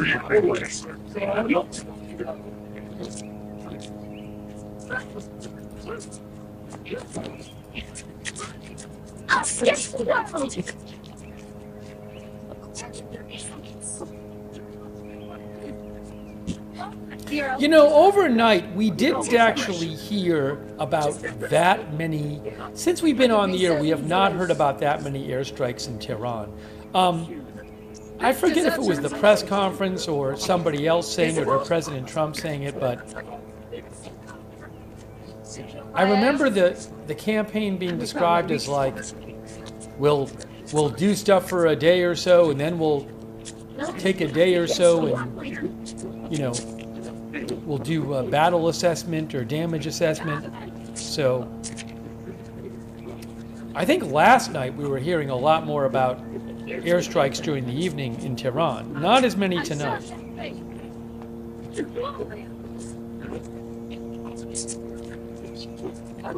We're looking at Lebanon because Israel has been striking Lebanon because Hezbollah launched rockets in support of Iran. And Israel has ordered evacuation of 2 buildings in Lebanon, which means they're going to strike the buildings.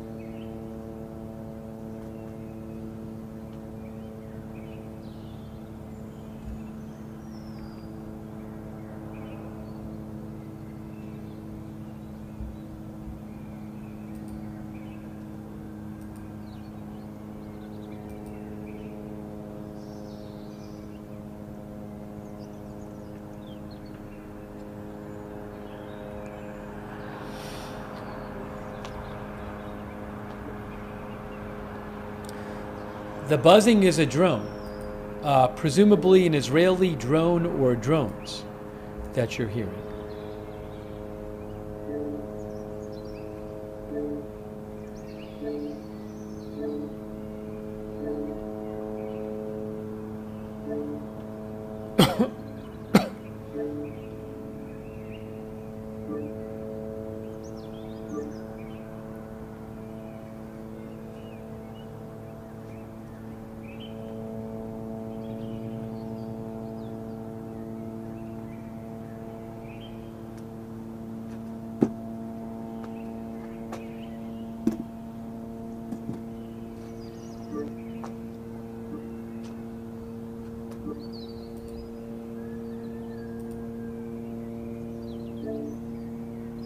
Matt Reganos says, could the gunfire be people shooting at the drone? I don't know. Some of our viewers thought it might. I don't know if the fire from the ground up is against planes or against drones or what.